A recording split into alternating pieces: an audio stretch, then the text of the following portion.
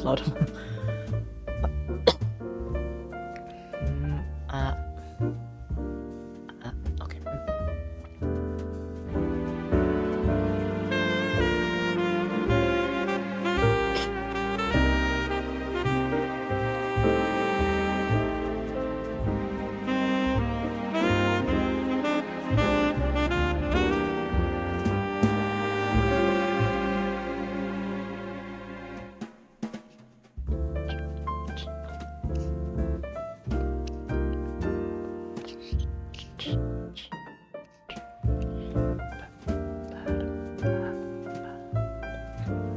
Okay. This song's nice.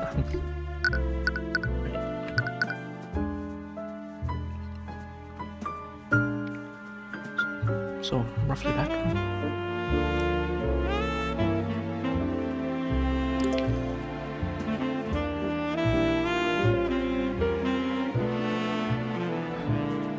Okay, so the entire time I've had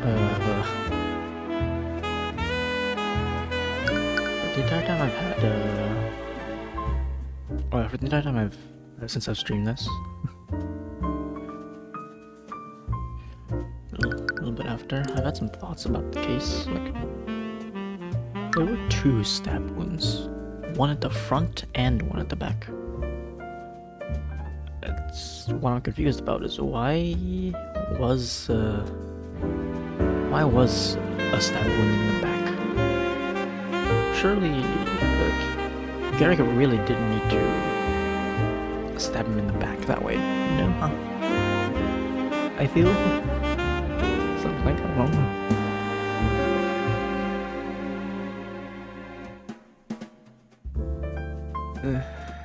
It's kind of hard to say because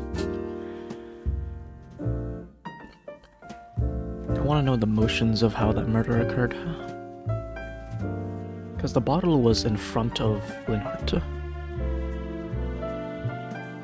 Would have gone in him. No, wait, no. So surely the easiest way to do it would be to use the spell, shape the water, freeze it, and then stab it. So, I'm curious. Is this gonna be... Yeah, okay. No, I need to... Okay,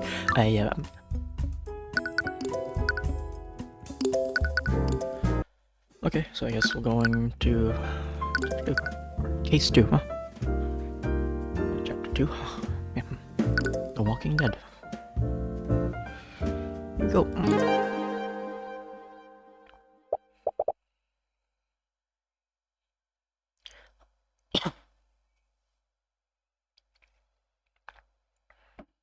This is gonna be about a resurrection type spell. Oh, well, you can see right there, necromancy. Maybe, who knows? Let me go. I'm not going anywhere until I see her. Oh. Student 16. Oh. I'm sorry, Wallace, but she's already passed. There's nothing more they could have done. Wow, this academy teaches the best mages in the kingdom. Are you telling me they couldn't do anything? The condition was much worse than we thought. The kingdom's magic didn't advance enough to treat something like this. Lucio Steelwind can rain meteors from the sky. William Frigga can teleport entire caravans across the continent. Are you telling me that your mages couldn't cure one disease? I'm sorry. I truly am. Emily. Ooh.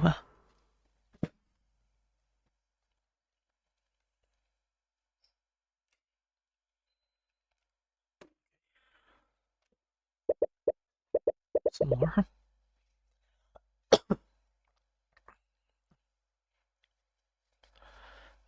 Okay, now we're back with Tyrion. Sorry, Celeste. There's no way out of this. Celeste's attention is sharply focused on the chessboard between you two. You can see her eyes quickly dart from piece to piece. Just give me a second. I can still win this. Oh, occupation bodyguard now, huh? Celeste, there's no way for you to avoid checkmate this next turn. Just surrender.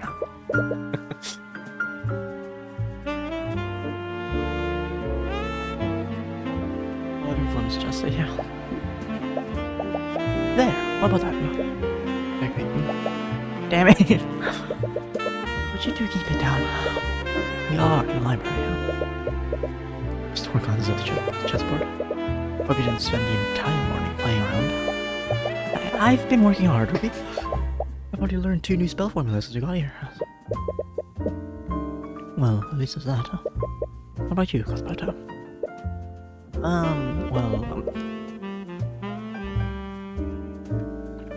What's the stammering tells her exactly how much progress you've made. Oh no. I couldn't find any books about the subject we've been looking into. Spent the entire day going through the Kingdom's Imperial Library, researching the Eye of Horus. During this last trial, you awakened to a new ability that you never used before. I see, Helen. Up until then, you thought that the eye could only see surface level thoughts. But during that moment with Gary Pierce, the Eye of Horus was empowered, and you could see far more than usual. You told Mr. Moore about what happened, and made you both wonder what other hidden abilities the eye might have. Okay. You both decided it's time to find out more about the eye and its origins. This library supposedly held the kingdom's entire knowledge of magic and the arcane arts. But you could find a single mention of any ability like the eye. Does this kingdom seriously lack knowledge about it? No. Who's gonna bet that this Eye of Horus is actually like some cursed object that we just have?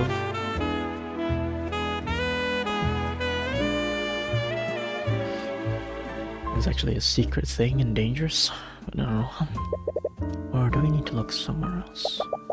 Are you sure you can't tell me what you're researching? I've traveled around the world. I've seen something like that. You entertain the thought for a moment. You haven't known her for very long, huh? The Eye of Horus is a supernatural ability. Is a supernatural ability that can be detected by a spell compendium. Okay. You've always been worrying about what the kingdom might do to you if they ever found out about it. Sorry, it's not something I can really talk about. Fine. I'd guess it's the only supernatural. What? You just reach up out of your chairs. What?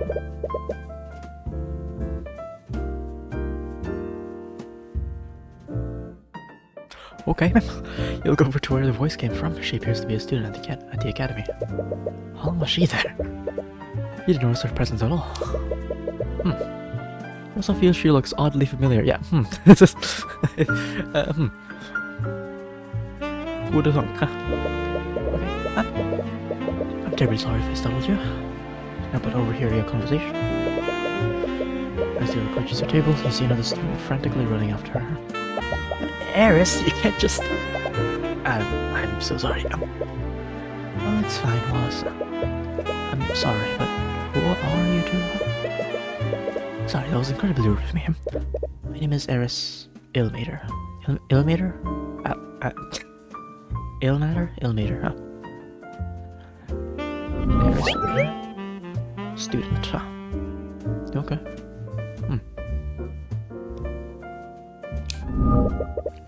And this is Wallace Nightgrave. We're both students here. Art illusion. Arcane art illusion.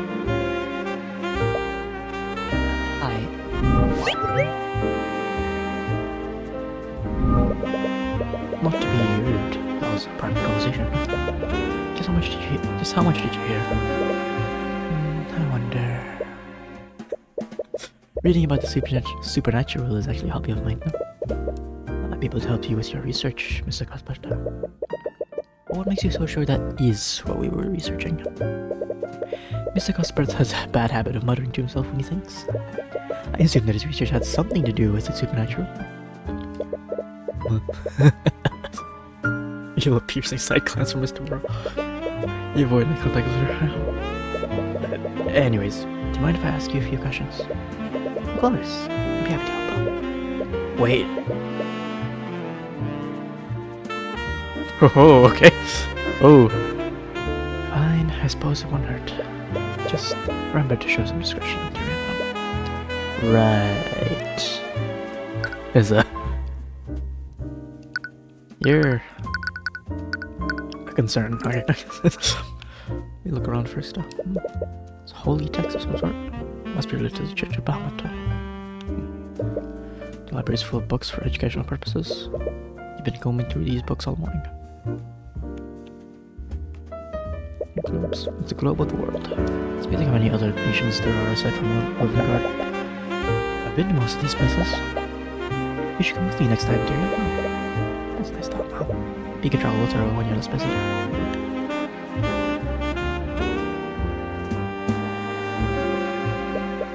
Some sort of notice taped to one of the shelves. Due to constant misuse of the arcane constructs of voice systems, voice lines can now only be set by Headmaster Redmond. I don't know what it's referring to. Voice lines. Huh. So what's this? Okay, well... It's a table for students to sit at. You've been sitting here with Celeste all morning, huh? Is everything? Okay. How about the badge? What with this service? You already resorting for sending me things? Oh, this started research overthinking things. Well, I recently want to see all the unique things I have to say. Okay.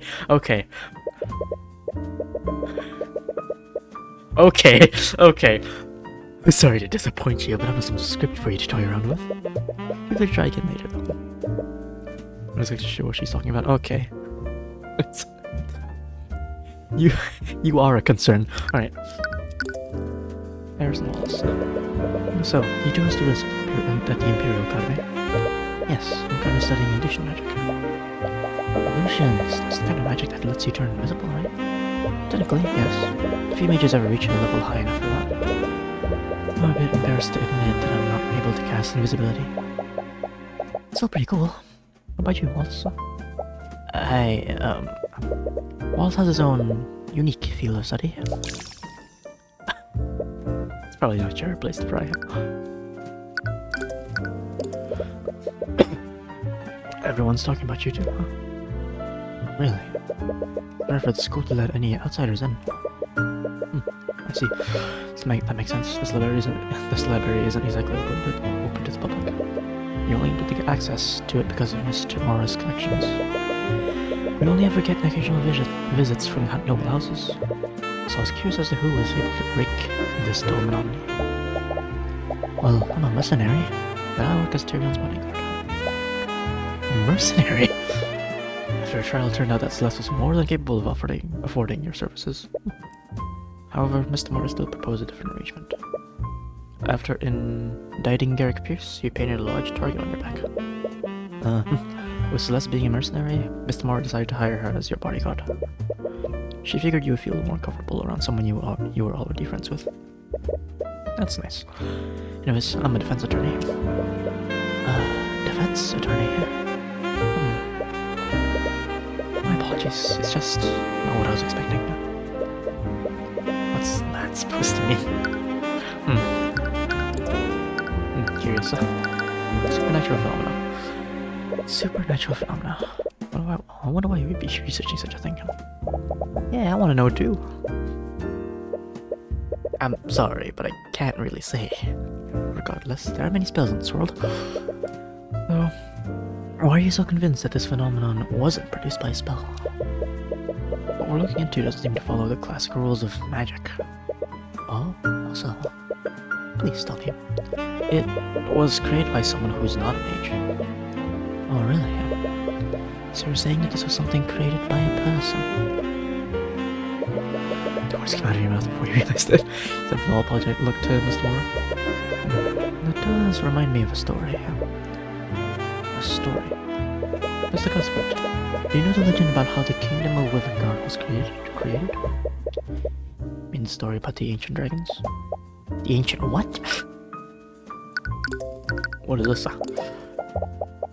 Does Rivengard have a story about ancient dragons?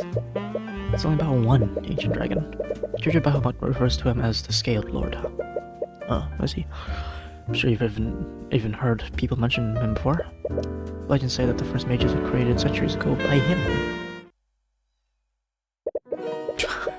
True. There's Big Dragon right there. At that time, our kingdom was caught in the middle of a brutal war. There was no way to defend themselves, the king was on the brink of destruction. Our people prayed to Bahamut, the god of dragons, for salvation. And almost as if to answer their prayers, Rathalion, the last Scaled Lord, appeared before them. The Scaled Lord decided to conduct magic on a band of heroes who were fighting on the front lines. With their magic, these heroes utterly overtook the kingdom's enemies and single-handedly won the war. It's said that these heroes went on to form the noble houses of today. What a lot of nonsense. That story is nothing but religious propaganda to prop up the noble houses. They got out. Regardless, the significance of this legend is in the Scaled Lord himself. Do you mean Rathalion? Rathalion bestowed the power to become a mage on several individuals, and to this day, that power can only be passed down genetically. Can you think of an arcane spell that can produce something like that?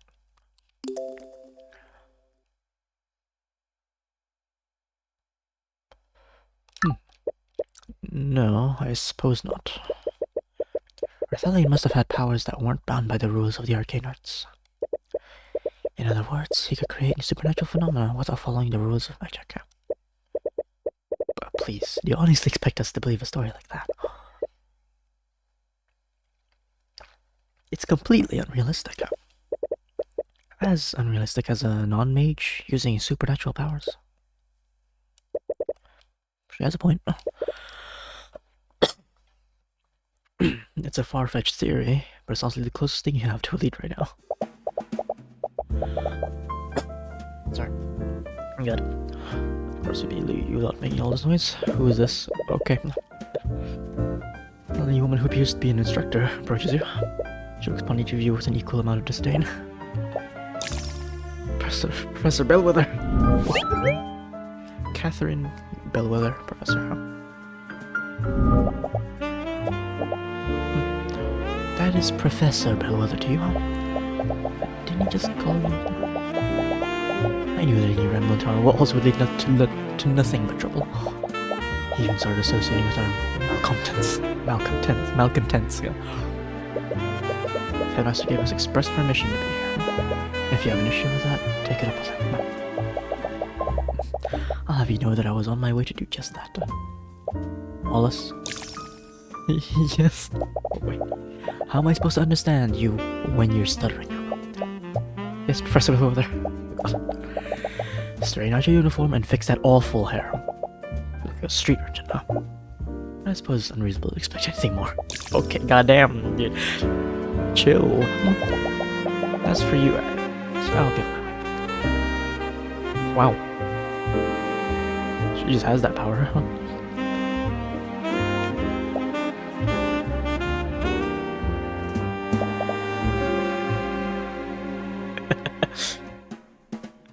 What a nasty woman. No. Celeste! Oh, come on, we were all thinking it.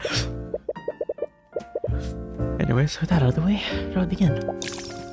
Eh? What? Why do you keep detecting fear from Celeste? Wallace, you finished this week. You finished this week's assignment, haven't you? Would you mind helping Celeste with her research? I don't know. As you mention it, I could really use some help finding a specific spell formula. You know you're around here, right? Wallace? Okay. Don't worry, Mr. Mora. I'll be more careful from now on. Please do. I still have some business to take care of here, so I'll leave you all to it. Spend the next few hours searching through the library's books with Eris. I thought to look into the ancient dragons. My lover had books about them in abundance. There was one problem, though. There are a lot of myths and stories about the ancient dragons, but it's pretty difficult to tell fact from fiction with these accounts. They can't be helped. The Church of Bahamut is the dominant religion of our kingdom. We have the bones of dragons displayed in museums, but those bones are the only widely known evidence of the dragon's existence, except for Rathalion.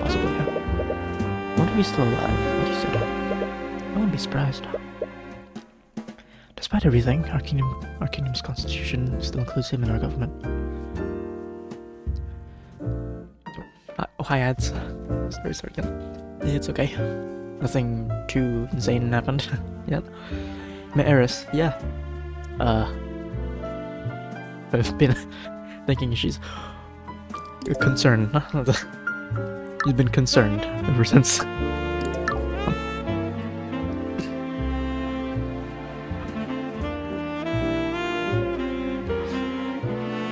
It's seeming like she can also straight up change people's thoughts or speech.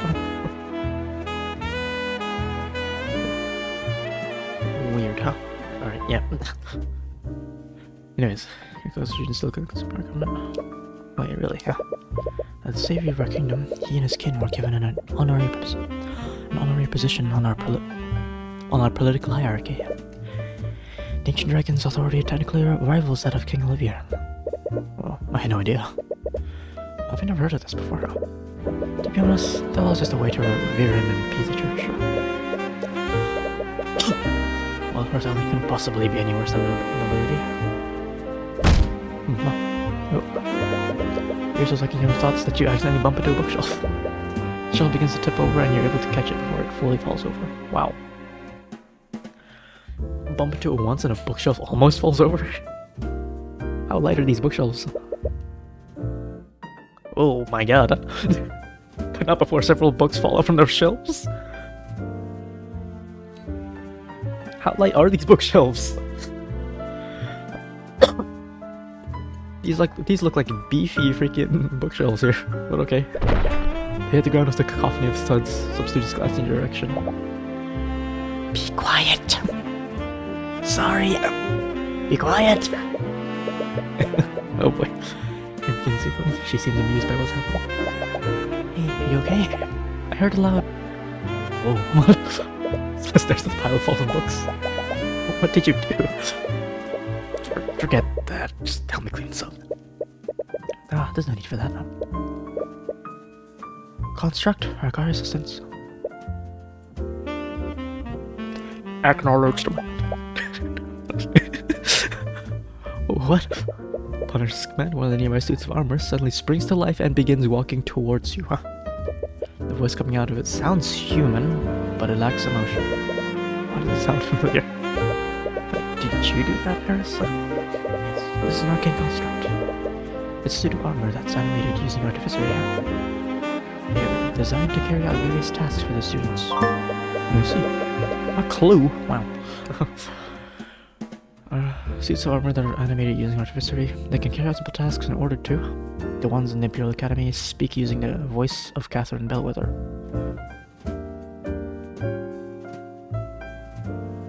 Oh. These voice lines can only be changed or adjusted by the Academy headmaster. Every command given to a construct is stored in its command log. However, this command log must be cleared regularly. Wait. Speak using the voice of Catherine Bellwether. Oh, they speak in Catherine's voice. Okay. Weird. Also, yeah, I see what that note is saying now. Right now. They didn't know anything like that existed. They're still experimental, so they're not available to the public yet. With that being said, construct, please place these books back where they belong. Acknowledged. Under this command, the construct begins quickly picking up the books. It moves with inhuman efficiency. After only a few seconds, all the books are back on their shelves. Wow, so they do whatever you tell them to do. Well, there are some limits to... Construct, tell me that I'm the fairest maiden you've ever seen. Command rejected. Oh, what? Guess not allowed to lie. Sharp pain in your side as blood quickly jabs you. Damn. The construct's voice is just a series of pre-recorded messages. I'm not sure if you noticed, but he uses the voice of Professor Bellwether. Unfortunately, you can't make them say anything other than what's recorded. Only the headmaster can change those settings. Artificery that can record audio. Never seen anything like it. But you just said that they're experimental, right? Maybe if I keep asking it, he'll just give up and do it. I would advise against that. Even if the commands are rejected, they're still stored in the construct's command logs. Anyways, we should probably get back to work. I know. You read more about the ancient dragons, but most of the stories read more like fables than actual historical accounts. I don't feel like I'm making any progress. So you hear a thunderous low-pitched sound blow across the room. It sounds like a high-pitched horn, but with its volume turned up to unnatural levels. What? Celeste, did you hear that? How can I not? What is that? You didn't touch anything you were supposed to, right? Well, of course not. It stopped, huh? Eris, wasn't that the lockdown system? Yes, I believe so. Lockdown system? The Academy is outfitted with a large artificery system. In a state of emergency, it will erect magical barriers throughout the building. State of emergency? Should we be worried? Don't worry, the lockdown is designed to keep everyone safe. We're safe as long as the barriers are up. But Mr. Moore, she said she was going to do something on campus. Terribly sorry, who is this? You still hear a disembodied voice echo through the library. Something is being projected magically. Oh, I see. It's the headmaster. He's using the intercom system. Students and faculty, please remain calm. There's been a murder on the academy grounds. What? Oh boy. Please stay where you are and wait for law enforcement to arrive. Get out of here. I'm afraid that's not possible. The lockdown system protects and locks each room. We can't leave this room until it's deactivated. Well, we won't know until we try. You entered the entrance and began frantically pulling on the door's handle. You try to put all your strength into prying it open, but it doesn't even budge. Tyrion, stop! It's Nora. I know that you're worried about her, but it's already been a murder. I don't know where the attacker is, or if they're still around. Best thing we can do right now is stay here and wait. Oh, it's the most stern look I've seen on her face. Wait to keep everyone calm. There's been a murder. Yeah, true. True. Oh boy, huh? Damn it.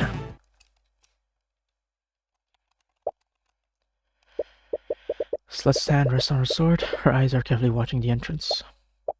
Wow, you've been here for hours and she doesn't stop watching the door. She was also able to calm me down earlier. It's easy to forget sometimes, but she's always reliable when it really counts. What?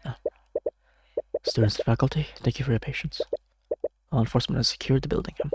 The lockdown has been lifted, however, please remain in the building until... The headmaster is barely finished with his message before you're out the door. Tyrion? Hey, don't go off on your own. You desperately run through the academy hallways. No. Mr. Mora. Mr. Mora, where are you? Oh god. I have no idea where you're even going anymore. You can feel your fear and anxiety rise with every passing moment. Where is she? Cuthbert? What's wrong? Why are you shouting? Mr. Mora, oh my god. Calm down. You're hyperventilating. You're hyperventilating. I heard there's a murder. I've been looking all over for you. And you're worried about me, huh? I just... Oh. You hug Mr. Mora tightly as you overcome with emotion. She's usually not receptive to affection, but you don't care. You're just relieved that she's safe. It's fair enough. So here you are. And you're crying. Sorry, I didn't mean to worry you so much. We heard the announcement. Do you know what happened with you? I do, but... Seems to Mr. Mora glance at walls for a brief moment. For now, I think we should head to the foyer. You arrive at the foyer and see the room swarmed with a legion of familiar knights. Is that the Inquisition? Don't tell me. The headmaster mentioned that there was a murder on campus. Someone used magic. Hey, you there! As you to the foyer, Commander White notices you and begins marching in a direction. His attention isn't focused on you. Are you Wallace Nightgrave? Yes, but by the authority of the Women Guard Crown, I'm placing you under arrest. Whoa, okay. What are you doing? Look who it is. Oh, look who it is. You three? The hell are you doing here? You said he was under arrest? On what charges? This kid is charged with the murder of Catherine Bellwether. What? Already? She had like 5 lines. And she's gone. Oh, hi Frey. Hello. It's been a hot minute. Hey Frey.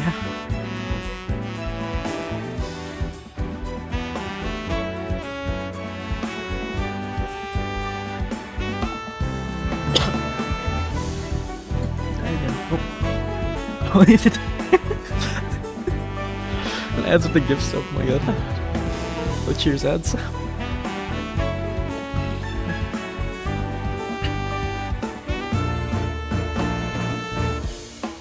Sorry, you've been at work. Yeah, understandable. I figure you must have been getting extra busy with your job. Hope your work has been well. Has been doing good. Yeah.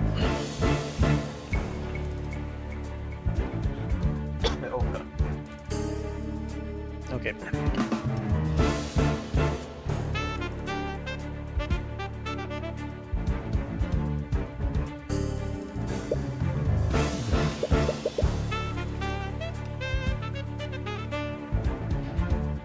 It's been well. Listen to me while you get back to it. Alright. Alright, good luck with work.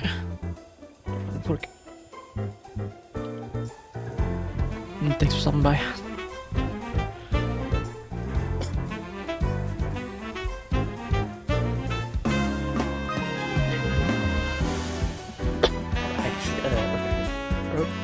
Fine, here we go. Was that the professor? Was that the professor in the library earlier? Like hell you're arresting him. He was with us in the library for the entire morning. There's no way you could have murdered her. And besides, Nesta. But it's tomorrow's date. If Wallace is a suspect, we can't stop the Inquisition from arresting him. No. Don't worry, Wallace. We'll get to the bottom of what happened. Without a word, Wallace allows the Inquisition to drag him away. My apologies. I'm gonna go check on him. It's terrible. Still don't understand. They suspect Wallace of all people. I'm not sure myself. Like most magical homicides, the school is filled with plenty of mages. There has to be a lot of suspects. Yeah. Is there anything we can do, huh? I'm going to go investigate what happened to him. Cuthbert? Yes? He hasn't accepted you as his attorney yet. You don't even know if you'll be working this case. But I know that he's innocent. I just can't sit here and do nothing. Well, I clearly can't stop you, huh? But please remember that being an attorney is your job. It's not charity work. Don't come crying to me if you run out of gold. Right. Anyways, I still have some business to take care of in the city. Will you two be okay handling this? Yes, we'll take care of this. Good. I'll leave everything to you. Alright, let's go, Celeste. Right.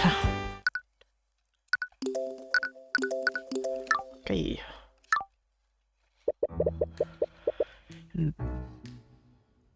Investigation. Start. It's been a few hours since Wallace was arrested. You and Celeste were with him during the lockdown, so the Inquisition had to take your statements. But the more they questioned you, the more you could tell that they had doubts about your testimony. We'll need to do more if you want to establish an alibi for Wallace. It took longer than I expected. I've already lost a lot of time talking to the Inquisition. We should be free to roam around now. Where should we go first? Crime scene sounds like a good start. We still need to figure out what actually happened. We said that the body was found in Lecture Hall 2B. It's in the west wing of the school. Alright, seems like a good place to start. Yippee. Who is this? Who's like the... Sorry. This is like the most like normal, like 20th century looking guy ever. 20th century dressed guy ever.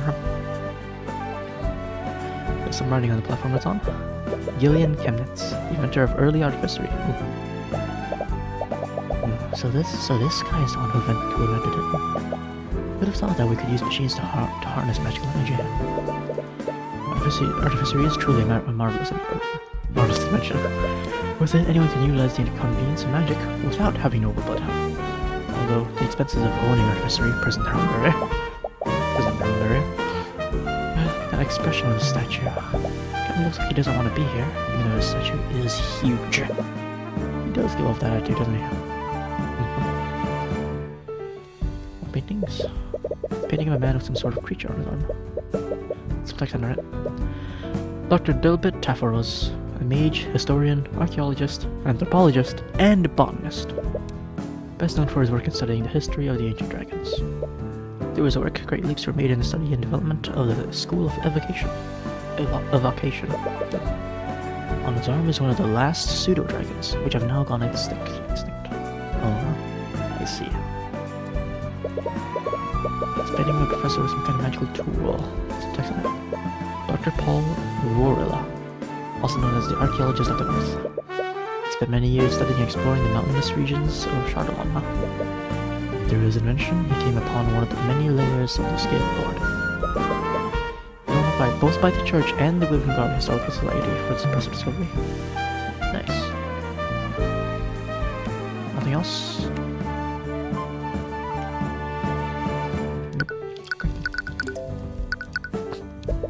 What do you think about this?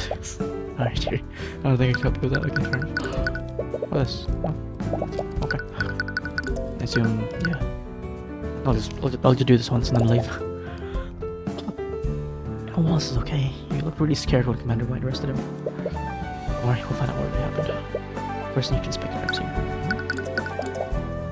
Next, first thing you need to do is find out what happened. Smart said the body was found to be station. Whoa. Barracks to be. We're here for now. I assume there's gonna be nothing. You look around the barracks. Barracks dungeon cells, but you don't see walls anywhere. The Inquisition's probably still questioning him. We should come back later. Huh? And it's gonna be the same. Yep. Oh. You doubt that I'll also try something like that? Okay. And jump out the window? Yeah. Probably not.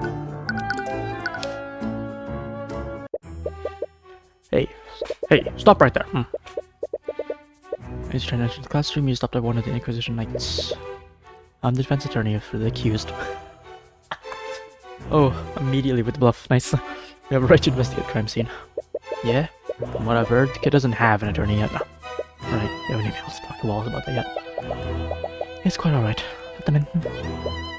Lady Steelwind. Do not call me that.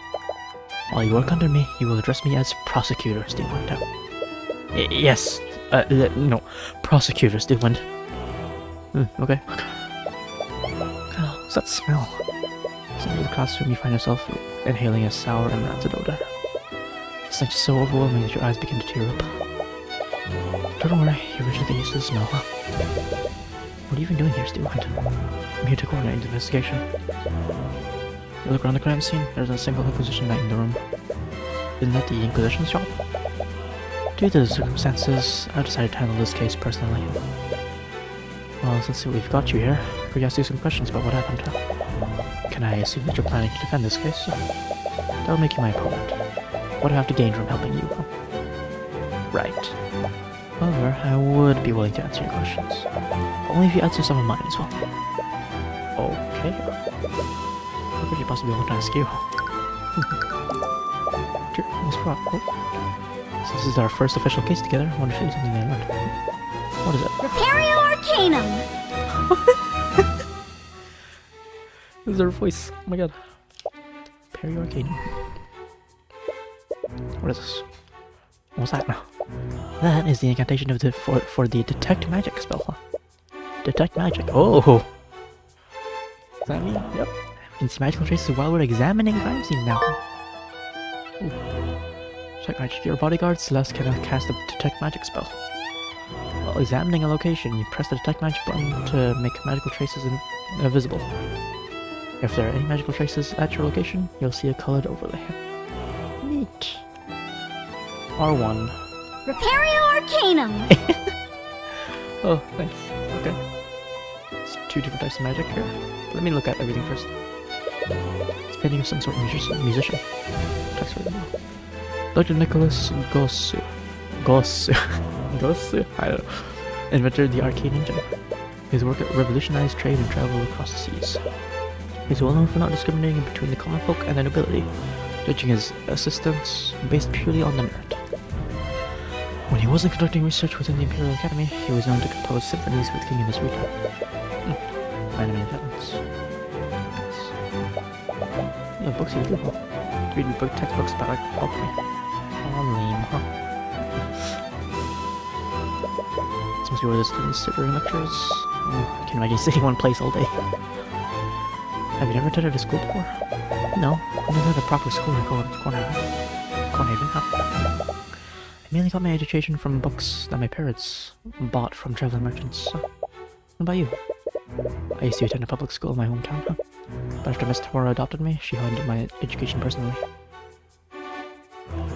Huh. Lecture hall is a window with a view, huh? I feel like I'd just stay outside all day if I had to attend a class here, huh? How much of a student are you, huh? You just can't spend hours sitting in one place. I need to move around. She was pretty antsy while you were studying in the library earlier. How have you learned so many spells if you're so distractible? I don't know. I just learn spell formula and cast stuff. I see. Is that not normal? Huh? Okay. There's more to learning magic than she lets on. This professor is dead.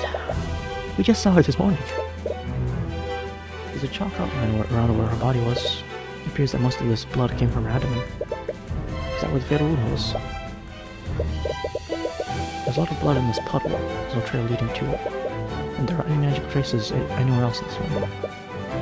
I doubt the murderer used magic to clean it. Does that mean that the murderer attacked her in this room? Maybe, but it's not to say for certain. Blood stain under the body. It's poor blood where Catherine Bellwether's body was, which implies that she bled from her abdominal area. Okay. What? What's wrong? There's a trace of necromancy on the body. Necromancy? Is necromancy the type of magic that creates undead? She's not just going to get up and walk away, right? Or, honestly, not sure. That's part of the reason why I've stationed myself here. What does that have to do with Wallace? Oh? Didn't know? Wallace Nightgrave is a necromancer. He's a what? I believe that he drained her life force completely using a necromancy spell. That's why there are no visible wounds. No visible wounds. Interesting. Read the autopsy report. It will tell you everything that you need to know. At 2:01 p.m., body shows no signs of cuts or bruising. Alchemist's report has verified that death was not caused by poison or disease. Then where did the blood come from? Well, okay. Body shows traces of necromancy and illusion magic. And illusion, okay. Cause of death is not apparent, but very likely caused by necromancy magic. Interesting. In the modern day, even the Inquisition doesn't commonly deal with necromancy. They're all on edge about what other spells you might have used. So I'm here to make sure that nothing unholy happens to the body. You've heard stories of necromancers before, but why would Wallace be studying something like that? But even if Wallace is a necromancer, aren't there plenty of other mages who can cast necromancy spells? This is an academy of mages, after all. No, there are no laws against it, but the knowledge required to learn necromancy is heavily controlled. No one in their right mind would dare teach necromancy beyond basic healing magic. Frankly, I'm surprised even one student at this school was allowed to learn it. See why? Because of this specific piece of evidence, we know that he's the murderer. Still too convenient. She has doubts. What? It's the first time you've seen a thought from Steelwind. Normally you can only see thoughts from people who are stressed or excited. You doubt that Miss Steelwind is excited, so is something causing her to be stressed. Is there something you're not telling us, Steelwind? Because something tells me that this case is not as straightforward as you claim it is. If you truly believe that, then why didn't you prove it? Alright. I guess I need more thoughts from her. She must be subconsciously guarding her mind now. She's clearly hiding something. There's a trace of illusion magic next to the body. I believe that the suspect donned an illusory disguise immediately after murdering the victim. Using his disguise, he discreetly made his way back to the library unnoticed. Assuming that Wallace isn't the murderer, the real killer must have used a similar disguise. Which means that no one would have seen them leave this classroom. It would be hard to find any witnesses that saw the perpetrator. Okay.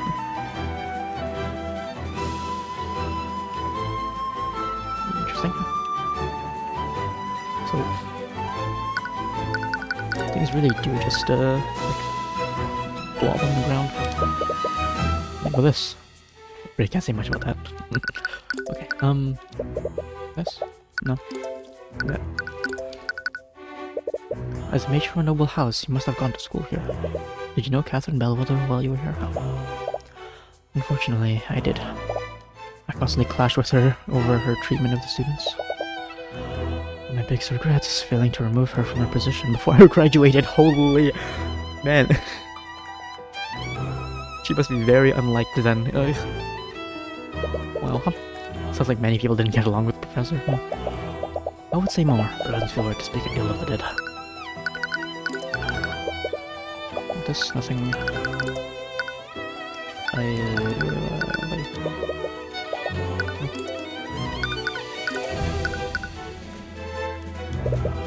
was surprised to see you conducting the investigation, Steelwind.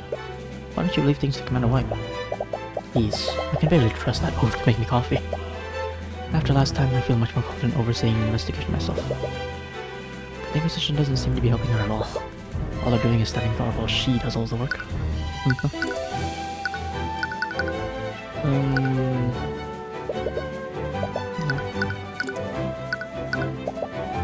glad to see you under less dire circumstances, Miss McCoy. Are you accompanying Mr. Cuthbert on his investigation? Yeah, I'm working as Tyrion's bodyguard now. I see. Well, I certainly have the credentials for it now. Although I'm surprised he's able to afford your services. What's that supposed to mean? I meant no offense, but work like this does appear to be below Miss McCoy's pay grade. Yeah, I was surprised too. Ruby pays me a lot to protect this guy. Ruby tomorrow's pay. I suppose that makes more sense. Nothing. Yourself? Oh, okay, it's the same thing. Nice. Right, nothing by you. Nothing, well, the same thing, yeah. Okay, questions for us. Miss McCoy, it's my understanding that you were adopted. Would you happen to know who your birth parents are? Hey, is that too personal of a question? You agreed to answer my questions, didn't you? I don't think you meant... It's fine, Tyrion. I'm fine with answering if it helps, of course. I don't know who my birth parents are. I've never tried looking for them. Let's see. If I recall correctly, your spell compendium only contained one spell.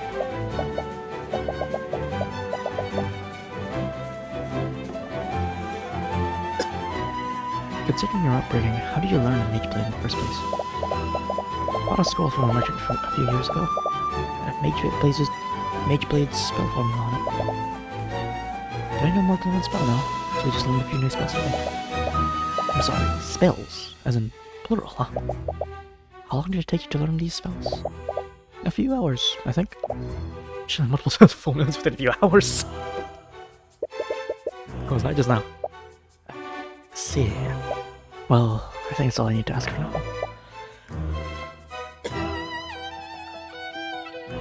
Well, yeah, okay. Okay. She's sharing information about that. She's sharing information about the investigation for that. Why is she so interested in Celeste all of a sudden? Okay. Yep. That's the smell. I can't take it anymore. That smell is driving me crazy. What is that? I understand there was a bit of an accident a few days ago. Happened during one of the classes that the headmaster was teaching. He misread the instructions for the alchemy experiment. And as a result, he accidentally produced this red-smelling vapor. Vapor? It's not poisonous. Of course not. I wouldn't be standing here if it were. It's just extremely unpleasant to the senses. Okay, well, now I know any other smell would be masked because of this. Great. Headmaster performed the alchemy experiment correctly, and I shall to be rancid yet harmless vapor that cylinders. Great. Sorry, a few what? Weeks ago, bloody hell. Weeks ago! How strong is this vapor? Holy. Murder. Do you know what happened to your steel window? Well, it all began when the City Watch received a call from the Academy. Supposedly, there was an attack on campus grounds and the entire building was put on lockdown. The City Watch set up a perimeter around the building while they waited for the system to deactivate. But when the Academy have let them in once the city was secure. Not sure about the specifics, but supposedly the lockdown can't be shut down manually. You'll have to ask one of the Academy's admins if you want to know more. Anyway, you two were also present during lockdown, am I correct? Did either of you see anything suspicious? No, we actually met the professor that morning. She was still alive then. I see. That does match with the accounts from our other witnesses.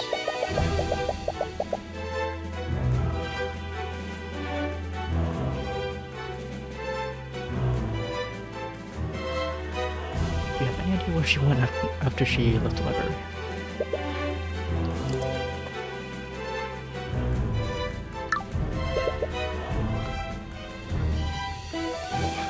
She's going to see the headmaster.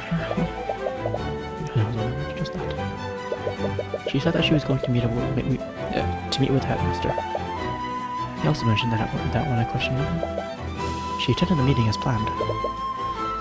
If the headmaster met with Bellwether, he'd probably want to speak with him next. Okay. She must have found her way into this classroom afterward. Would you happen to have a map of the academy? I do. I have extra copies if you'd like one. No. What is it? There's only one direct path from the headmaster's office to this lecture hall.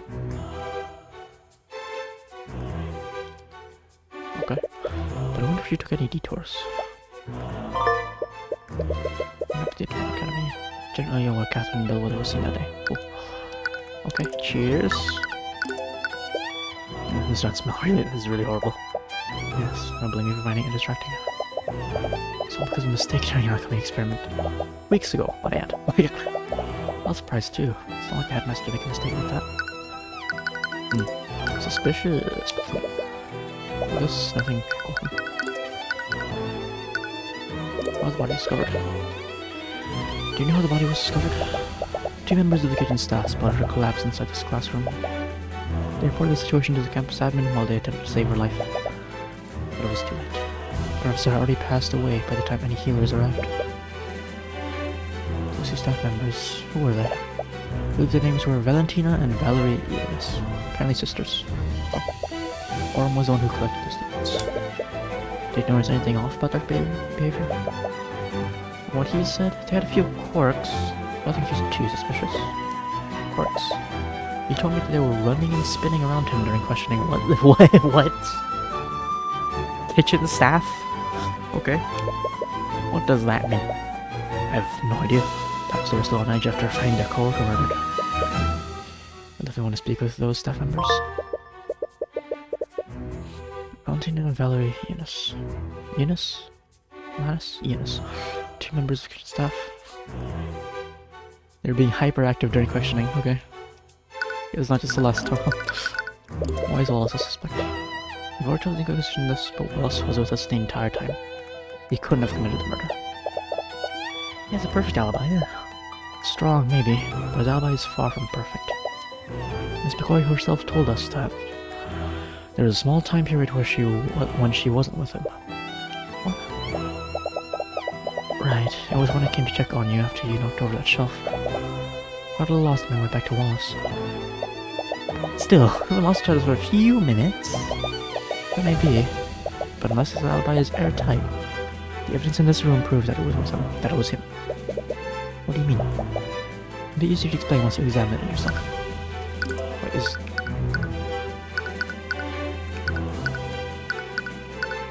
What's the thing?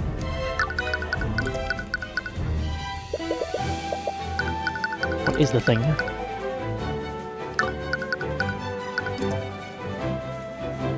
Oh.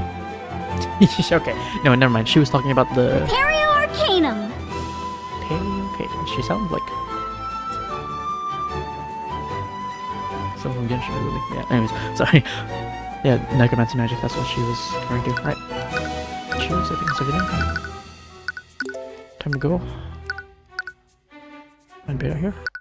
Nope.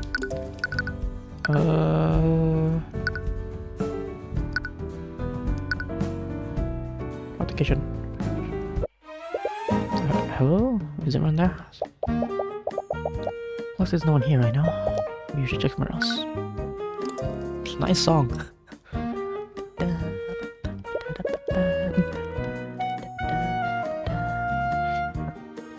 There's a rack of cooking implements hanging from the wall. Jen must use these to cook for the students. Use these across the kitchen area, cooking area. Set pots for cooking soup and the like. Cooking station. Let's prepare the meals in bulk here. Let's prepare a plate of bread. We serve these as sides to the entrees. Entrees? Entrees? You get ideas, Tyrion? What? The moment we went to that fancy restaurant, we just kept ordering breadsticks and butter. Bread is free, you might as well take advantage of it. You know eating that many carbs isn't good for you. Yeah. Barrel. Some sort of drink. I wonder. Probably not noticed juice, Celeste. Oh. Most of the students' meals on these plates. Shame that they had to close the kitchen and do the investigation. This, a sack of produce. There's some wine here too. That must be for the professors. Okay. Nothing else, I think. Nope. Headmaster. Follow the map that Stephen gave you. And you arrive at the headmaster's office. Oh, hello there. So, speaking of, I should probably look at this. So it was there, the kitchen was there, that's there, the lab is there. Okay, cool. Hello there. I wasn't expecting guests today. Sorry for coming unannounced. You must be... My name is Theodore Redmond. I'm the headmaster of the Wooden God Imperial Academy. Head marched up. Judging from your appearance, you must be protege of Bidua. To what do I with pleasure? Oh, hi, Eris. Okay. Must be here to investigate murder. Wait, Eris? Oh, I thought you wanted to see someone else. Unfortunately, the Inquisition is questioning him right now. They aren't allowing visitors. Must be so scared right now. I hope he's okay. I had the same experience not too long ago, yeah. If there's anything I can do to help, please let me know. Look around first. Painting of someone looks like some sort of professor. That's Professor Lucas Gilbert. He was an instructor here many decades ago.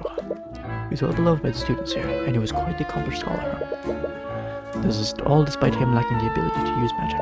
Oh, I see. Studied magic to actually be able to use it. Yes, it was quite remarkable. Unfortunately, we lost him to illness very early in his life. Oh. This fireplace is some burning wood. Wood? It's pretty cozy, huh? There's a window with a view of the garden. Headmaster has a nice view from up here, huh? Small table for guests. Is that wine? No, actually, it's just apple juice. Most of my guests are students, after all.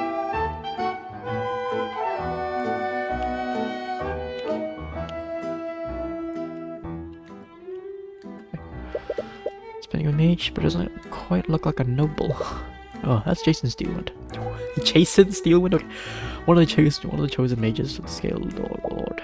Steelwind? As in... Yes, he's the earliest recorded ancestor of House Steelwind. Oh. Legends say that the Scale Lord bestowed his power upon him and his allies to create the first mages. It's hard to even tell that he and the prosecutor belong to the same bloodline. As with all the noble houses, House Steelwind had quite humble beginnings. Well, I don't remember where they came from. Okay. That's everything here. Anything about this, Mr. Edmund? My apologies. I've learned a lot in my years, but I can't say much about that. Okay, fair enough. What is? No? Nothing? Okay. Okay. It's a terrible thing that happened. To think that someone would commit murder within the academy. Using necromancy, no less. Yes. Saw a lot to take in. Yeah, same thing. Okay, what about this? Steelwind told us that you had a bit of a mishap in lecture hall 2B. Yes. I was filling in for the alchemy instructor when I accidentally misread the instructions she left. I'm quite embarrassed to admit that my old age is catching up with me. Now, Imperial Academy is actually quite big when I look at it. Of course, we are the primary source of magical education for mages throughout the kingdom. As you may well know, most of the mages enrolled here are of the nobility. Most of the mages enrolled here are of the nobility. The families have invested a lot into our facilities. Can't tell you about this, Mr. Edmund. Nothing. Okay. Right, murder. This is terrible. To think that one of my prize students would be accused of murder. I heard your voice on the intercom when the lockdown happened. Are you the one who triggered it? Yes. I activated it when I received a call from one of the staff. Shook me out. They reported that First Bellwether had been attacked. Mr. activated the academy's lockdown in response to receiving a call from security. The call reported that Catherine Bellwether had been fatally wounded. How does the lockdown system work? It's an artificery network that covers the entire academy. In the event of an emergency, I can activate using this stone. Long stone from his desk. You can hear the hum of magical energy emanating from it.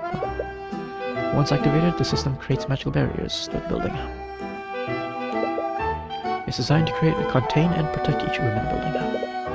Can you breach any of these barriers? I doubt it. The barriers can withstand a great amount of force.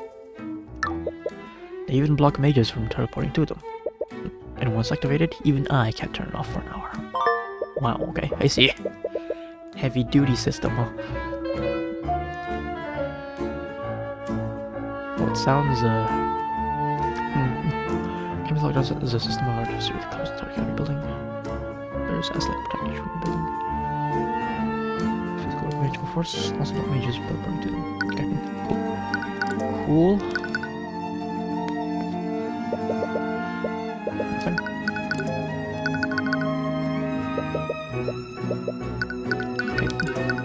Wallace the Grave. What can you tell me about Wallace? Earlier you said that he was one of your prize students. I just need to understand. Why does Prosecutor say that he was a necromancer? Because technically, he is one. What? But why would he study something like that? Necromancy is probably one of the most dangerous and most scrutinized schools of magic. Its image has been long tainted by stories of dark wizards raising armies of the undead. However, it doesn't just control the forces of death, it also controls the forces of life. That makes sense. Truth is that healing magic is also classified as necromancy. Most healers don't care to admit it, because of the stigma it has. That's why Wallace was studying it. He wants to become a doctor. But there are plenty of mages who know healing magic.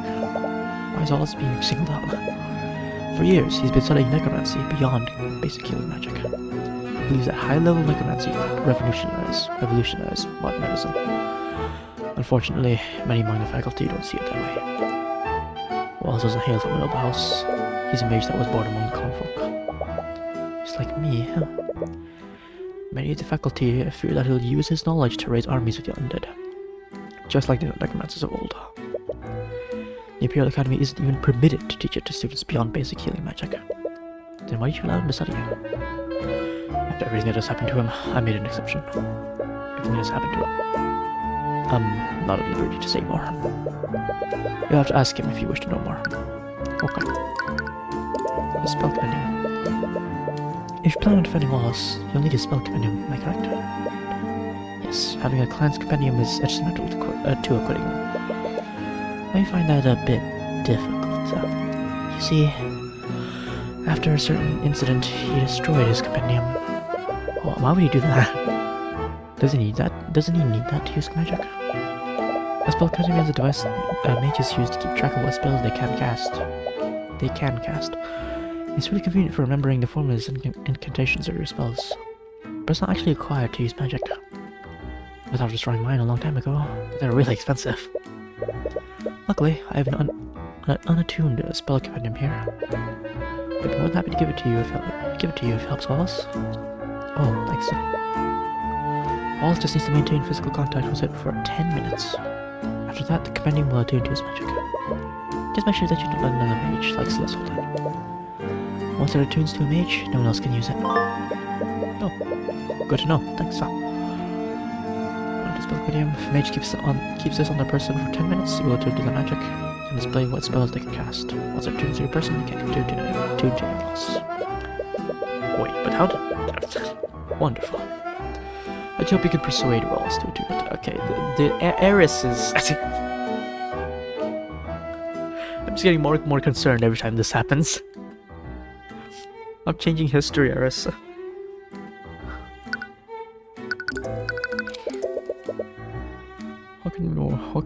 What can you tell me about Catherine Bellwether?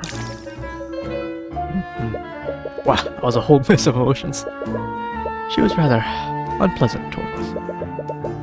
Can't think of any enemies she might have had. Might as well list everyone who attended the school. Wow. Heiress. It's best to be blunt with these sort of things. As you saw this morning, she had a pretty abrasive attitude toward the students. Many people in the school did not care for her. Maybe she wasn't the nicest person, but would that really be enough to motivate someone to murder her?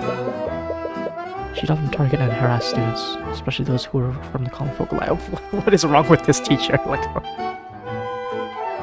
Bro. She even made a habit of expelling those students for minor infractions. What the heck? Ugh, okay. For commoners, magic can be our ticket out of poverty. I can imagine how it would feel to have that opportunity unfairly taken from you. She put so much pressure on those students. Some of them even left the academy of their own volition. They couldn't handle her constant verbal abuse. Even then, would that really be enough to commit murder? Enough motive to commit murder? The human psyche is a fragile thing. It's astounding what someone might do when pushed far enough. What about her relationship with the faculty? In some cases, it was worse than it was with the students. She'll treat the staff like her personal servants. What is wrong with this What is wrong with this person? What kind of place did she grow up in? I've received many complaints from them about her behavior. Sorry if this sounds rude, but why didn't you just fire her if she was such a big problem? She's used her position to carry favor with the noble houses over the years. As you can imagine, the Academy's board is controlled by the nobility. If I ever tried to remove her, they would probably support her over me. Wait, really? Wow, okay. Reputation. Catherine Bellwether had a tense relation with just about everyone in the Academy. She had a history of bullying students from the common folk and mistreating the Academy staff. She used her position to carry favor with the noble houses. Goddamn. Goddamn. That was a meeting. I heard that you had a meeting with scheduled with Professor Bellwether this morning. What time was this? And when did the meeting end? Our meeting was scheduled for noon. She arrived on time, and our meeting lasted until 1 p.m. Did anything seem off about her to you? No, she seemed to be her usual self. What is this fear? Is it fear or is it nervousness? If you don't mind me asking, what was the purpose of your meeting? We met to discuss routine administrative matters. Despite our personal disagreements, we knew that to stay civil when discussing professional affairs. Or did she just what, did she try to intimidate you, to hell back? What is it? What is this? But to be perfectly honest, it did always feel like I was treading on eggshells and speaking with her. Okay, I see. But you were her superior, weren't you? Did she respect your authority? We had many arguments about how I was managing the academy, and she was very vocal about her distaste for the common folk students. Ugh, God, sorry. She was difficult, to say the least.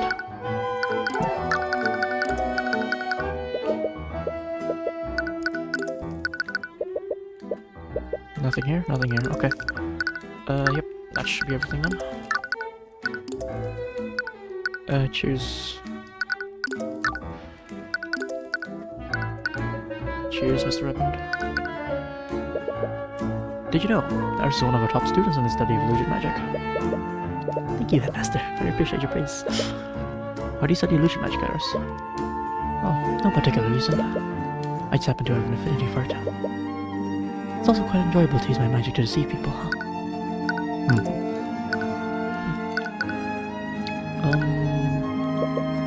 I'd heard that Miss Tomorrow had recently hired a mage. I hope that you found your resources useful for your studies. Yeah, definitely. I was able to learn a lot of spells today. Spells?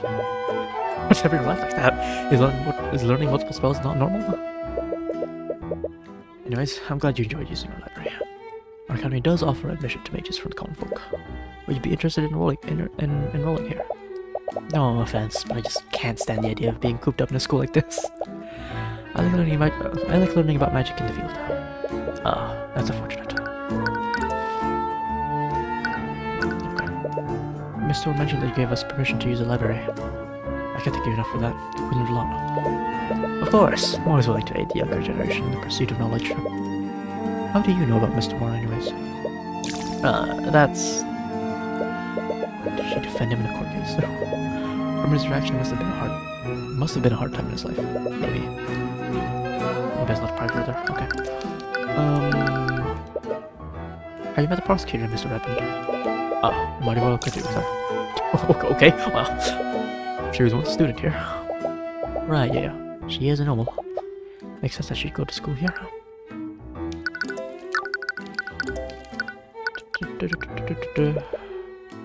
Nothing about you? Can you tell me about Wallace? Earlier said that he was one of your prep students. So I understand. Seems like that's who I used. Okay, never mind. Yeah. The same thing.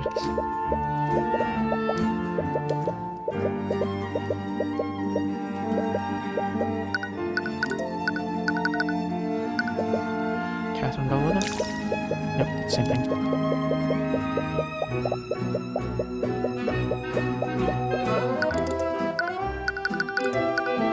And I assume nothing else. Okay. How long have you been headmaster of the Imperial Academy, Mr. Redmond? As long as I can remember. What? I've dedicated my life to nurturing the knowledge and growth of young mages, so I hope to do so for many more years. What? His motion doesn't match what he's saying. Interesting. Maybe he's just putting up a front, I don't know. But okay, it's time to go. Pigeon? Is anyone there? Be right there. Sorry, but the cafeteria is closed right now. Actually, we're here to investigate the murder. Here that 2 members of kitchen staff have discovered the body. That would be me, him.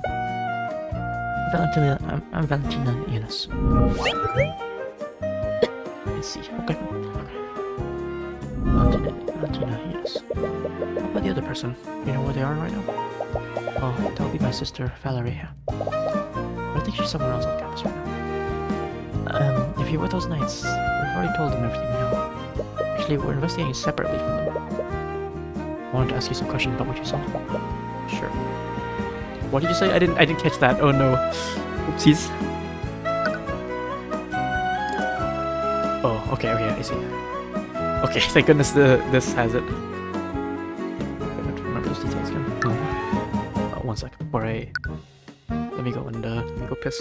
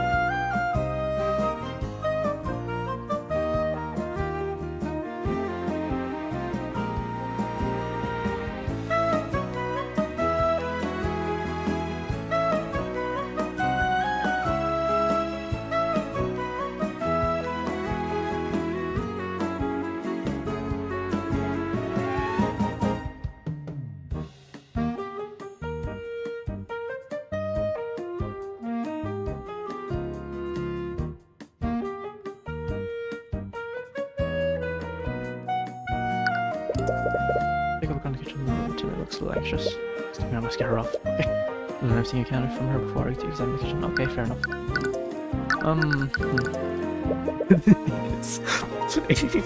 What can you about this, Miss Candace? I don't know what you say about that. Okay, fair enough.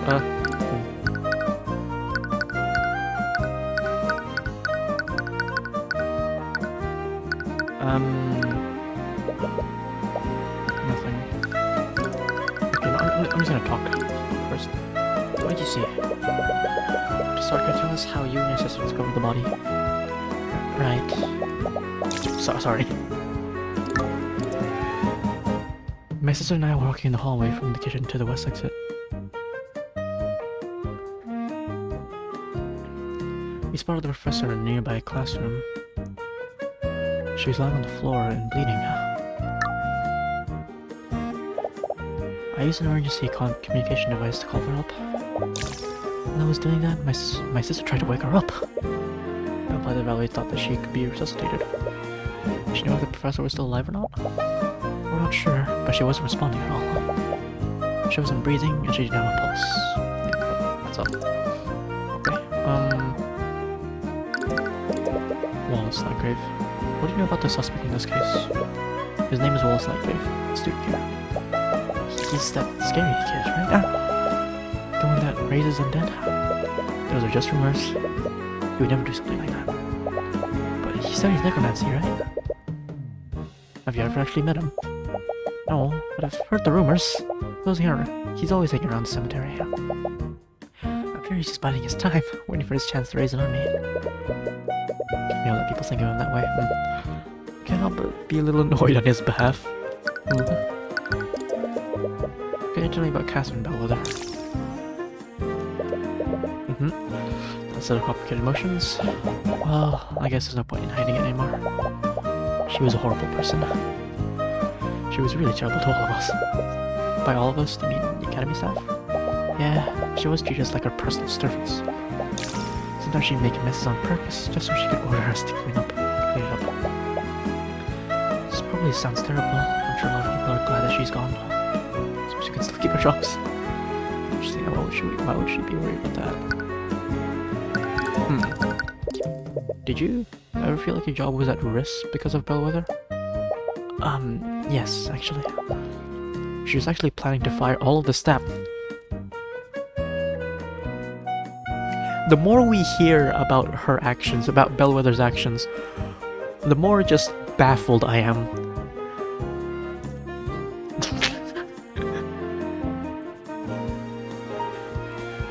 Like, what? All of the staff? That can't be true, can it? Can't mean the staff to function. Not sure about the details. This is what John told us. John? John. Who's John? He's one of the Academy's custodians. You could probably find him cleaning the halls if you look around now. I see. What about... Sorry. Okay, yeah. Yeah, that's good. Okay, what about... The smell? Smell anything? No. What about... Wait, so... Okay, hold on. West exit. From the kitchen to the west exit.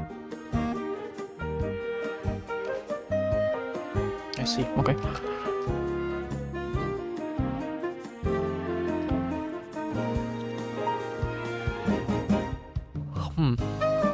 So there's more over that way.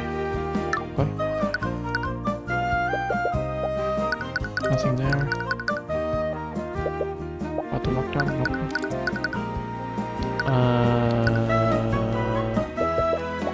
Nope. Nope. This room is close to the crime scene. Could you cast detect magic and scatter magical traces? Sure. Did you say scatter magical traces? I'll just get out of your way then. You just bolted out of the room. What's that about? Are they twins, I wonder? Okay, well. Repario Arcanum! Arcanum.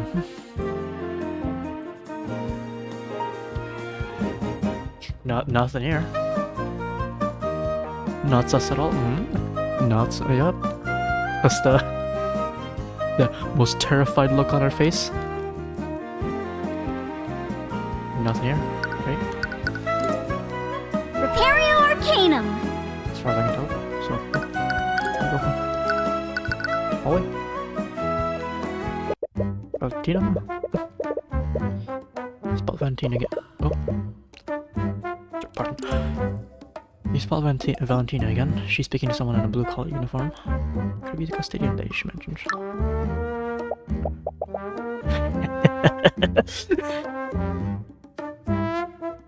Oh god.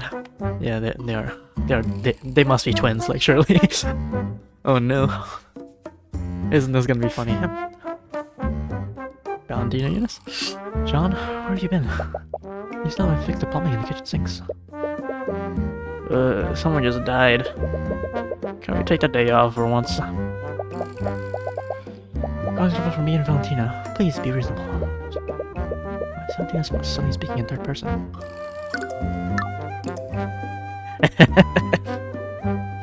Okay, so that was Valerie, noted. This is actually Valentina. Oh. Her demeanor is very different. Oh, hello. Valentina? Oh, my apologies. I can see why you're confused. I'm not Valentina. I'm her sister, Valerie. Or the other way around. Bro, what is this? Is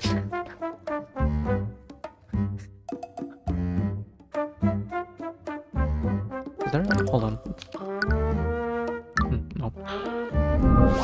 Valerie, huh? I don't trust that. But okay. Are you trying to trick us or something? You look exactly the same, huh? I'm reading about something like this before. You two are identical twins, aren't you? You're both genetically identical to each other? Yes, we are, huh? It means that she was the one who discovered the body alongside Valentina. Since we have you here, do you mind if I ask you some questions about what happened? I'm terribly sorry. But I've already spent a lot of time looking for Jean here. I'm really behind on my work, but John was also nearby when we discovered the body. I'm sure he can answer your questions. Goodbye, man.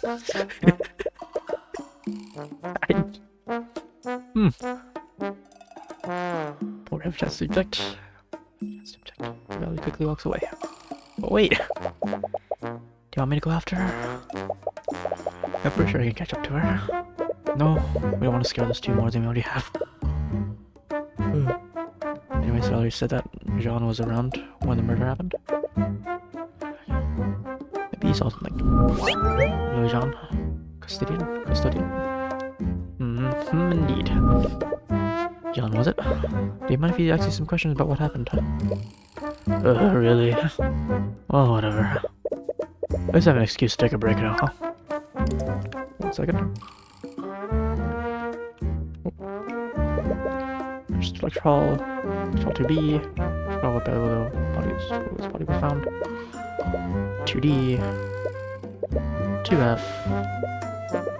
2H. And some kind of storage closet. Okay. Has BTP anything of note inside? Right?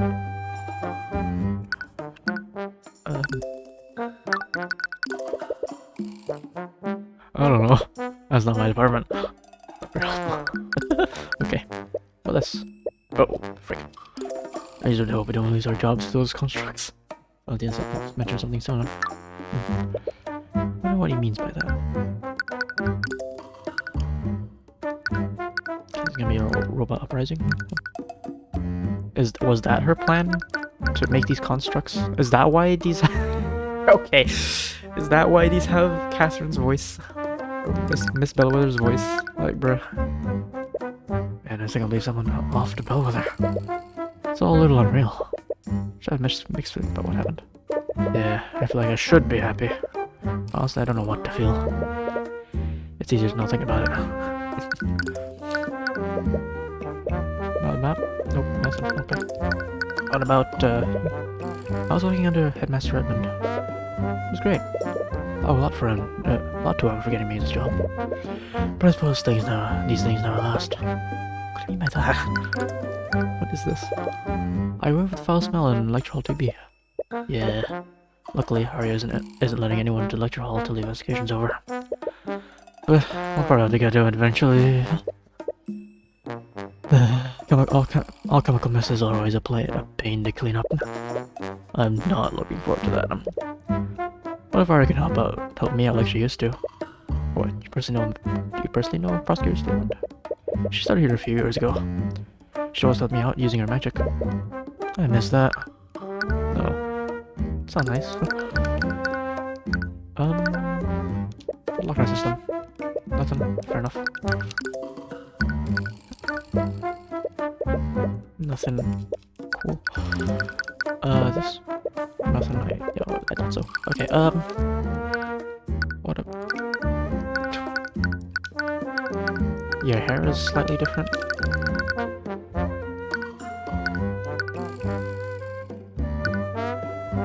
Different look in your eye. But you really do are like identically similar. Not even like some symmetry thing or anything. Nope. You just nigh the same. Are you friends with the Innes sisters? I won't say we're friends exactly, but we do work together a lot. There's a lot of give and take among co-workers. Us commoners got to stick together after all. After a while, we even made a system to warn each other about where Bellwether was. Like, bro, that was kind of a menace here, wasn't she? This? Nope, nothing. Okay. What about Wallace? Nothing. Okay. I assume this is gonna be the... Oh wait, actually, this. Have you met Prosecutor Steelwind? Not recently, but she used to go to school here a few years ago. What was she like back then? Oh, she was great. She'd always reprimand Bellwether when she'd pick on the students and staff. She's probably the only person in this school that would stand up to her. Students elected her as a student body president, and she took that job pretty seriously. Well, never expected that. Things were a lot better when she was here.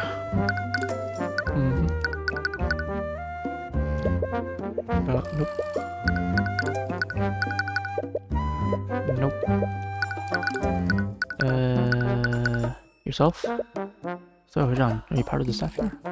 Yep, I'm a janitor. I do odd jobs here and there.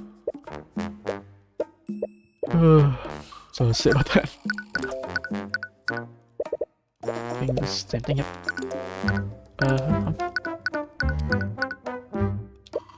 Same thing, yep.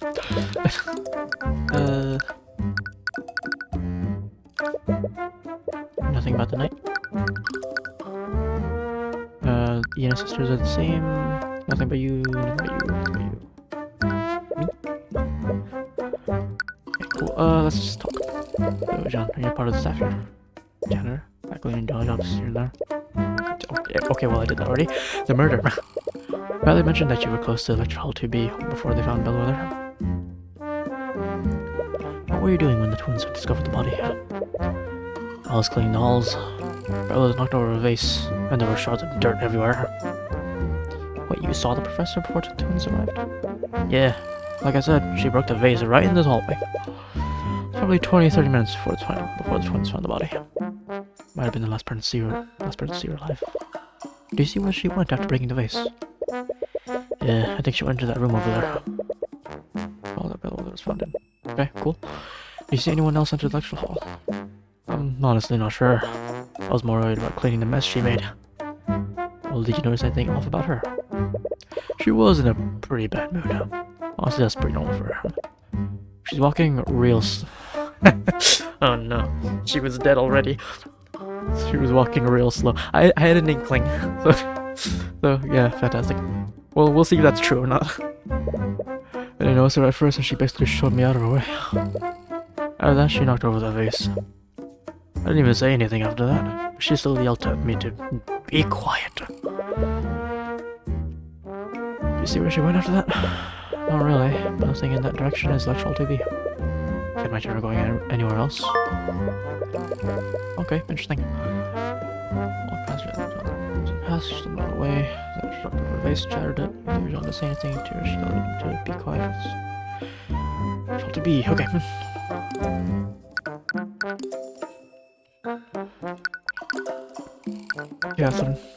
Catherine Bellwether. I bet she had a pretty bad relationship with the staff.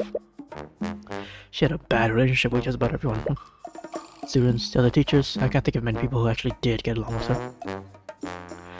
That makes me curious about her mental state. It's like, what? She knew? Was she proud of this? Was she not? Was she secretly not? Like, is she insecure or no? I guess not. She's very self-centered. Yeah, that's my guess. Like, holy.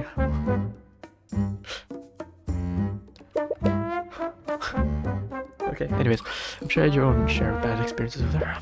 Yeah, she always yell at me when I was taking too long to get a job done. I hate to say it, but things are a lot more peaceful around here without her. What to say the least. Can't blame him for thinking that. Like, alright, tell me stuff. Valentine mentioned something interesting. Did you tell her that Bellwether was going to defy the academy staff? Yeah, I remember that. When did you think she was going to do something like that? You know those arcane constructs in the library? Bellwether was the one that ordered them. Oh yeah, those are cool. Well, a few weeks ago I overheard a meeting she was having with the Metamaster. From what I heard, she was planning to order more constructs and entirely replace the staff. Oh. Well, I'm sure the headmaster rejected her proposal. I don't know. From the way she was talking, it sounded like she didn't have a say in the matter. But the headmaster would have the authority to fight the staff, right? How would she be that confident? Dunno. All I know is that she hated having common folk in the schools, even among the staff. Bro. She was really miffed that he was hiring common folk from the community center. Like, what? God, okay. The more we hear about her, just the more I start to hate her. But then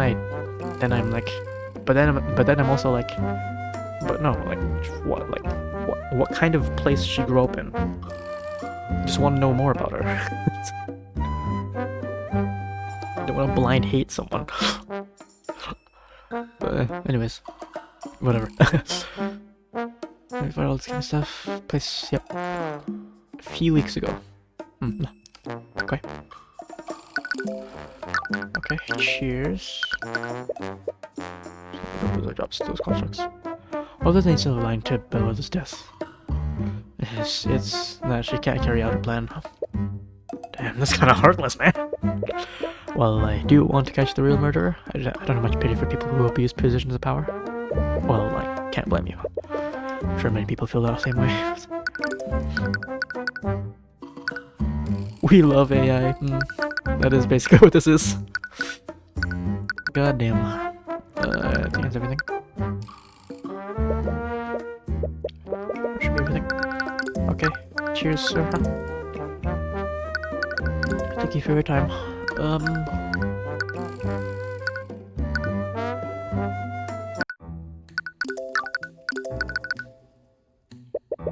What this? Nothing? Nothing. Okay. What this? Nothing? Nothing. Okay. Actually, let's present you. Nothing? Okay. Miss Hughes doesn't seem like the most reliable employee. It may appears that, but he's actually quite reliable when a job needs to be completed. Really. When one wants to avoid work, they learn to perform as efficiently as possible. I suppose laziness can be a virtue in that regard. God.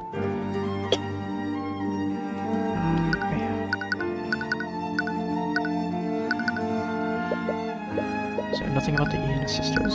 Okay, cool. I guess I'm going. Are they back? Or are they just gone still? Yep, they're gone still. Okay. Oh yeah? Nothing. Okay. Wait. Do you have extra stuff to say about this? This spell name is really useful. Those mages keep track of our spell forms. Let's be looking this good. I'd like the more we find out about Bellwether, what she looks. I wonder if your death was so bad thing. Because the type of she was known to be murder in cold blood. Yeah. Now else is being falsely charged for it. I guess you're right. Okay, about this. Nothing. Okay, yeah.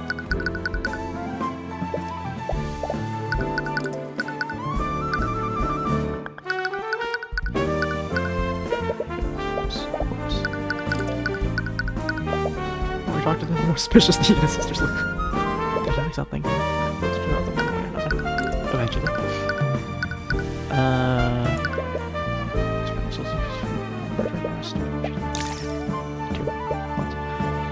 What is this fear?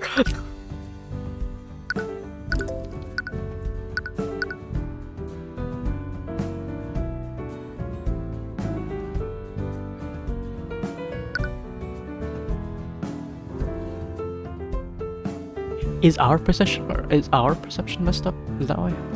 Is she messing up our perception? Huh. And they are actually like scared that Eris is doing something to us.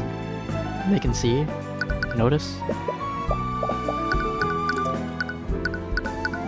or maybe the other way around. But still, she's in a constant state of being tired. I feel kind of bad for her. She was just lazy. Hey, if she wasn't competent, the headmaster would go just so much trouble to keep employed here. Right there. That's my life appears to be. Nothing there. Nothing there. Nothing there. Huh? Nothing there.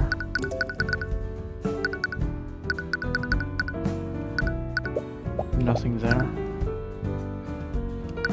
This is gonna be the same thing. Okay.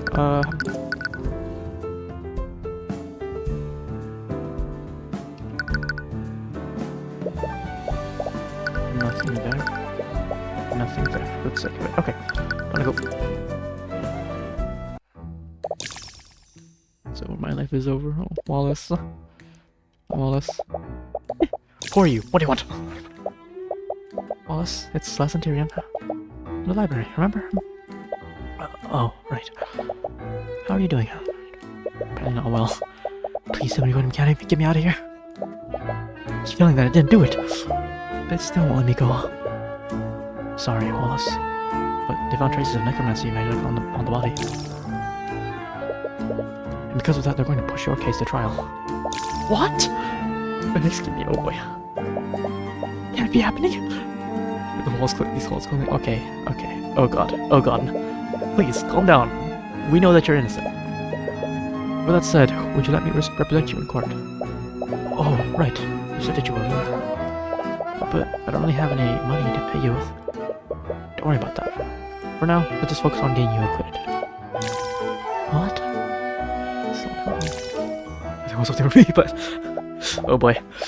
This man. Well, I guess it doesn't matter anyways. It's not like I have anything else to lose. Wow. Okay, well. At least he's cooperating. Alright.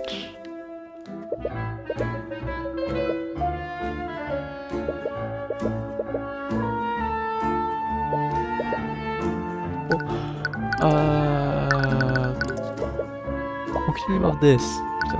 Fair enough. Constructs? Okay, no, let me just talk to you first. Alibi? I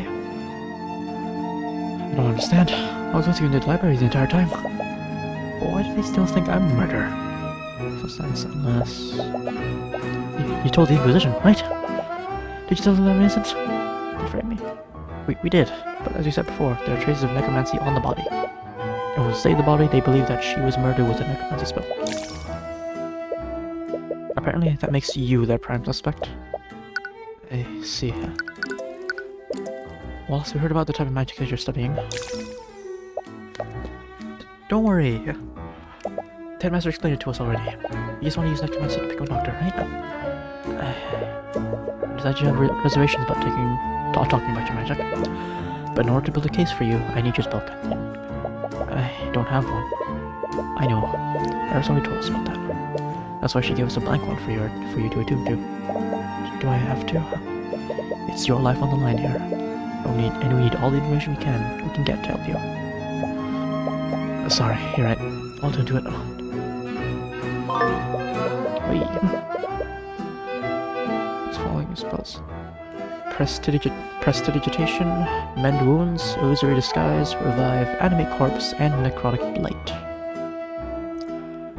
Revive. Wow, okay. Prestidigitation. It's the same thing. Like, what's this for? Is there a secret thing about this?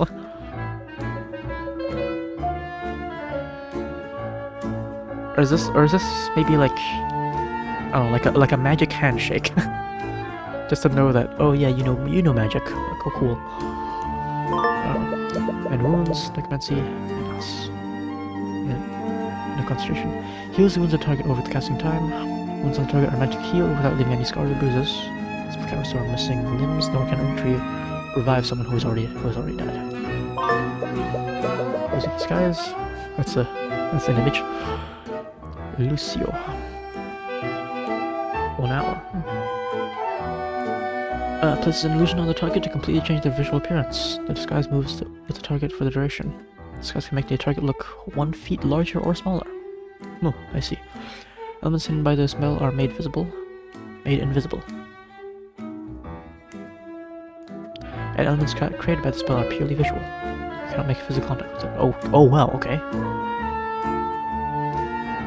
Interesting. So it's like a body hologram. If I'm understanding that right. Okay, cool. Revive. Vivify. Fills the target with life energy in an attempt to resuscitate them. It does not heal wounds sustained. Results may vary. But cannot resuscitate someone who has been dead for more than a minute. More than a minute? Wow. Okay, still quite limited, but that's still pretty nuts. Still having big instance, pretty insane. Animate corpse, necros. 8 hours. Reanimates the target using life energy, creating an undead minion for the duration. The minion follows the caster's orders, but its intelligence is limited and it cannot speak. It cannot speak, huh? Okay, noted. The minion can end the spell prematurely, but will only do so if ordered to by the caster. Once the spell is ended, the ended will return to being a dead body. Okay. She might not have been dead? It was more like a... yeah, maybe just a drain in life force, I don't know. And then necrotic blight. Blight 2, huh? Still no. Pulls all of the life energy from the target, resulting in instant death. The spell does not wound the target, nor does it leave any physical evidence. Just leaves life trace. Any physical evidence. What is the blood there? Makes no sense. Okay, yeah.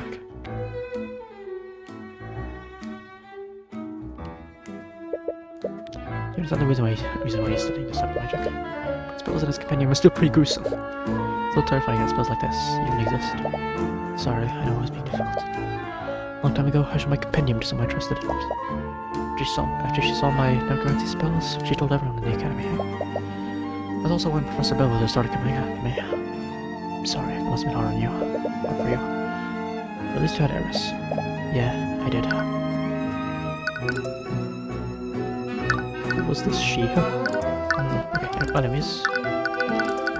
Let me talk to you about some stuff. It's like I believe the professor is actually dead. Yeah, we just saw her this morning. But you don't actually feel that bad about it, do you? No, it's fine. We saw firsthand how she treated you. No one can blame you for feeling that way. It still doesn't feel real. What this? Nothing.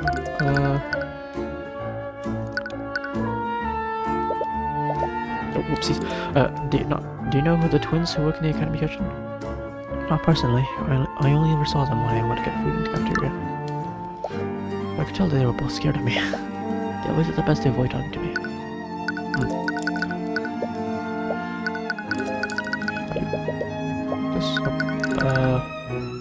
Lockdown system? Nothing. Tuition? Nothing. Well, nothing on that. No statement? I doubt it. Yeah. Plan? Nothing. Keep doing that.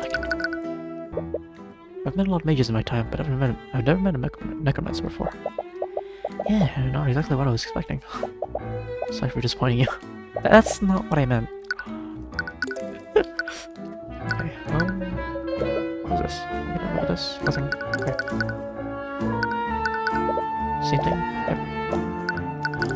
Okay, about the headmaster. You seem to have a good relationship with the headmaster. He said that you were one of his star students. Really? He said that? only reason why I'm even allowed to attend the academy because of him. Really? He's running a program through the local community center. The local. Using only nobles. Usually only nobles can afford to attend the Imperial Academy. But he's allowed mages born to the common folk to enroll there for free. Oh wow, that's nice. I wish I could be like you, Celeste. What? You look so reliable. I wish I could even be half as confident as you are. Don't worry, I'm sure I'll get there one day. I don't know about that. I know I shouldn't be asking this, but why are you helping me? I don't have nearly enough gold to pay you. It's because you know that you're innocent. That's seriously the only reason. I became a defense attorney to help mages who are persecuted by the nobility. I know how much our society mistreats common folk mages. I want to work on putting a stop to that. I see. Still looks like he doesn't fully believe you. Tomorrow? Student? The guy that arrested you? No? Okay. But Eris. You seem to be good friends with Eris, despite your reputation. Yeah, I have no idea why she spends time with me. Sorry, I wasn't trying to imply. No, I get it. But it looks like everyone at the academy is scared of her. Maybe she likes spending time with you because she understands your situation. Maybe. Self? Bella? Same thing.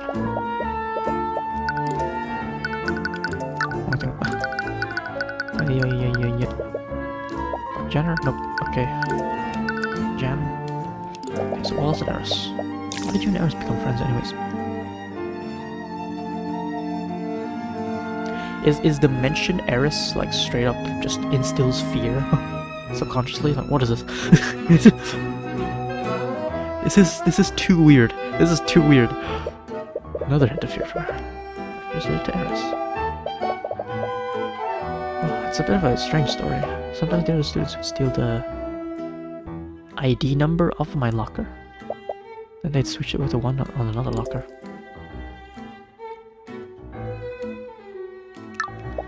I thought it was funny whenever the owner got angry with me. Eris had a bit of a reputation around our school. Not sure why, but everyone was scared of her. Even the students from the nobility. They do some baseless rumors. One day, someone switched my nameplate with hers. I was so scared when she approached me. I couldn't even say anything. But she didn't get angry like the others. She just apologized and gave me back my nameplate. After that, she randomly started talking to me whenever she saw me. We became friends after that. That's nice. It's good thing he was able to find a friend in a place like that. Yeah. Assuming it's with good intentions. Oh, I don't know about her. But, so I have to ask, if it's caused you so much trouble, why are you still studying necromancy? I want to use it to become a doctor. I was told the same thing. But you could have just stopped after learning the healing spells. Why are you learning spells that can steal people's life force and raise undead? Life and death are two sides of the same coin.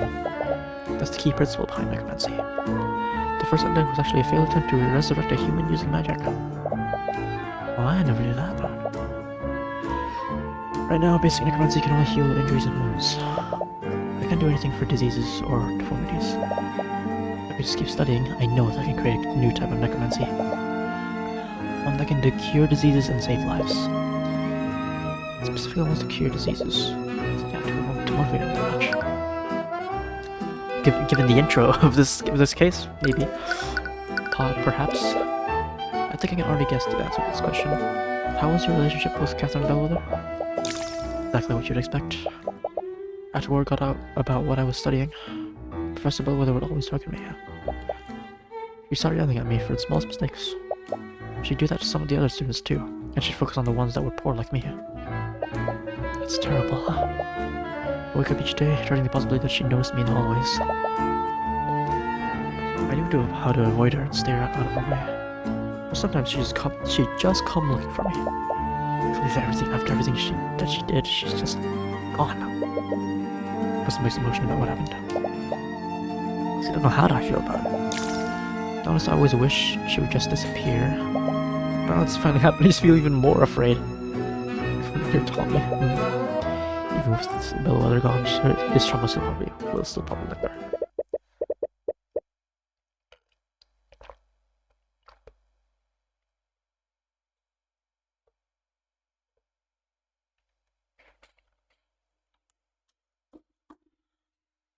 I think I'm starting to put things together now. Have you figured something out? Yeah, I just need to take some time to think through everything. Oh, we're doing this. Okay. Prosecution wants to implicate Wallace, despite his alibi. They won't have a reason to do this unless the evidence heavily implicated him. How does the evidence implicate Wallace? We've learned that Wallace is a necromancer. He's the only person at the academy that's capable of high-level necromancy.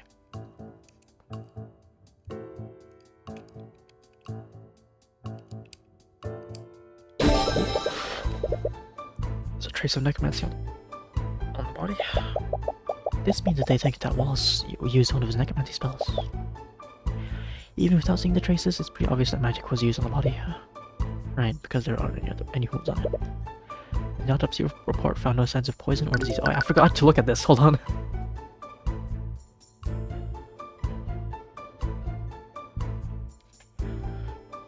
Certified that death was not caused by poison or disease. Yeah. No cuts or bruising.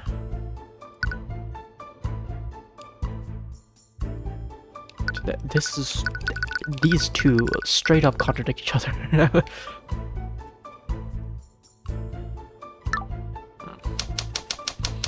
Respond to think Wallace used. If I know prosecutor steal one, she probably already has a theory on which spell he might have used. Prosecution will probably argue that Wallace used one of his spells to kill Bellwether. I believe it was this one. They'll probably say they used Necrotic Blight. Yep. Oh man, the song's good song. Just builds up. It's nice.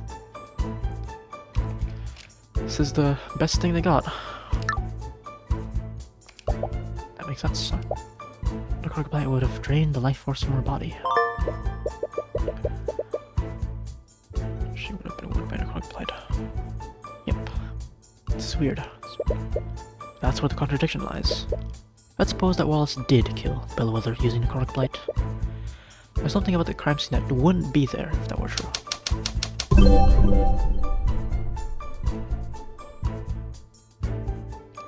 Bellwether's... Oh, wait, no. Electrodual's... Wait, what?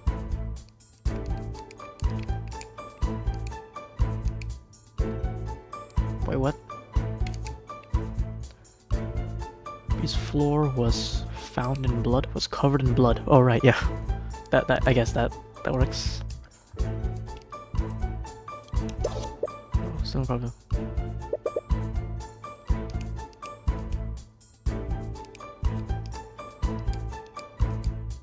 Oh, body, right.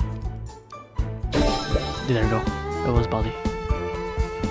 Necrotic Blight uses a spell that doesn't inflict any visible wounds. There shouldn't have been any blood on the body. But then, what really happened? That's last piece. And if I had to guess, the information we need is being hidden by one of the witnesses who does go to the body. Valentina. She's definitely hiding something. Did you notice how she reacted when I asked you to scan the room? Yeah, she ran away. She didn't even try to be subtle about it. The way she reacted, I think she may have been trying to hide herself from you or detect magic. Hide herself. Hey, okay. She can only mean that there's a magical trace on her. Why would she trying to hide? So why won't we find out? Next time you see her, could you suddenly cast detect magic and scan her? Alright. It's been a while since you talked to her. Valerie also mentioned that they still had work to do today. She may be back in the academy's kitchen by now. Okay. Cheers.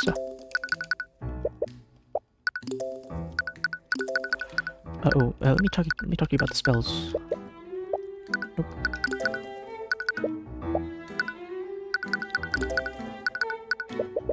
Revive? Nope.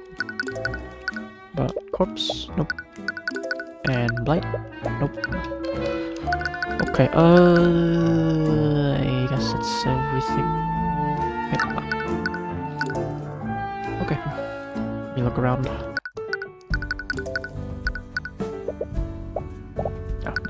I assume spells don't have anything on. Yep. Nothing there either.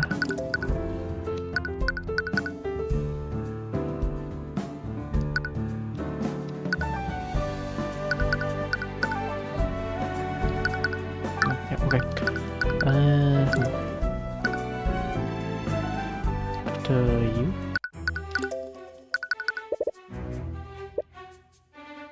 Okay, never mind. Nothing? Okay. Throwing that is a bad idea. I mean, I don't think she has his spell compendium is the thing, so... Well, unless he took it already, but I don't know. Unless she like had a spare unattuned spell compendium. I guess not. But anyways, to the kitchen. Those two are finally gone. I can finally get some cleaning done. Okay, there she is. Use Detect Magic to scan her from here. Right. Just don't shout the incantation like you always do. I know that. Alright, here goes. Here you are, Arcane. What is it? There's trace of magic on her. I knew it. Which school of magic is that? It's necromancy. There's a trace of necromancy on her. What? Okay. Found a magical trace of necromancy on her. Someone cast a necromancy spell on her within the last 48 hours. What do we do now? It's not sure how this fits in with everything. I'll talk to her and see if we can get more information out of her. Can I talk to her sister too? All else fails, we can confront her with the evidence we have. Oh, it's you two again. Back. All I have to do is repeat what I told them last time. It won't work this time.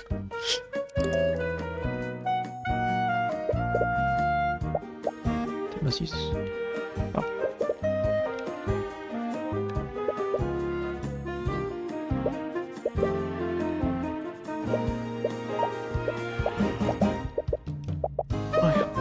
Give it to Valentino instead of cooking stuff.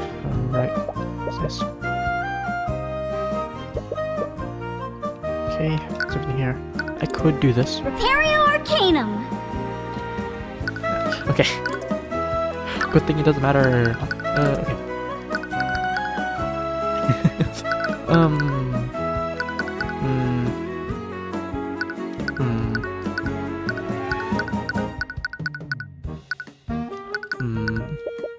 With this? No? Okay. Jan? No. No. Let's talk about this. Good. Okay, this? No? Okay, just, no, you don't care at all. Magic on the body. Miss Eunice, did you know that there's a trace of necromancy on Bellwether's body? That's what he used to kill the professor, right? A necromancy spell? That's the thing. If that were true, a lot of the evidence we found doesn't make sense. I think someone else cast a spell on the body. Okay, great. Is it possible that you saw someone use magic on Bellwether? No, definitely not. That's our open book now, oh boy. If you beat an argument, your thoughts might show you what she's hiding. Hold on. Eunice's psychological profile is complete. Well then. I don't think I have anything else to talk about. I mean, are you? Oh, okay, wait, okay. Oh wait, I forgot, I didn't do this, huh? Do you know Eris Ilmater? She's been scared of that necromancer. What? The rumors about her, you know? It's just something about her that fills me with dread every time I see her. Have you actually spoken to her before? She's a nice person. No, thanks, I'm good. Even Celeste seems a little...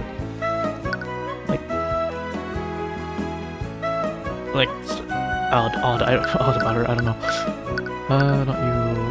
Catherine, no. Can you tell me about the master? Oh, he's a very nice person. We've never gotten a job here if it weren't for him, huh? Yeah, he has connections to the local community center. He hires people from the common folk. there to work at the academy. That's nice. So.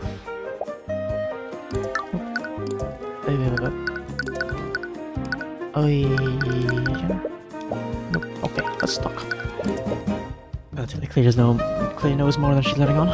She found the body alongside her sister and reacted strangely when you mentioned someone may have used magic on the body. What is she hiding? Please.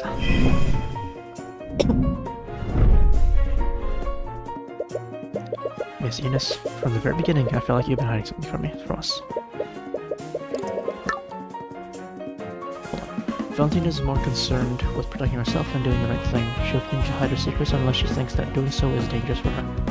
She sees Wallace as a villainous necromancer and will not feel pity for him.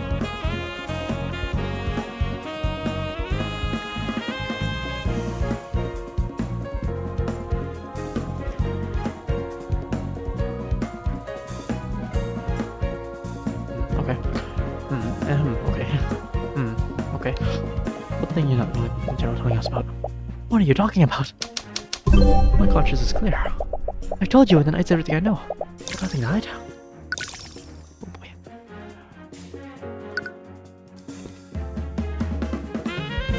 Scans claims that contradicts thoughts seen to the eye. Piece of evidence. Contradicts blade motion. Miss Eunice. Just think include that. Okay, fair enough. I'm telling you the truth. Yeah. It's the emotion one. Eunice, it's clear to anyone how nervous you are. I can practically see the fear you're emitting right now. Literally. Just tell us the truth. It'd be a lot easier for the both of us. Let's say I were hiding something. Which I'm not, by the way. I don't have to tell you anything. Why should I tell you anything? I know my rights. Connection, you have nothing to lose, but nothing happened. You know the measure, making sure you're protected. We're giving your statement to the Inquisition. If the truth comes out, say they'll do what?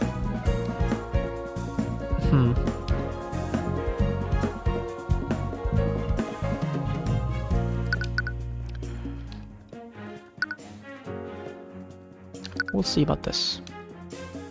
You've already given your statement to the Inquisition. If the truth comes out, what do you think they'll do when they realize you lied to them? Who are you protecting, Miss Eunice? You talk big game. I bet you can't actually prove anything, can you? You think I'm lying to protect someone? I don't think I use magic. I didn't even know any mages. I definitely didn't see anyone use magic on the body. Well then, how about the magical trace on you? You can't hide the truth from us, Miss Eunice. What? You said that you've never seen a necromancy spell before. If that were true, then why is there a trace of necromancy on you? What? There's a trace of necromancy on me?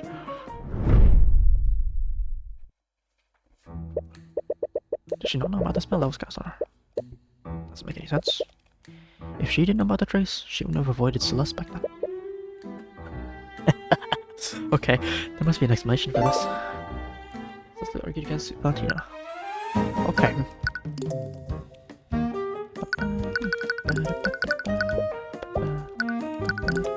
Okay. This is crazy! Why is there a trace of necromancy on me? Am I going to die? Am I going to become a zombie?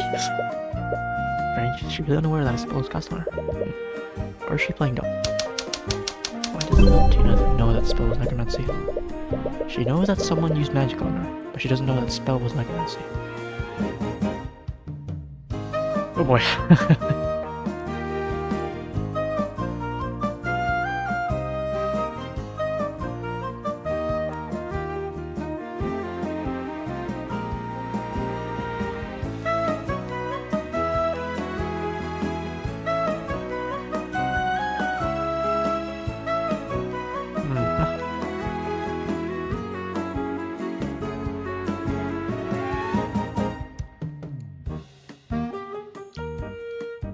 Probably be it. Probably be it. Probably be it.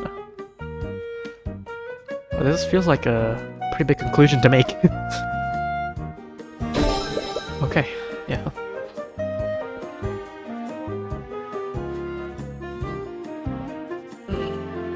if she's related to the whole murder. And she was injured at the crime scene. Which means a kerfuffle happened. We'll see. God, I'm seeing this. Not all necromancy spells are related to the undead. Those spells are also formed in the school of necromancy. Healing spells? Oh, so from the time she healed cut. I see, okay. She was a mage who studies healing magic. Wait, person be student here. So, sorry, I just remembered that there's something else I have to do. I'll be right back. Okay, you come back here. Should I go again? I can catch her. There's no way she can outrun me. No, the Inquisition is still stationed around the surrounding areas. They'd probably intervene if we started harassing one of the witnesses. That's true. But we weren't able to learn anything. Actually, I did learn one thing. She has a friend who has a healing spell on her. Really? How did you figure that out? Good deductive reasoning? Yep. Wow. Well, healing magic is also a form of necromancy, right? I guess I explained the trace on her. It's a good thing we know Wallace. Otherwise, we have... might also thought that a necromancer was trying to kill her. Wait, that's it! What? Did you figure something out? This whole time, we've been wondering why there's a trace of necromancy on the body. It isn't because someone attacked Bill with a necromancy spell. It's because someone used necromancy in an attempt to heal her. Oh, I see. It doesn't matter what type of necromancy spell someone uses. Spells from the same school of magic leave the same type of trace. It's not just that, the body clearly has blood on it. What would happen if someone had used a healing spell on a wounded body? It would close all the body's wounds. In other words, it would remove any cuts or bruises. Well, interrogating Valentina may have been a dead end. But still gave us just what we needed to win this case. I'm also sure that was a dead end. What do you mean? It's not that suspicious that she asked someone to heal her if she injured herself. But if it's only that, why would she go to so much trouble to hide it? It's too coincidental. The wounds on the body were healed by an unknown person. And the person who found the body is hiding the identity of a healer. They have to be the same person. I guess that makes sense. So, what do we do now? Valentina is definitely onto us. I doubt we'll get a third chance to speak with her. Hopefully, what we have now is enough to quit us. Done everything you can. Use what you learned to poke holes in the prosecution's case. If that doesn't work, you can drag Valentina out to the witness stand and pull out the truth out of her. So that what she's hiding is enough to quit us. Let's see. Well, I demand to know why you're still holding on to my rapier. It's precious family heirloom when I want it back. It's evidence in the current case. Evidence? The professor was killed with necromancy. Was she, though? Why are you asking me? You're the one who's investigating this. I suppose it doesn't matter, huh? Just know that I will bring her murderer to justice. No matter who it may be. Okay. Interesting, huh?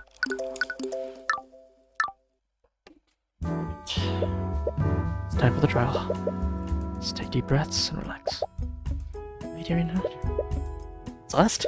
Don't speak up on me like that. Why are you so nervous? It's not as if this is your first time defending someone, no? I can't help it. Something about the building that just fills me with anxiety. It's too bad Ruby couldn't make it. I'd say that you should calm down for Wallace's sake, but... There are so many people here! And they're all staring at me. Eyes are prying into me like a pack of fleshy maggots. Gross. Don't worry, Wallace. Our investigation revealed a lot of weaknesses in the prosecution's case. We have a strong case for your acquittal. Okay. See, you can be coffee when you want to be. It's strange, something is calming about Wallace's anxiety. It's like he just absorbs attention out of you and into himself. Alright, here you go. Trial's in session. Court is now in session for the trial of Wallace Nightgrave. Prosecution is ready, Your Honor. The defense is also ready. Very well, let's begin the proceedings. Prosecutor Steelwind, could you please list the charges? The defendant is a student at the Wevengard Imperial Academy. Mr. Nightgrave is charged with first-degree murder, negligent misuse of the arcane arts, and illegal practice of advanced necromancy. Necromancy? You mean to tell me the defendant is a necromancer? I can't believe it. Necromancer in this day and age. But they can't let this happen. Your Honor, I would like to remind the court that they should view my client objectively. Of course, but one can easily see it from the list of charges. Necromancy plays a large role in the charges. Indeed, the crime occurred within the academy this morning. The victim is Catherine Bellwether, a professor at the school. Although there were no witnesses, traces of necromancy were detected on the body. Furthermore, the autopsy report shows that the body has no physical wounds. So, does the autopsy, like, can't tell if a wound or anything was healed? That's kind of a big flaw. Oh, I see. Necromancy is the only type of magic that can harm an individual without physically wounding them. Additionally, the alchemist's report shows no signs of poison or disease. Therefore, one can only conclude that a necromancer committed the crime. As many of you know, necromancy is held under high scrutiny by the crown. Aside from the defendant, no other students were permitted to learn advanced necrotic magic. As such, the defendant was the only mage in that building capable of committing the murder. I see. That is certainly compelling evidence. To properly present our case, the prosecution would like to call Commander Orm White to the stand. Commander White, please testify to the court about the Inquisition's findings. Yeah. Here we go. Oh, classic. It started when the Sea Watch got a call from the Imperial Academy. Someone was attacked, and the whole building was put on lockdown. We set up a perimeter around the area and waited for the lockdown system to deactivate. When we finally got into the building, the prosecutor personally inspected the body and detected traces of necromancy on it. There were no cuts or bruises on the body either. The entire body was clean. With those two pieces of evidence, we concluded that it could only be the necromancer that did it. Just as just expected. You've already found and identified the holes in the Westwood's case. Find the hole in that commander's testimony. Mr. Cuthbert, you may begin your cross-examination. Okay.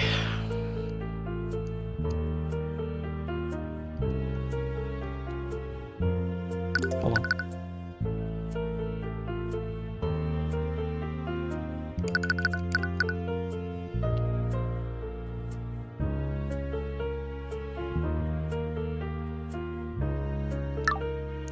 Okay. I'm assuming this is it. Yeah, let's see. What time did this call come in? It was after 3 p.m. It was a few minutes after the murder was discovered. Right, remember that it was around the time the lockdown occurred. Perimeter can be added manually, so they must have been forced to wait for the long 1 hour duration to elapse. How secure was this perimeter? It's possible that someone slipped past you. The Inquisition was working in conjunction with the City Watch and the King's Guard. With that many people at the scene, it's very unlikely that anyone has been noticed.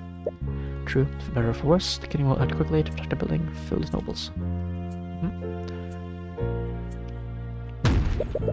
Why did the prosecutors inspect the body instead of the Inquisition? Well, I conducted the investigation is irrelevant to the proceedings. Or would you like to insinuate that I am not as competent as Commander White? Question of competency? Still a bizarre decision on our part. While the court admits that the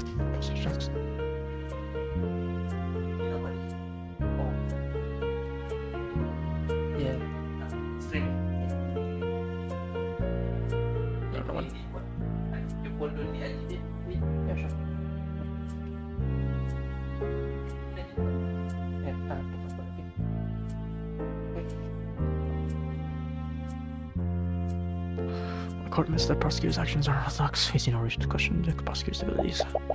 Thank you, Your Honor. Okay. Cuthbert's law user. How carefully was the body checked? Perhaps the prosecution missed something. The coroner couldn't even find even the smallest cut, bruise, or fracture on the body. Furthermore, the alchemist's report showed no signs of poison or disease. The coroner was actually astounded at how unscathed the body was. Makes sense. Someone had used mend wounds on the body, but healed even the most minor of injuries.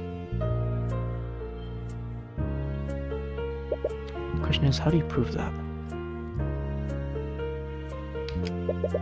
Prosecution believes that my client used necrotic blight.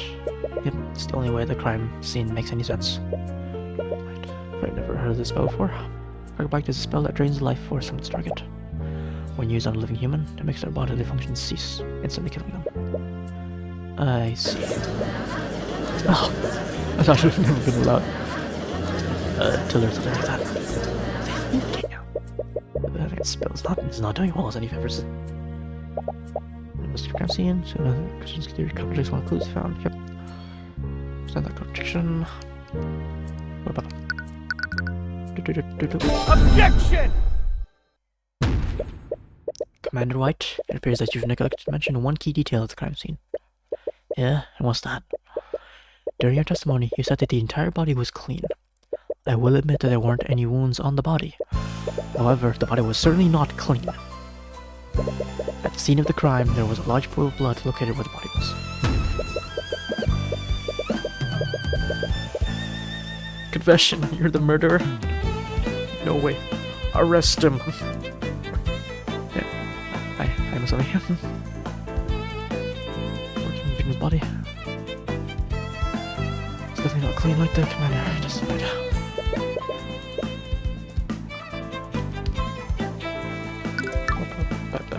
Wrong one. There we go.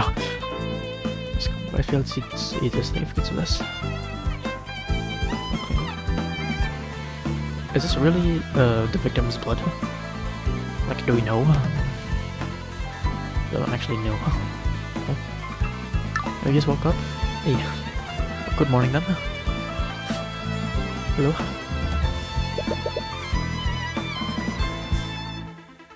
I demand the court know the prosecution's case against my client. Accusing him of murdering the victim using the correct light, a spell which would not have physically wounded the victim. So how was there any blood at all? Let's not get ahead of ourselves. The fact still stands. There are no wounds on the body. Nor were there any reports of poison or disease on the autopsy. There are clean magical elements in this case. Catherine Bellwether was bleeding profusely at some point. How else would there be a blood stain on the body? Do you have an explanation for that, Mr. Leland? No. I'll admit that the prosecution doesn't have an explanation for that. While I do find the circumstances questionable, all other evidence clearly points to the defendant. The spell would leave a trace of necromancy. If the victim wasn't killed with necromancy, why was there a trace of it on the body? I'm glad you asked. I'd like to present a spell that could have left a trace of necromancy on the body. Mend wounds, maybe. Or revive, I don't know. One of them.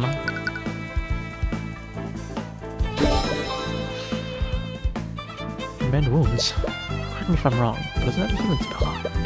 That's correct, Your Honor. Spells from the School of Necromancy can control the forces of death and life. Mend wounds is, in fact, a necromancy spell. Really now? Wasn't aware of this. Now, I'd like the court to consider the following. What would happen if Bellwether was wounded and someone attempted to heal her using mend wounds? All of her wounds would disappear from her body. I see. Objection! Oh. Do you honestly think that I'm that incompetent, Mr. Cuthbert? Frankly, I'm a little insulted. What? The Inquisition is well aware of what happens when a mage attempts to save a victim using mend wounds. The healers that arrived at the scene already confirmed that the victim was long dead. None of them attempted to heal her. Well, what if someone tried to heal her and didn't report it? Please, none of the healers would have anything to gain by doing so. In fact, as a necromancer, the defendant could have easily carried out the described scenario. He could have cast mend wounds on the victim after murdering her to confound the investigation. The burden of proof is on you. But if you could just find out who healed the body, this case is yours.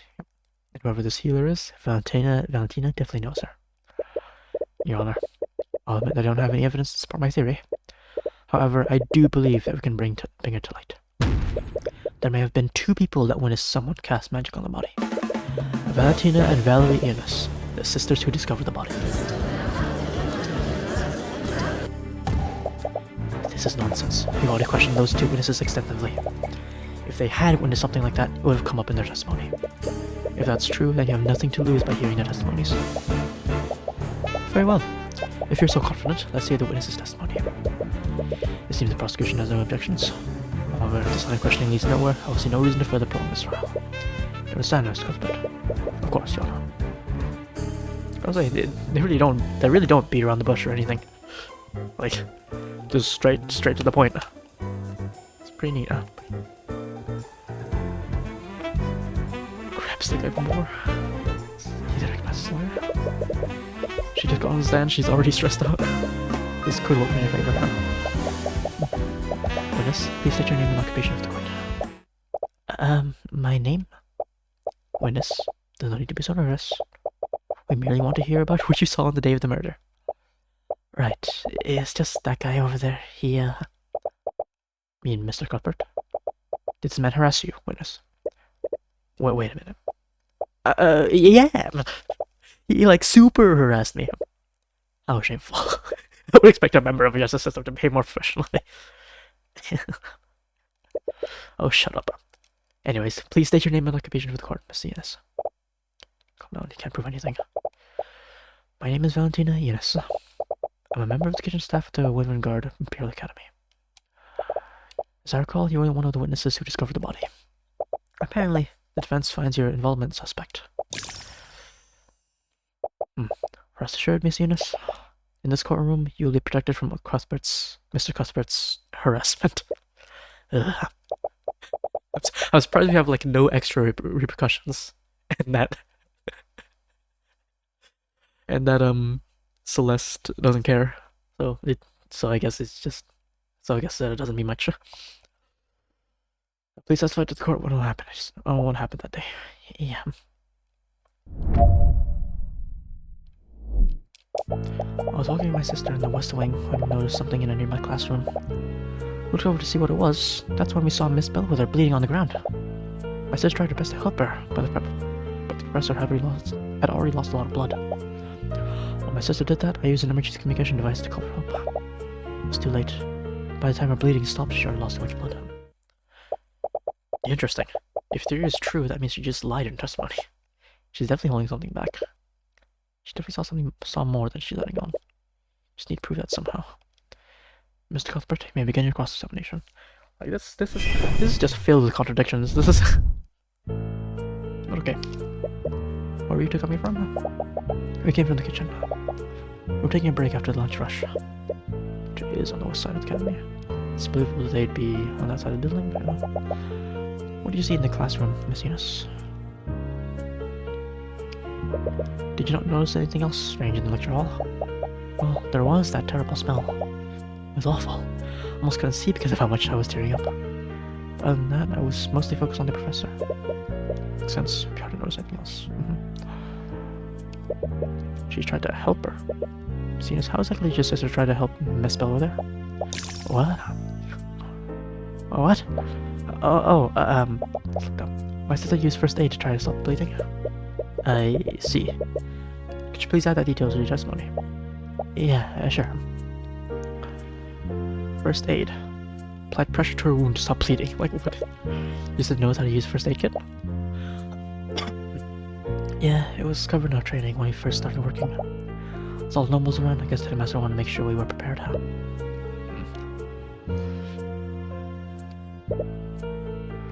Device. It's an artificial device that allows for long-range communication. Some of those devices are placed around the school for use during an emergency.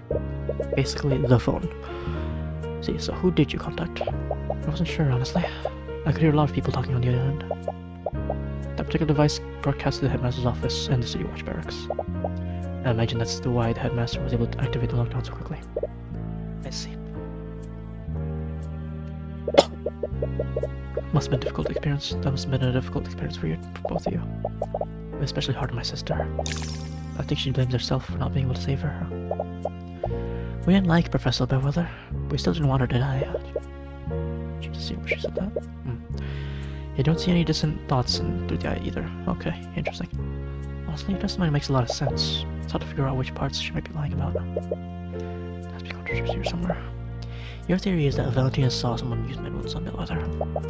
You should focus on the statements that describe how they both interacted with her. Yep. So, what do we have, actually?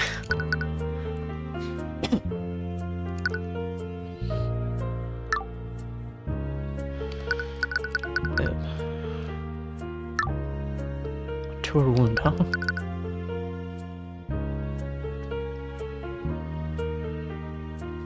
Well, let's do it. Objection!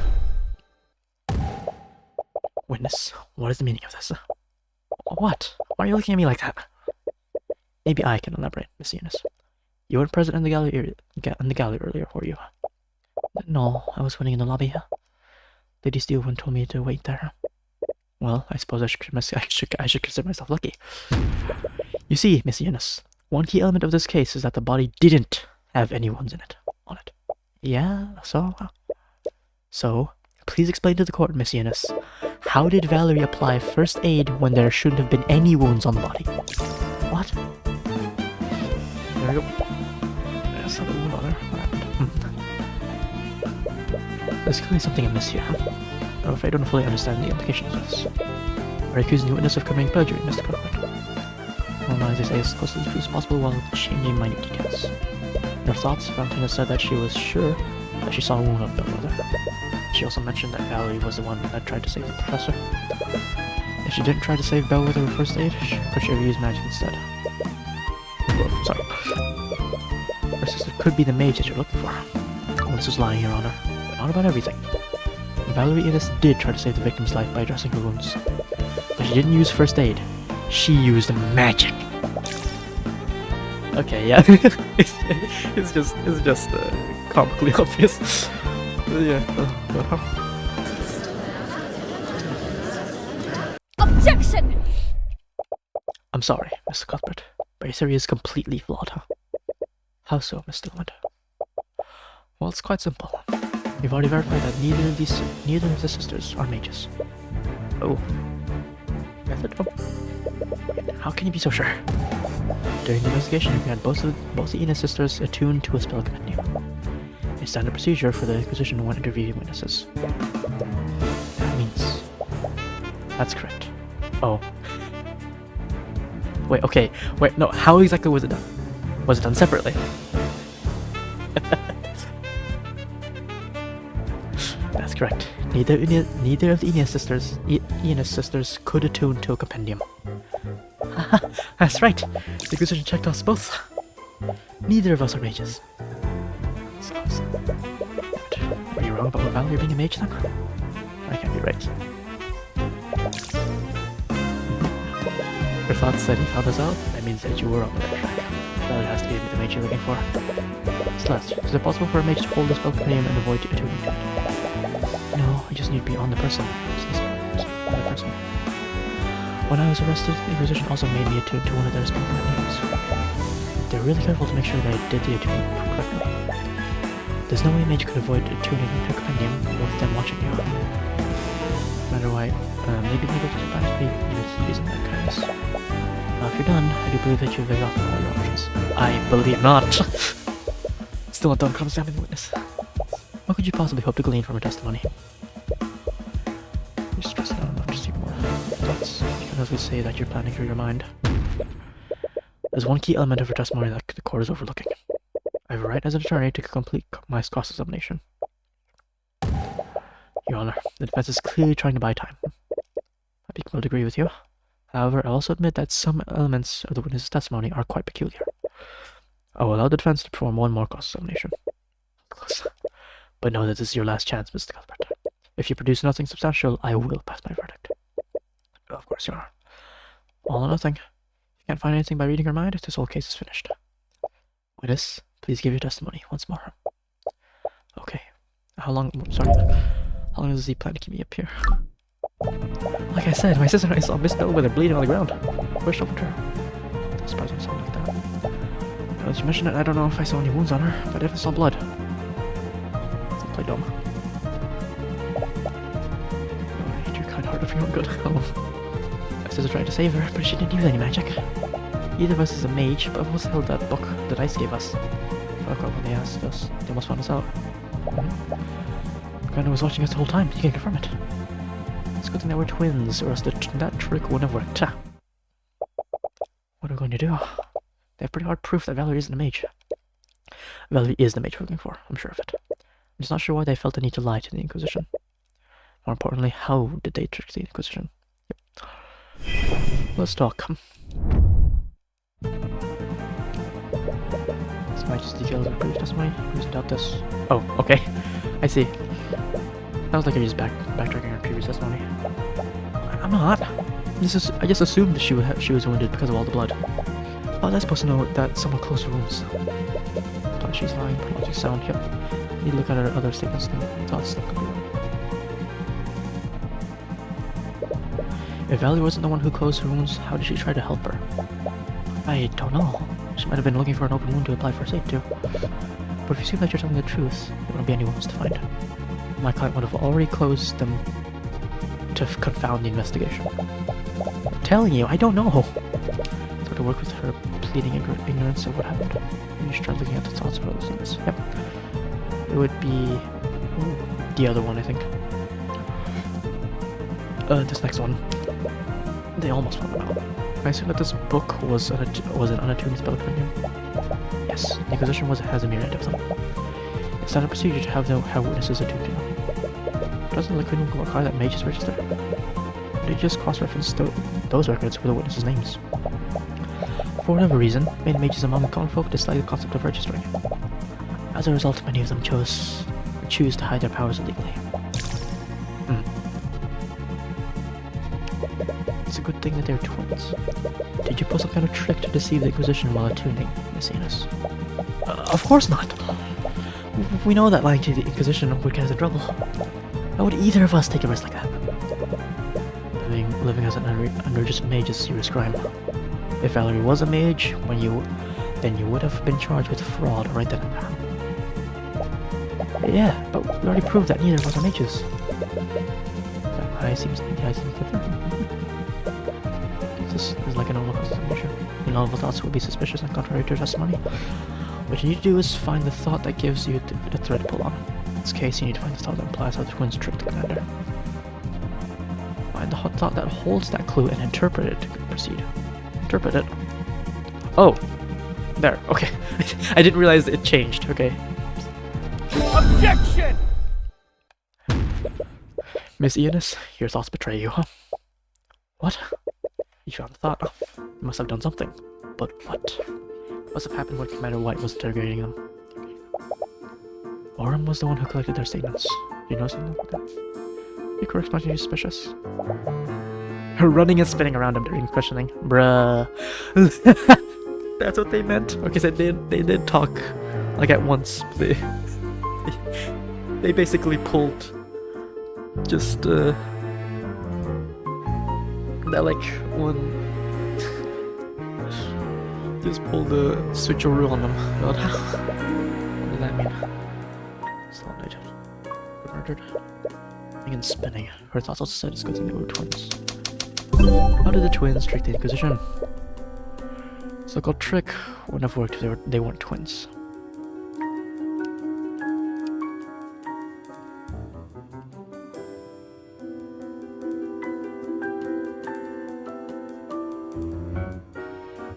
There we go. Or of course, they switched places. Valentina attuned to the first spell compendium, and she pretended to be Valerie to attune to the second one. Commander White couldn't tell the difference between them. Miss Enos, there's something I want to confirm. During the investigation, both you and Valerie attuned to a spell compendium. Am I correct? Yeah, then I watched us do it. And how did he have you do this?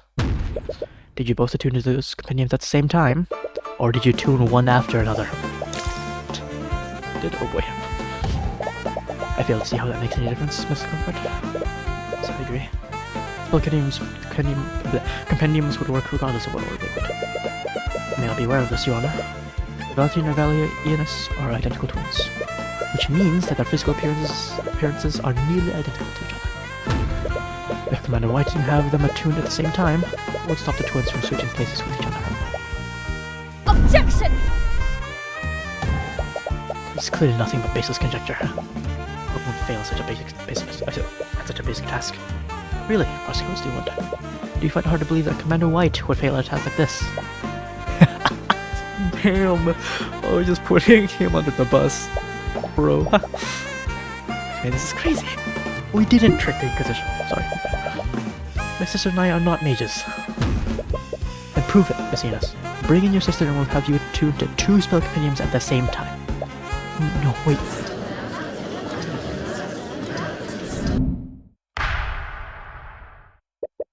Order in the court. It's clear that we won't get anywhere unless you test the defense's theory. Bailiff, escort Valerie Enos to the stand and bring 2 unattuned spell compendiums. It's nice. It's good that they're it's good that the judges really openly humoring us. It's nice. Valerie, they both had their hands on those compendiums for the last 10 minutes. There's no way they can fake it in front of this many people. Moment of truth. You can only hope that your theory is correct. No, did he seriously? What is it, Prosecutor Stillwind? What do you see? What I see is Commander White seeking a new employment in the near future. It appears the defense is correct. Valentina Enos isn't a mage, but Valerie Enos is. What's more, Valerie Enos' compendium contains the Mend Wounds spell, which makes the defense's theory entirely possible. Please, just allow me to explain. We should allow you to explain what exactly. You're an unregistered mage, and you and your sister have made fools out of all of us with your perjury. Don't you know what it's like, Lady Steelwind? What? Do you think we didn't notice your name? You don't like us. You don't have to hide. Whatever. This whole situation has gone out of hand. I didn't think hiding it would cause so much trouble. I don't want to let someone go to prison because of me, even if he is a necromancer. Please, let me testify about what I saw. I'll tell you what really happened that day. Very well. But understand that there will be repercussions for your actions. For your actions, witness. Yes, I know.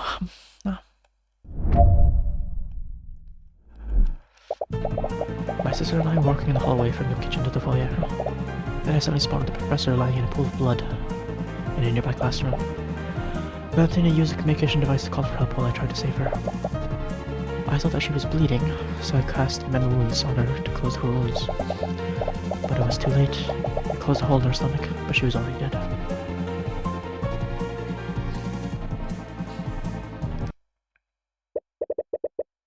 There's a hole in her stomach. Your Honor, as you can clearly see from the witness's testimony, the trace of necromancy was left by the witness, not my client. What's more, it is clear that there was a physical wound on the body. I see, well, so let's trail off. He clearly doesn't want to pass a verdict when there is no clear culprit.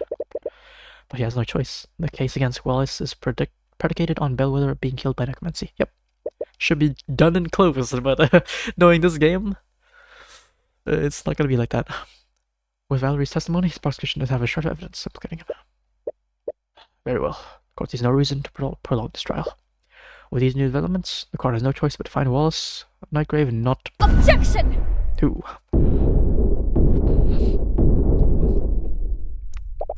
I believe the court is ignoring one key detail of the witness's testimony.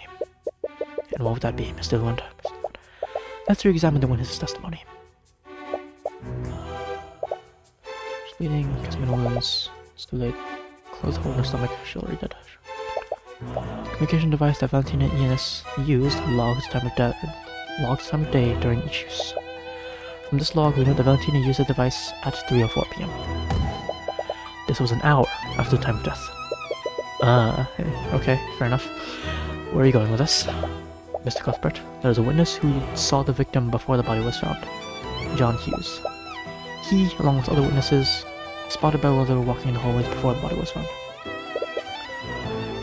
Halls, Bellwether moved over the vase, shows up anywhere. 30 minutes before the twins found the body.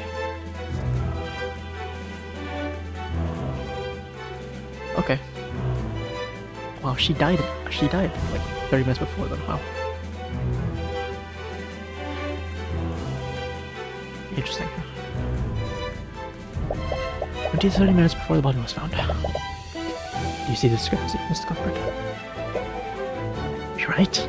Bellwether died more than an hour before the body was found. How did John see her half an hour after her death? I wonder, Mr. Cuthbert. How could one make a dead body move and walk around? You can't mean... There was more than one piece of evidence that pointed to a necromancer committing the crime. The defendant murdered the victim and used necromancy to animate her corpse. The dead created within the Imperial cavity are reprehensible. It's a ridiculous shit hole in her stomach when the twins found her. John Hughes would have noticed that. An inmate corpse stops the flow of blood, so she wouldn't have tracked blood anywhere.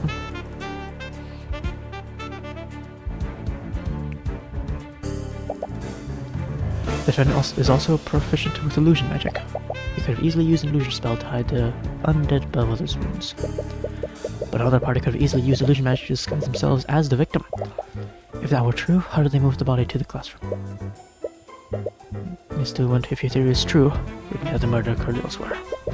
But the Inquisition happen to know where. Regrettably, we do not. Then the prosecution's case against my client is still faulty. I can't convict my client without more evidence. I agree with Mrs. Cuthbert. With these developments, the court sees it fit to suspend the trial for the time being. We'll give law enforcement time to investigate these developments. Court procedure for this case will resume tomorrow morning. Court is adjourned. Already? Okay. It's been less than 3 hours. Like, it's going by still pretty quickly. Hey, are you feeling okay? Is he moving around an hour after death? Clearly it wasn't Bellwether, or at the very least she wasn't alive when this happened. So, what was it? Tyrion? There's illusion magic involved? There has to be. Which spell was it? Could have been illusory disguise. Tyrion! What? Been quiet since the trial ended. You're making me worried. Sorry, I was just thinking about what Steele said. You mean about her theory? It's a little creepy when you think about it. Do you really think someone turned the professor into an undead? We bought another day. We did. At least, yeah. I don't think so. The prosecution's case is a hinge on one clear fact. That Wallace was the only high-level necromancer nearby. We have to assume that he's the only person capable of using that type of magic. Also, can you not do you not get Valerie's compendium? Guess not. Magic. But how was she walking about? I don't know. Doesn't make any sense. It's given that Wallace didn't touch the body, so it can discount the use of high-level necromancy. Well, no matter what, someone used an illusion. Aren't there spells that can create freestanding illusions, not just disguises? I honestly don't know. We need to talk to someone who knows about that type of magic. We know just who. Wait, didn't Eris say that she was studying illusion magic? Maybe will tell us if something like that is possible. Is that really a good idea? What do you mean? What if she's the one who created the illusion? What? You fear from her again. Celeste, are you scared of Eris? What? No. I saw it this morning too. You always get really scared when she's around. Oh, I thought I was doing a better job hiding it. Okay, I see. Sorry, it's not based on anything real, but for years I've been working as a mercenary. When you do that kind of work, you build up an instinct to sense danger. Kinda have to if you want to stay alive. Sorry, I knew. Hey, 1 second, I need to go piss.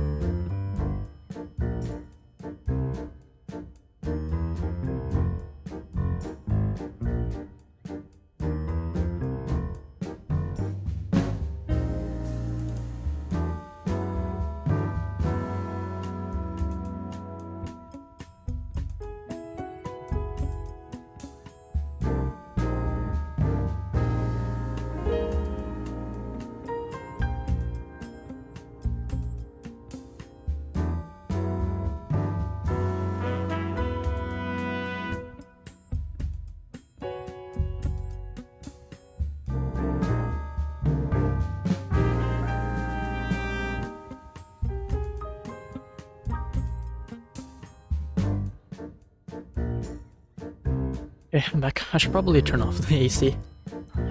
Because it's cold and it makes me piss. Anyways. Hey, Tyrion, I fought little monsters and barely escaped my life. But when I'm near Eris, none of those creatures come even close. I get this feeling, like I'm in front of a predator that I could ever hope to beat. Every instinct I have tells me to run whenever she's close by. But she doesn't seem that dangerous. I know. I think maybe I'm just anxious or something. I should know better than anyone to not to judge people by their appearance. Sorry, forget to say anything. If you think you should talk to her, maybe you should do that. No, I want to discount Celeste's instincts. Yep. She's always been annoyable, and if Eris is making her scared, that must mean something. But if Eris really is that dangerous, then that's all the more reason to talk to her. But aside from that, there's also something else that the prosecutor said. Mr. Cuthbert, that was a witness who saw the victim before the body was found. Yep, okay. She said along with another witness. Wait. Yeah, okay, right. That means there was another witness that saw Bellwether walking around. Right. John probably isn't the most reliable witness, so talking to the other person might help us figure out what happened. But you see, Stu and will tell us who that witness was. At this point, we won't lose anything by trying. Yep. Okay, so looks like you have a work cut out for you. Where should we start first? Okay. I guess I'll keep going. The cemetery, huh? Okay. Tyrion? What are you doing here? I'm not sure. For some reason you felt drawn to this place. Well, okay. Wait, is that Eris? Slash points further into the cemetery. There, you see Eris standing in front of a gravestone. She's placing flowers on it and appears to be chanting a short prayer. Well, we found her.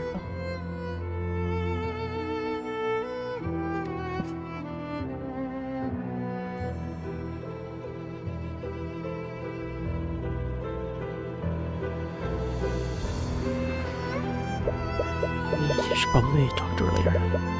Be rude to disturb her now. As you're about to leave, Eris suddenly turns to face you. She's far away, but you can see her beckoning you over. Love this tune so much. Your favorite of Carlos Ains tunes?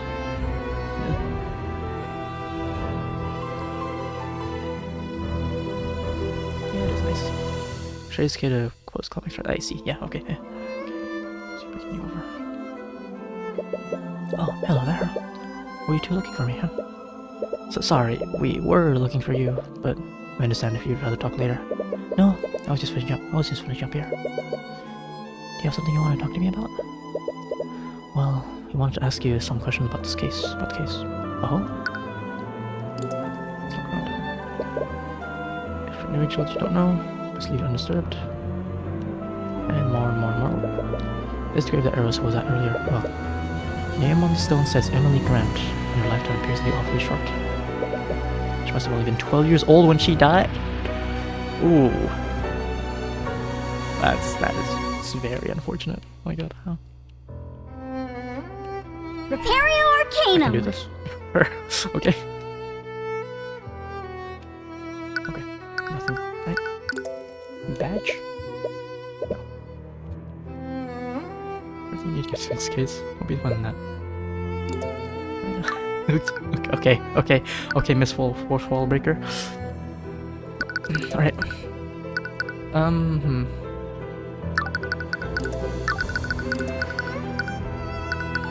Oh. Did my clues like clean up? Yeah, I did. That's nice. Okay. This, nothing. Order, nothing.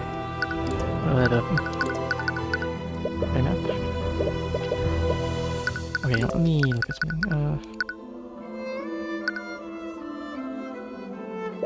About this? Nope.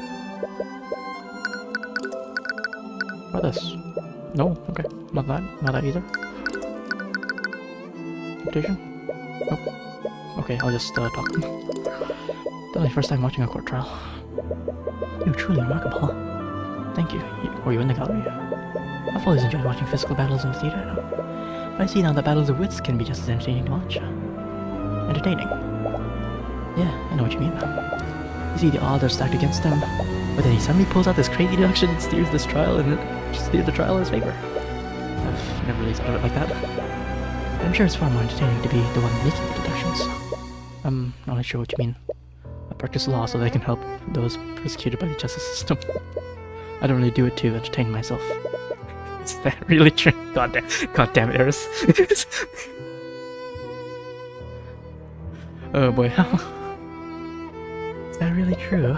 Don't you find the experience even the least bit entertaining, Tim?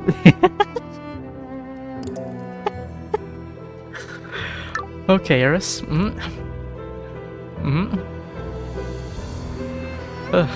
Just fantastic. Oh, it doxed me? Oh, wait, it actually does that. Did it get my PC name? Or did it get like something else? I don't know.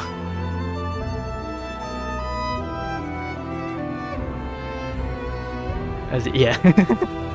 Yeah, that's fine. Was it? Yeah, that's fine. Wasn't expecting that in a game like this, but sure. That is technically my real name, but also not. So it doesn't matter.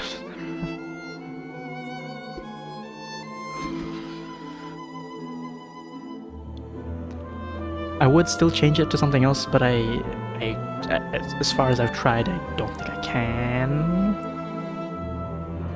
At least I haven't looked hard enough, so yeah. Always be Zach too. Yeah, and I definitely prefer people calling me Zach. In most places. IRL is kind of 50-50, but most places, yeah.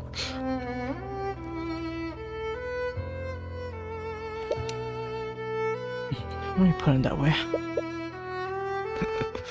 You're far too modest. Save people from the clutches of death. To your clients, might as well be a knight in shining armor. Sure. What about this? No. Just...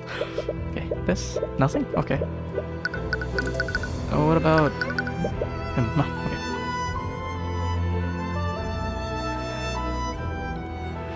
How should a dev consider that aspect when coding that bit? It's a funny bit though. Yeah, although it can be a bit concerning sometimes for streamers. Is there like no option to change that? Usually there is.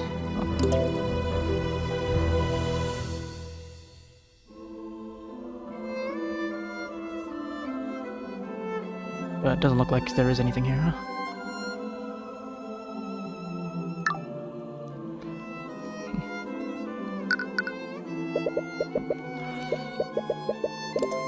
No, there's one off. I won't do that again. Yeah, I see. Yeah.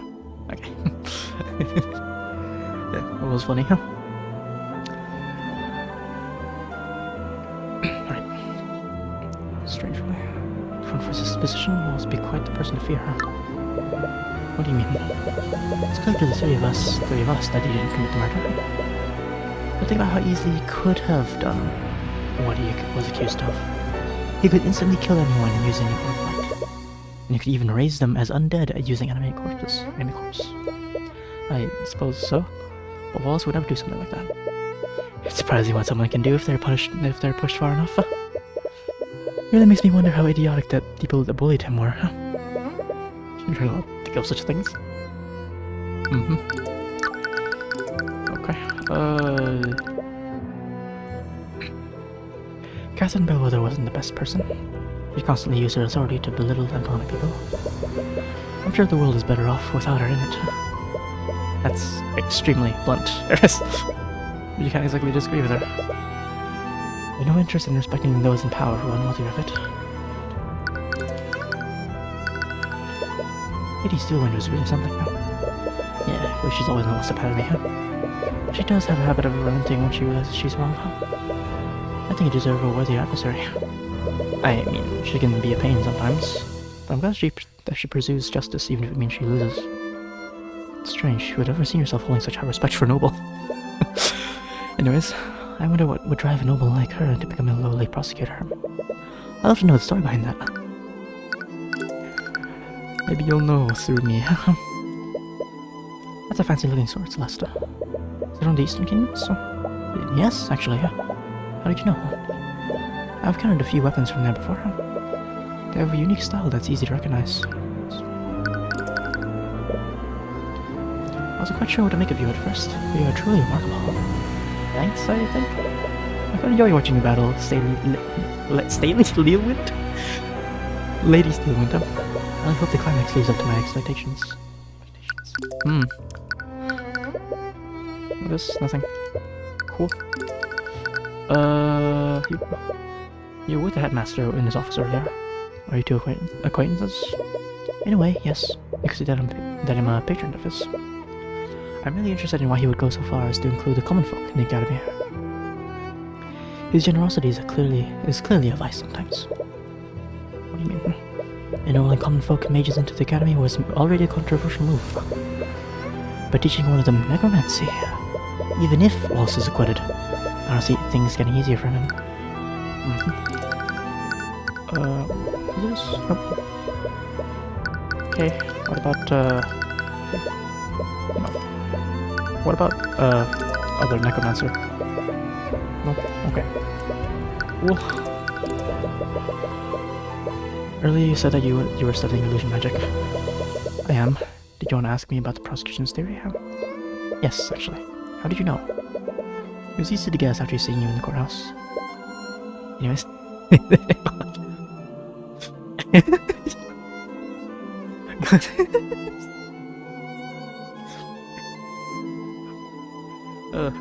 We're seeing ourselves. Anyways, disguising an undead with an illusion is definitely possible. And as Lady Seal once said, illusory disguise would be the best spell to use for that. Or if someone created a freestanding illusion. A freestanding illusion? Yeah, we know that Wallace didn't animate and disguise the professor's corpse. So what if the illusion wasn't disguising anything? Maybe someone created a freestanding illusion of Bellwether walking around. For something like that, one would probably use major illusion. Ooh. It's a three-dimensional illusion. It can take the form of any object or creature that can be contained in a 10-foot cube. While concentrating, the caster can animate and move the image to a different location within range. The illusion is purely visual and can't be physically touched.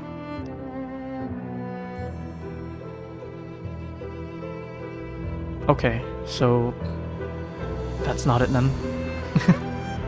Here's the thing, Bellwether did break a vase and knocked it over.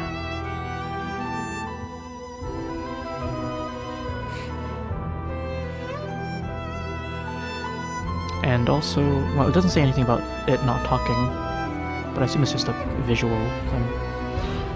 I don't know. I mean, that's a problem with that too, with illusory image.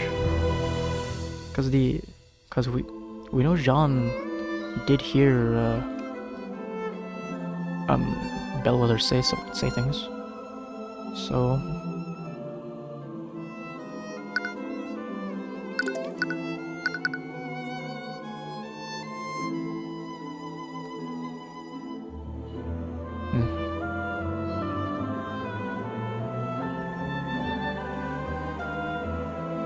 oh wait.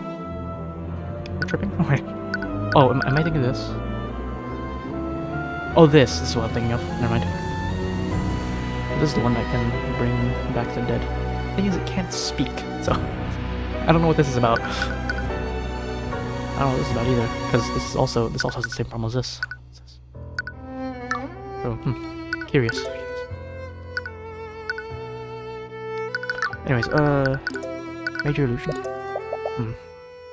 What is it? I don't think major illusion is what we're looking for. Do you remember what Jan said? John said. I was cleaning mess in the hallways, I would knock over a vase, and there were shards done everywhere. If the bellwether that Jean saw was a major illusion, then she couldn't have knocked over the vase. Illusions created by that spell don't have any mass. I see. How perceptive you are. Are there any other illusion spells that do have mass? No. Illusions can only create visual and auditory sensations. Okay, I see. Interesting. Could you combine both? I suppose that's technically possible? But there isn't a single illusion spell that someone can touch. That means that someone disguised something to make it look like Bellwether. Why'd you look suspicious, Celeste? Sorry, I wasn't... Calm down, I'm only joking. I blame you for considering every possibility. In fact, I'm flattered you think I'm capable of pulling off such an elaborate ruse. Anyways, this does tell us one important thing. What's that? The bellwether that Jean saw had a physical mass to it. It wasn't a freestanding illusion, it was someone or something disguised as bellwether.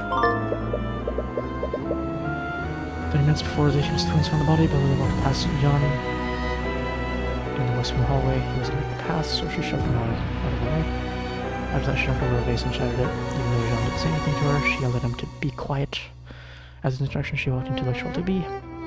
Her witness by Young Hughes must have been disguised with an illusion. In addition to that, whoever he saw that day was physically there. Okay.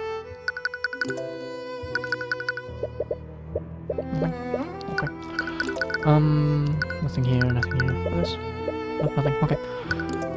I guess that's everything? Nope, there's some, huh? It's quite a shame, isn't it? Hers looks pensively at the gravestone. And the stone says Emily Grant, and her left hand appears to be awfully short. And 12 years old, she died. Sorry for interrupting you. Was she someone you knew? Not personally. I'm actually here on Wallace's behalf. Wallace knew her?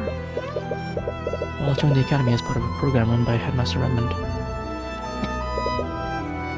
At the time, the headmaster was reaching out to mages among common folk. He had started a program to admit these mages to the academy without having to pay tuition. Both Emily and Wallace were among those mages. Must have been an amazing opportunity for them. The truth is, neither of them actually cared about learning magic. The real problem was that Emily had a terminal illness. She and Wallace were poor orphans, and they obviously didn't have the resources to treat it. But if they enrolled in the academy, we'd be obligated to give her medical treatment. The Pure Academy teaches the best mages in the kingdom. They thought that curing her illness would be an easy task with the Academy's healers, but they were mistaken, I'm afraid. I'm sure you know this by now, but healing spells can only treat wounds, can't cure illnesses. Emily's condition only got worse over the years, and eventually, she succumbed to her illness. Wallace was furious. He didn't understand why the kingdom was outlawing magic that could save lives. That's why he decided to learn himself. I see. Yes, the headmaster was inspired by Wallace's resolve. He gave him access to the Academy's forbidden tomes of necromancy, and Wallace taught himself the spells that he knows today.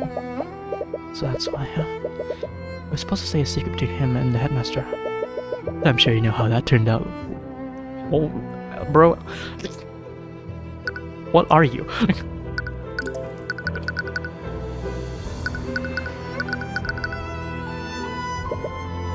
Right, yeah.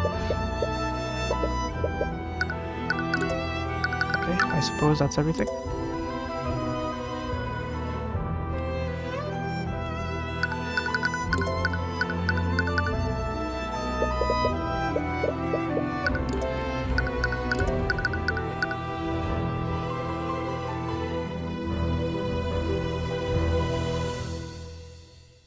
I don't think there's anything else.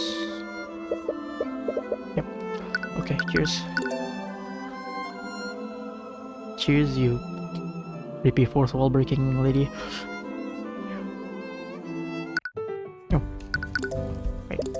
Still, I don't know. Yeah. No, we know that Wallace didn't kill her, but murder her there. We'll find out more. Yep.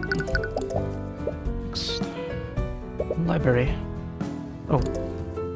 Wallace killed Bellwether in the library. Oh, I see. Okay. Wait, did she say that? I didn't realize. Let's get that room the first time around. Maybe they're able to have some new leads there. Okay.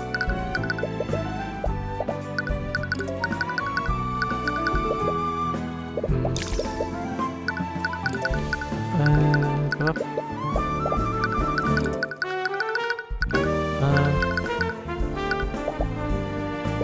Okay, yep, it's the same thing. I mean, we already do that. We already know, so...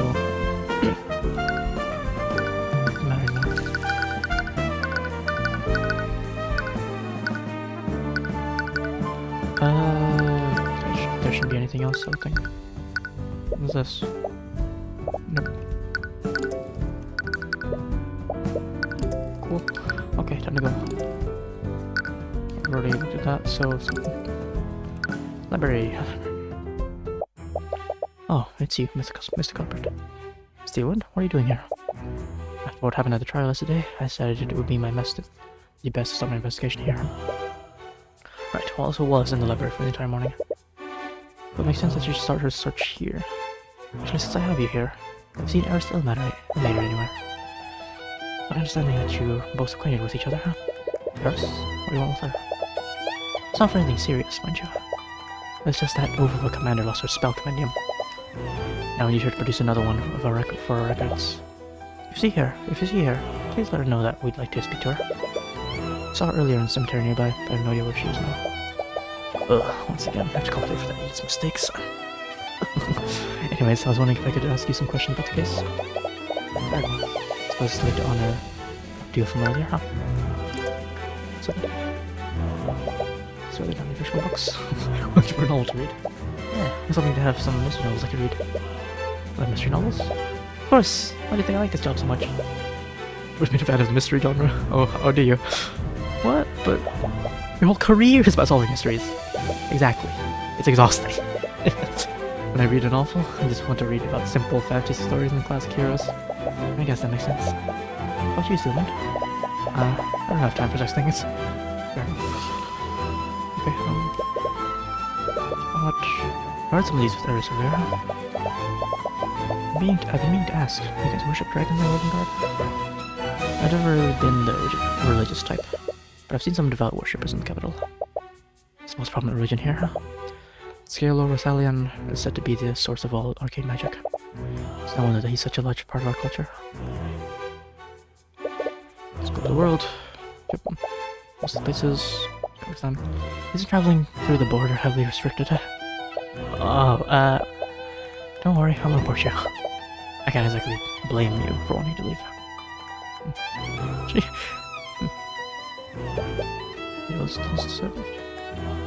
Yep. Arcane constructs resistant force lines can now only be set by Hermes. Is that why I can't make the constructs say things? The constructs speak. In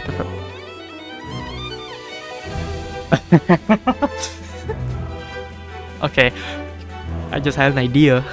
Oh my god, cool idea. Arcanum. Sorry. Cool idea just dropped. You.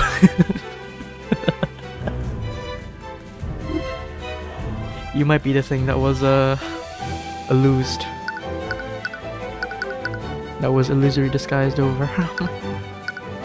It's action. Oh my god, okay. I feel like I should have thought this sooner, but yeah, still. Neat idea. Great idea. Okay. Now you just need to figure out who did this. Right. Contract speak using Professor Bellwether's voice. Unfortunately, that was an open invitation to many of the students. A lot of them ordered the construct to speak several obscenities using her voice. But why said Master Ruckman be the only person allowed to set the voice lines? There are also rumors that several faculty members partook in these pranks. I can't blame them for wanting to love some steam. They could very easily make some ghost story type stuff. Nothing here. Right,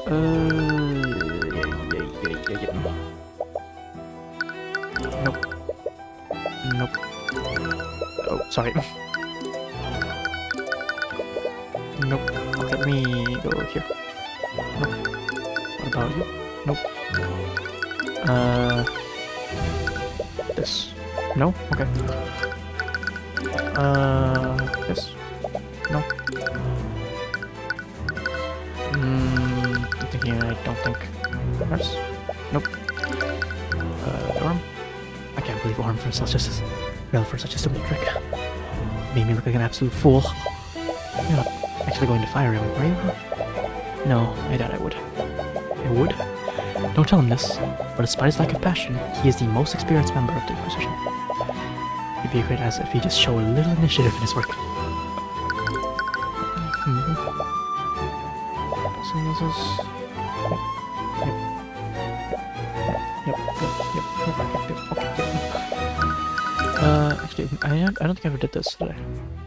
I always have a habit of confounding my investigations, Mr. Cuthbert. I doubt it's my presence that's doing that. I can't take everything at face value with these things, so... clearly. I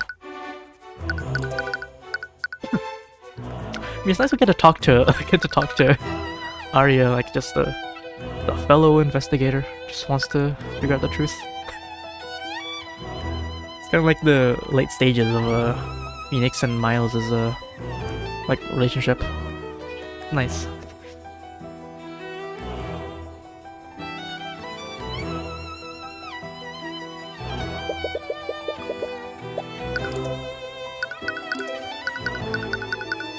Valentina? I would never guess that one of the Enos' twins was a mage. This guy was able to prove it in court. It's strange, though. Studies say that identical twins share the exact same genetic code. If the gift of magic is hereditary, why is only one of the twins a mage? That is pretty strange. Ooh, think about that.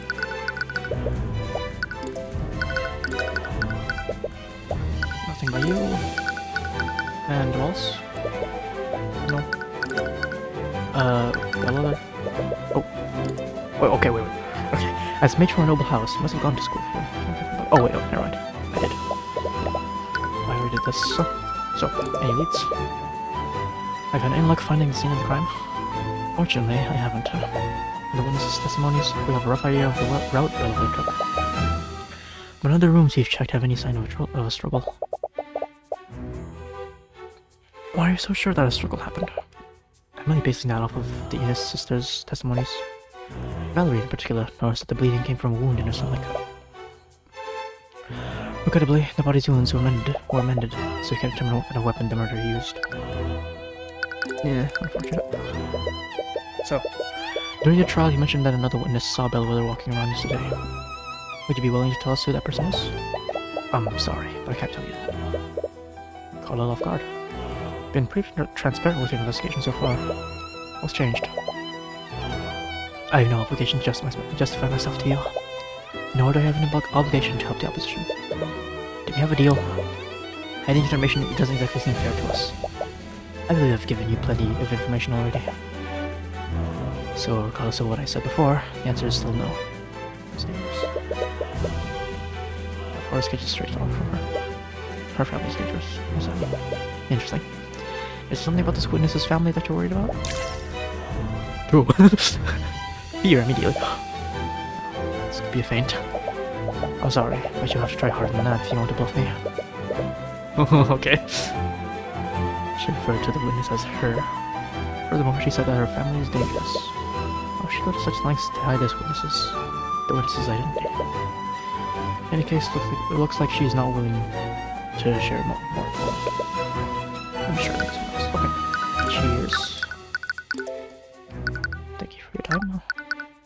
Oof. Anything for you? Same thing. Yeah. Okay. You look at cemetery? I assume nothing. Yep. See here. Okay. Let's go to the locker room where I assume this person is. Spend some time wandering through the academy when you overhear a conversation from a nearby room. From what I understand, Miss Lewin has already moved the investigation elsewhere. How long must I wait before I can retrieve my things? Sorry, old-timer. Orders are orders. Nothing comes in or out till this case is over and done with. Commander White, and the headmaster too. Oh, hello, Mr. Cuthbert. Hey, kid. In any case, there are other matters I must attend to. Please inform me when I can return me things. Sure. Looks like Commander White is standing guard in front of this locker room. Doesn't look like he's conducting any sort of investigation. Is he on Stillman's orders? I may be able to tell you who this witness is. Oh boy. So the lockers and soon close to search the wall. Commander White before trying to search the. Okay, fine.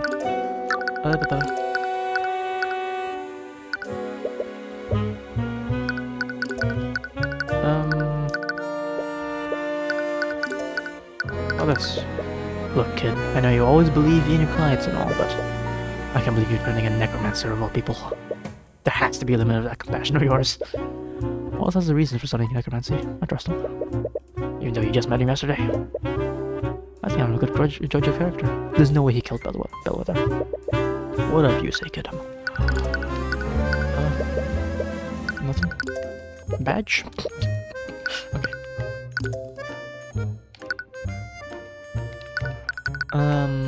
This. This. This. Was there really no way for you to breach the academy during the lockdown? Yeah, those abjuration berries are top-notch. They're paid for by the nobility, after all.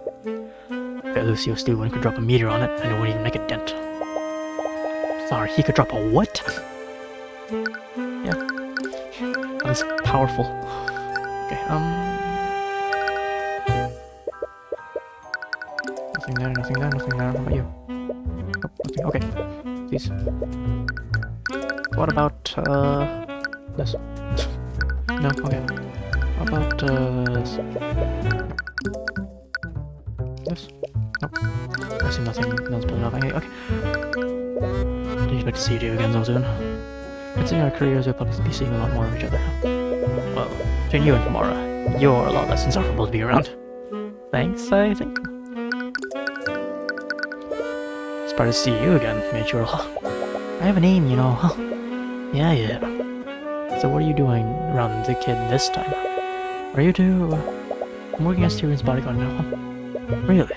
What's your record? I figured you'd be back in the Eastern Kingdoms after your equivalent. I figured you'd be back in the Eastern Kingdoms after your equivalent. No, I'm trying to keep my work in the Woven Country now. My mom was all alone after what happened. Right. Nothing about her. What about Arya? And Steven's really wound up today. I don't know what her deal is. Is she not normally like this? Not usually, huh? Or at least not this much. Interesting. Nothing about yourself. Eris? By the way, have you two seen Eris Elmater around? Right, Steven mentioned that. What happened? Yeah, she's really been on my case about that. Can't believe I lost her compendium. But I guess it's mostly my fault. We saw her at the cemetery earlier, but I have no idea where she is now. Damn it. Same thing.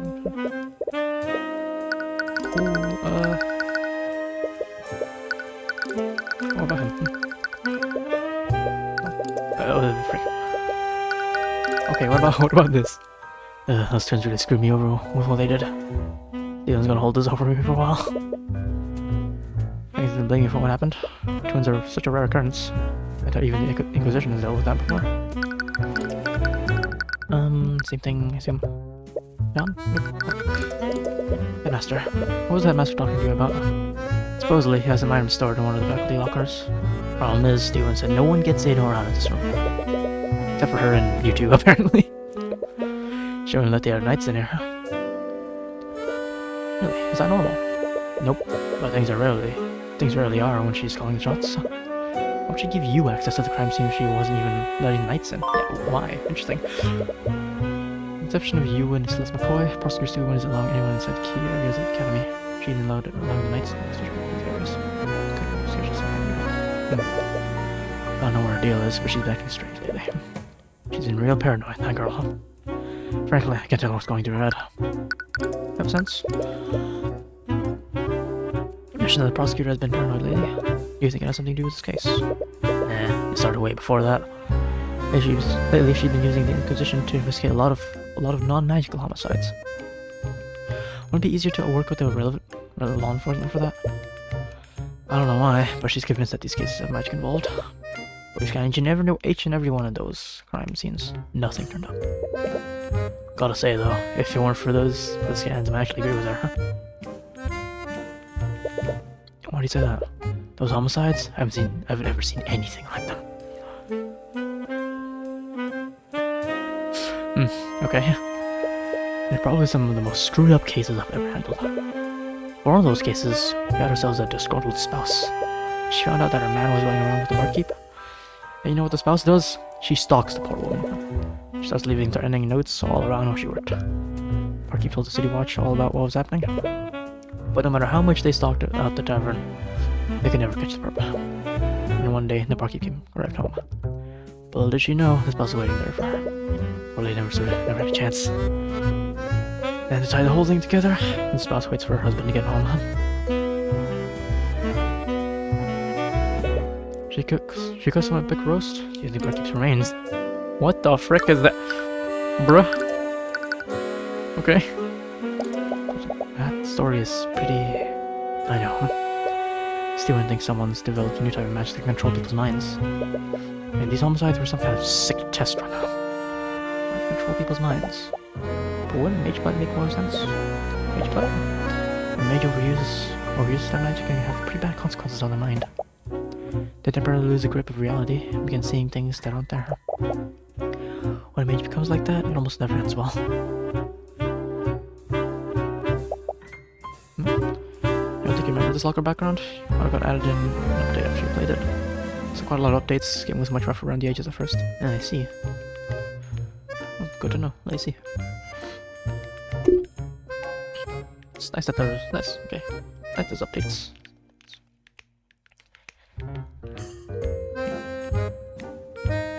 Again, firing spells are annoying, that makes it worse.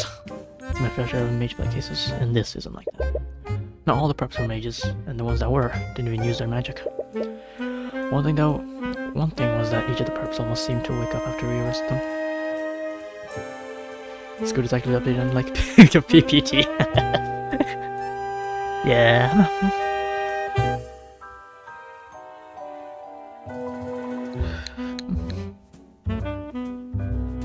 Damn you, Sega. Make some cool stuff, but also neglect some stuff we care about. Come on, man. All of them said things like, it wasn't me, I didn't have a choice. Have a choice? What does that mean? I doubt it means anything. Sometimes people gotta face the things out of them. So you say they had no control, then take responsibility. I assume otherwise. I assume Steelwind is looking at a much bigger scale case than just these. So curious. I wonder if you can mislead your commander into revealing her secret places. During the trial, Miss Steelwind mentioned that someone other than Beyond Hughes saw Bill walking around. Have you seen them around lately? I want to speak with them. Nice try, kid. It's worth a shot. Honestly, I couldn't tell if you wanted to. I wanted to. I don't think anyone other than Steelwind knows who this witness is. I sure as hell don't. Oh, I see. She's even hiding it from the commander. She's being so secretive. It's like the commander doesn't know who the secret witness is either. This isn't getting us anywhere. Steelwind's behavior is strange though. Perhaps you should try analyzing in my favor. If you do that, you might be able to find a way to convince her to help you. Steelwind's behavior has been strange this time around. She's hiding elements from the case, even from the commander. Anyone can tell that she doesn't have much faith in him. I'm standing right here, dude. This is the first time I've seen her hide key details of a case from him. Steelwind keeps secrets. That'd be a reason why she'd be so secretive. Paranoia, arrogance, logic. Her actions must be driven by paranoia. She's been hoarding information about the case. There's only one reason why she wouldn't utilize the Inquisition like she usually does. It's because she doesn't trust them. I hate to say it, that doesn't really surprise me. She's always been standoffish with us. But there is one exception. Steelwind trusted for in this case. So in this case. There are individuals who she's trusted more than the Inquisition in this case. Us. She let us investigate the crime scenes without any restrictions. Yeah, never thought about that. Does she trust us that much? I don't think personal trust is the reason. Why does she even trust us this time? Does she interact with her? And she's worked with the Inquisition on plenty of cases that we weren't even involved in. Tyrion isn't controlled or employee of the Inquisition. Nobility, or maybe Nobility, Inquisition. I mean, what's relevant right now is that it's the Inquisition being a potential issue. So, yeah. A member? Employee? One of these? I feel like all of these fit, but no. No. No? Or nobility? Faculty? No, not faculty. No? Maybe, Steelwind, Master Tyrion, yeah. So what's this? Okay, what else? The faculty.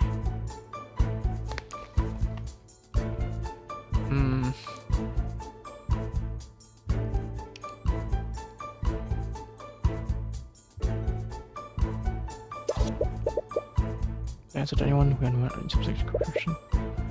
So that makes Stewart trust us this time around.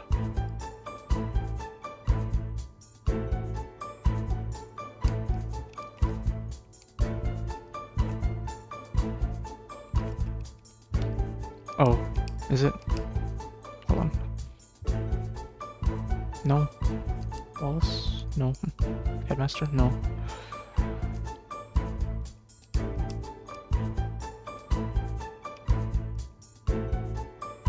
This? No. Who's... What? Okay. No, that doesn't make sense. What the hell? Okay.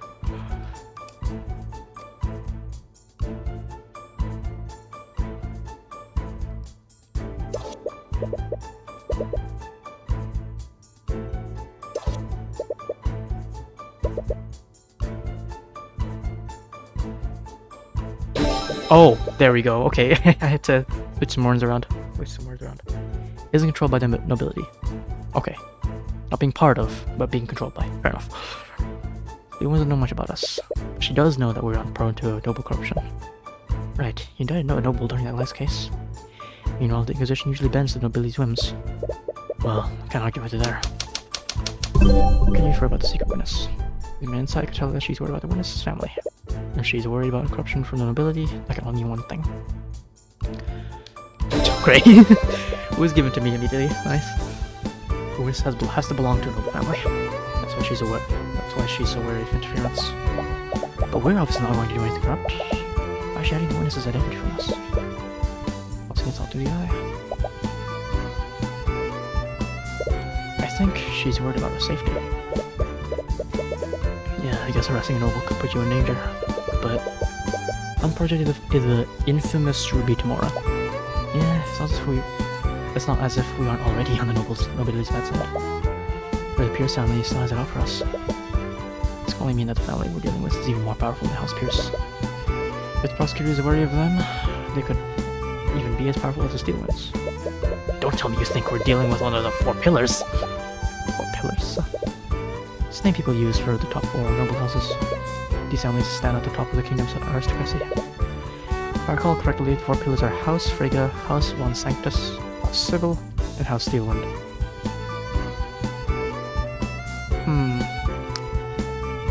I'm gonna make a guess at which house this is. I'm gonna guess based on what I saw, Von Sanctus. Maybe, I don't know. Maybe Freyga, I don't know. Steelwind is possible? Yeah, which makes so much weirder that she's serving as a prosecutor.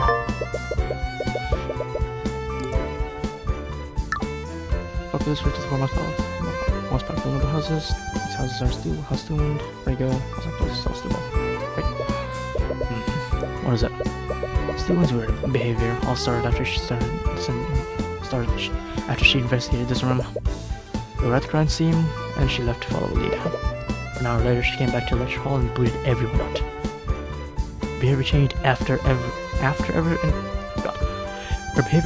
investigating this room. That means that she found something here. Something must point to a family from the 4 pillars. That looks a bit anxious. You know, Steven's orders say I can't snoop around here. But you two, on the other hand, don't worry, just leave it to us. I have some school records that say which logger belongs to which student. You can use it to tell which logger you're looking at. Okay, cheers, lad. He was no use how to piss off our people, kid. We're still trying to clean up the mess you made with House Pierce. I won't let anyone stop me from getting justice for Wallace. It doesn't matter if they're man, king, or god. Damn, that's pretty extreme. Sorry, I've been saying that since I was a child. Suppose that's gonna have it. I think it's pretty cool, huh? Man, this dude's really on a good day. Wanna do this? Yep. Is that Arcane construct back there? Back here? It's probably here to aid the students. Anyways, I don't think it's relevant to our investigation. Let's make it small anyways. Cheers.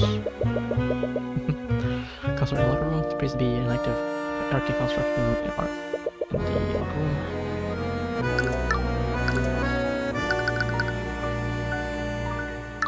Use the legend that the commander gave you. You look carefully across the list and find some notable student names. Ooh, huh. Miriam Frigga, Jaden von Sanctus, Warren Sybil.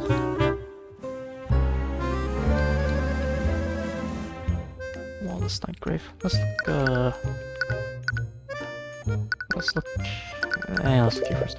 Pick Warren Sybil's locker. Find some textbooks and a neatly stacked deck of tarot cards. Always like those cards that fortune tellers use. When the student studies divination magic. Anyways, nothing to switch this case. Okay, Jaden von Sanctus. Several bottles of some kind of transparent lotion. There's nothing but lotion in here. Why do we need this much lotion? You take one of the bottles to inspect more closely. Oh, wait, Tyrion, don't touch those with your hands! Some kind of sanitizing liquid. It's a little strange, but doesn't seem to be related to the case. Okay, great. Miriam Frigga. You can log over with Miriam Frigga's ID number. Say you find a stack of walnut textbooks and notebooks. Wait a minute. These notebooks all have Wallace's name on them. What? You open the notebook and look through its pages. Lotion roller? Lotion roller? What is this inside jokes? I don't know. Or I don't know. Is that a reference? Notebook and look through its pages. This be research on the art of necromancy. Classic Tetris reference? Oh, I see. Okay, I think I see. I see. Alright. These are Wallace's notebooks. Why are they in Miriam Frigga's locker? Did Miriam steal his things? What's going on here? Let's check the locker more thoroughly. Wait a minute. Tyrion, take a look at this. It's blood. People like Fractal who put lotion on their hands when they roll the controller and use a glove or do a roll. Maybe most people use glove. Yeah. Yeah, I think I've heard, yeah. Still crazy, yeah. On blood, huh? State of blood inside the locker with Miriam Frigga's ID number. Usually I'm gonna give you this one, huh? Wallace's locker. Find a bottle of fragrant liquid and something that looks like a makeup kit. What? Oh, bruh. Got hit again? He got name swapped again, bruh. I didn't expect Wallace to use stuff like this. It does seem strange, but I should place the judge. Anyways, you should try looking through the other lockers. Negative. Click across the list and find some student names. I already did. Okay, cheers. We found a few things. Can't really make any sense of it. We should look at this from the prosecutor's perspective. Steven found something in one of the lockers. Whose locker had the most suspicious evidence? And whatever that was, made her extremely paranoid. Well, it was, you know, no matter how we look at it, we found some insanely suspicious things in Frigga's locker. I don't think this is Frigga's locker. But, we'll see. That Wallace's notebooks and even some blood. The blood is certainly strange. It implies that something bloody was stored there. You think someone stole it? No, actually. I think it was stolen, which is good. Oh, right. Aura mentioned that she investigated this room. She must have taken the bloody item as evidence. But with that said, there's something else that's strange about Miriam Frigga's locker. It had a lot of Wallace's possessions. It's possible that she did steal these items from him. But it's more likely that this locker isn't actually hers. Remember what Wallace told us before? Some of the other students would steal the ID number from the locker. Switch the number. Another locker. It's funny, huh? So someone switched the nameplates? This means that this isn't Miriam Frigga's locker, it's Wallace's. That would mean that the bloody object came from Wallace's locker. It appears so. But if that's true, why didn't Steven present the bloody item during a trial? I proved that Bellwether was wounded before Valerie healed her. Wouldn't that have been the perfect time to present what she found? It was a bloody item found in the defendant's locker after all. She could have easily proved that the nameplates were switched too. Right, that is weird, huh? Something more to this in this that you aren't seeing, but what? Do we just have to ask Steven ourselves? Okay. Thank you for that.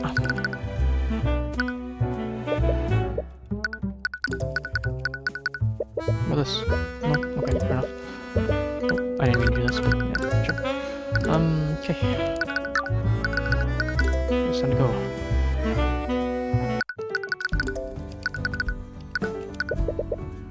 This? Nothing. Nothing. No, frick. There you go. This? Nothing. Okay. What about you? Nothing. Nothing. Okay. Okay, let's go to the library. Back to her. Oh, you're back. We've uncovered a few things during our investigation. Miss Steelwind, are you acquainted with a student named Miriam Frege? I underestimated him. I said it before, Mr. Cuthbert. I won't fall for such an obvious bluff. It's not a bluff, Miss Steelwind. And I'll prove it using the evidence we gathered. Rest of the like, oh, the complete. Oh, nice. Okay. I'm just gonna show this to you now. Okay. Nothing. For this? No? Nothing? Okay. For this? Nothing? Okay. This? I'm surprised to see you conducting investigations, you won't. Why aren't you leaving things to ground right? Okay, yeah, the same thing. Okay. See this. Secret witness. Stealing is paranoid, and for whatever reason, it's due to the involvement of Miriam Frege. If you're gonna convince her to reveal why she's being so secretive, she might give you more information. It's pretty small.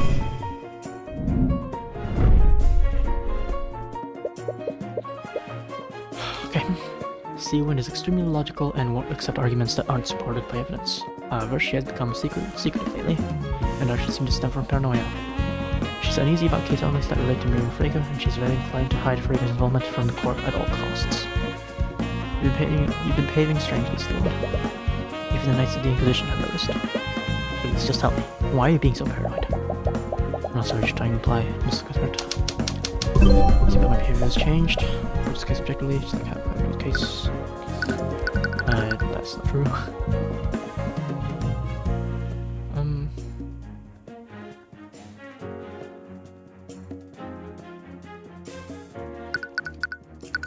I guess this is it.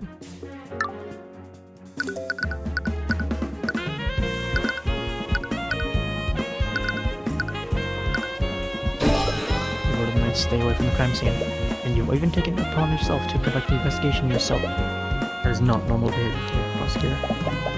You took those actions because the Inquisition is incompetent. How could I possibly trust them with anything? The Knights are incompetent, but even you can see the value of delegation. During Celeste's case, you delegated tasks to the Inquisition, and you could have easily investigated the McCoy town yourself. Right, strike 2, conflict of interest. Yeah. Those are pretty nice. It's nice and tense. This academy is huge. You won't conduct your investigation this way unless you have a good reason. Then why did you enlighten me? Why would I act in such a way? What caused me to behave so strangely?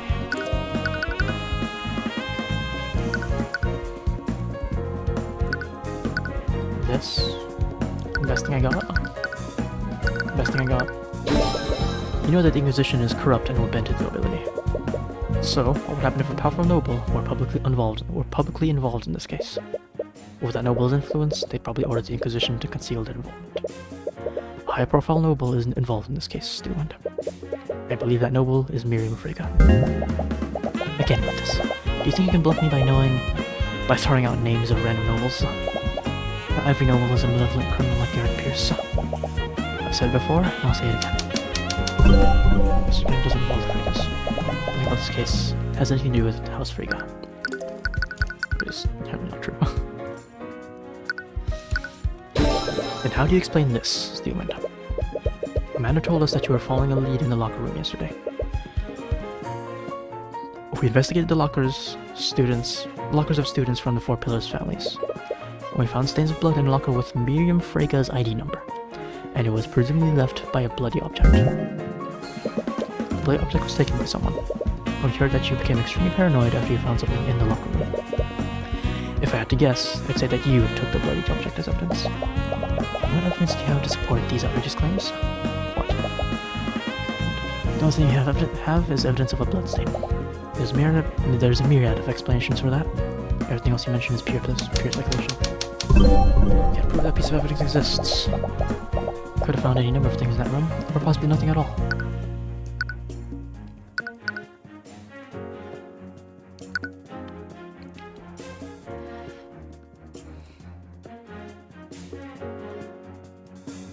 Am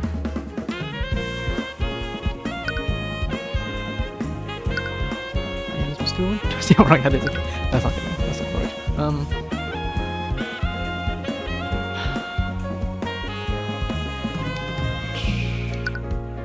She refuted that. We can just talk to her. Given that she's paranoid of Frega's involvement. So yeah, you found an object in the locker with Miriam Frega's nameplate on it. If you don't present what you found to the court, I'll have no choice but to pull the owner of that locker onto the stand. That's ridiculous. We both know that the locker in question belongs to Wallace Nightgrave. Can you unequivocally prove that? Stupid. Because the way I see it, there's a lot of room for doubt there. Enough doubt for me to pull Miss Frege onto the witness stand. But if I had more context, maybe I wouldn't have to resort to that.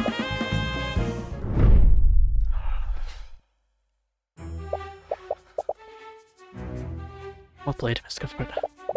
Wasn't have a choice, do I? You know, dragging witnesses onto the stand.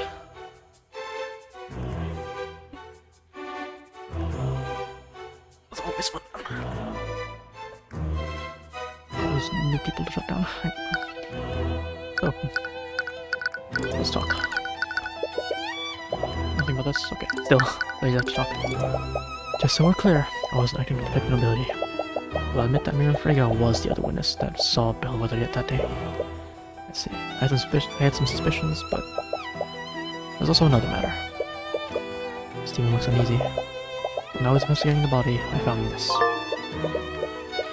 Academic dishonesty? Telefax folder containing several documents. Documents contain evidence detailing multiple instances of plagiarism, fraud, bribery of school officials, and various other offenses committed by Miriam Frege. Oh, okay. Oh wow, what the? Looks like Miriam's been cheating at school. Damn. Oh, Bellwether would have something like this. In the way it's arranged, I think it might have been blackmail. What about that? Miriam Frege is considered a prodigy in the practice of conjuration magic. She's won a litany of awards, and she will most definitely graduate with honors. If these files were to reach the public, it would absolutely ruin her reputation. Do you think the professor is trying to threaten her? It appears so. When I discovered this, several elements of the case were still unknown. Her doing that? Really? I mean, this was found on her, so... Interesting. Some elements of the case were still unknown. I decided to look through her belongings. I mistakenly looked through the locker with her ID. I found this in that locker. A bloody rapier. Wow. A rapier covered in blood. It was found in Wallace Nightgrave's locker. Apparently it's a valuable family heirloom to House Frege. It was reported stolen by Miriam Frege weeks before the murder. Okay. It's very likely that this is the murder weapon. Me adding emotes when? I don't know, I haven't really done any.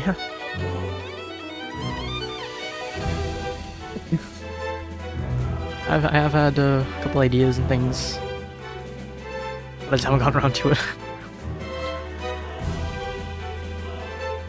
Eventually I will. But yeah. There are two ones I want to do. One that involves kind of a bigger meme between people I know, and also a peek. Because lurking is my thing. I'm a ghost. Yeah, eventually I'll make them. This rapier is a valuable family heirloom for House Frege. A few weeks ago, Miriam reported that the rapier was stolen from her room. Oh, okay. And then it was found in Wallace's locker. Not that I'm complaining, but why didn't you present this in court? To be honest, I'd like to avoid involving House Frege by any means necessary. Anyway, you're just protecting her, aren't you? Miss McCoy, do you recall how Avantgarde's justice system works? To acquit a defendant, you need to unequivocally prove that they didn't commit the crime. To do that, they either need a solid alibi, Or you'd prove that someone else committed the crime. What do you suppose will happen if you bring Miriam Frege onto the stand? House Frege won't allow one of its members to be indicted in a court of law. They'll plan and forge evidence to implicate your defendant, and they'll use the Inquisition to do so. So that's why you'll be keeping them away from the investigation. Can't you do anything? Those are probable too, aren't they?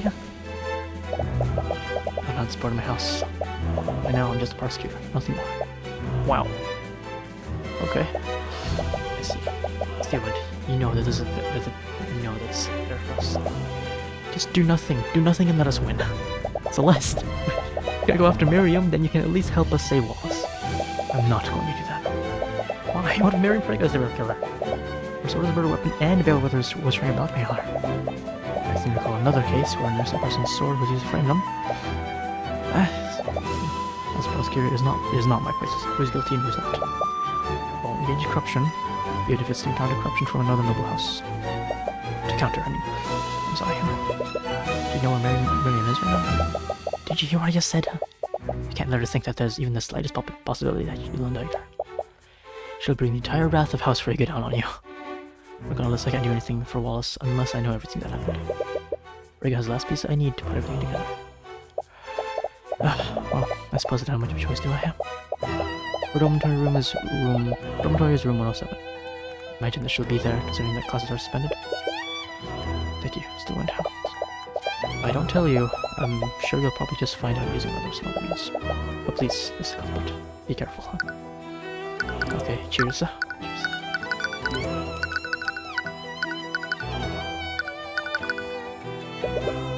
Interesting to know how. It's interesting to see how just aware of just the state of everything, nobles and stuff. Just trying to mitigate it all. Right, I don't think we have any business here. Let me go to the cemetery real quick. What this? Nothing? Nothing? Okay. What is this? Nothing? Nothing. Yes. Nothing? Okay. I was hoping for like maybe like some sort of Easter egg or something. But, whoa. Drab room much? Holy. It's so black.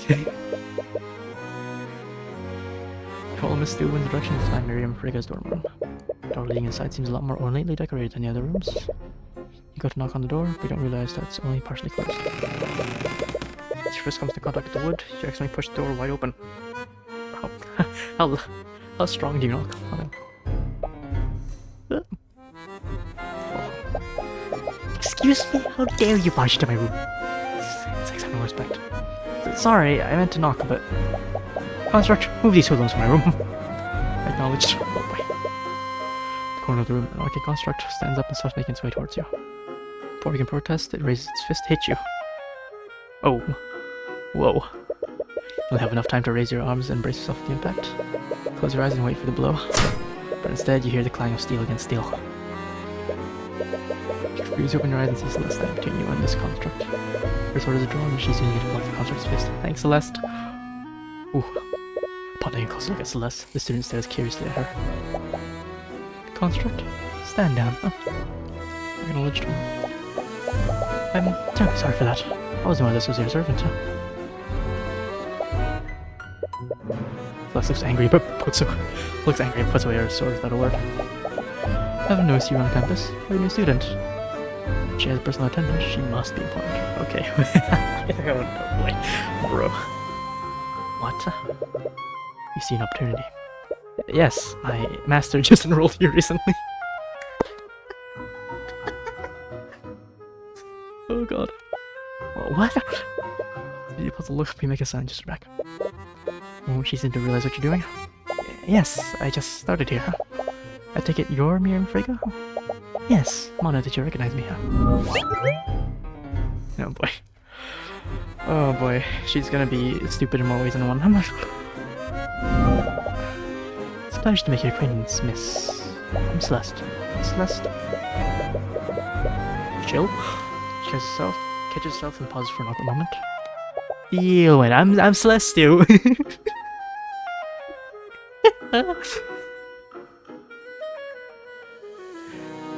a steal win. Can't believe which is going to believe. Steal win? It's supposed to be another member of such an esteemed house. Oh my god.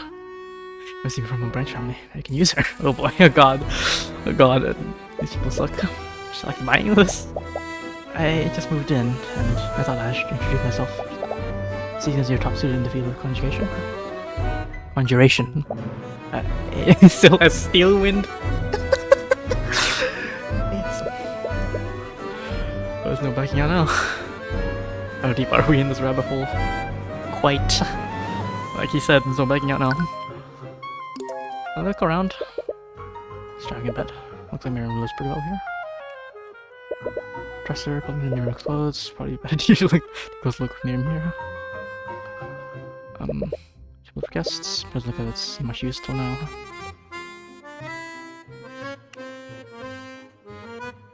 Repario Arcanum. At least the fact that she can use magic is good out. So prove ourselves that way. Okay, so have you seen? What do you think about this, Marion? Oh, I'm terribly sorry. I don't have much to say about that. Whoa. Very big change of demeanor. Okay. Okay, what about constructs? You have an arcane construct in your room. I thought they only had them in the library and locker room. This contract was a gift from House von Sanctus. I have to say, they're quite convenient to have around. They look really cool. You should, huh? Construct would be far more useful than this attendant of yours.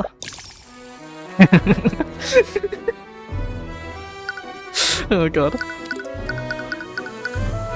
It is funny having that. Okay, look at this. Nothing. What about, you? Such a shame what happened to the professor. She truly was the best and brightest among the faculty. She was serving something.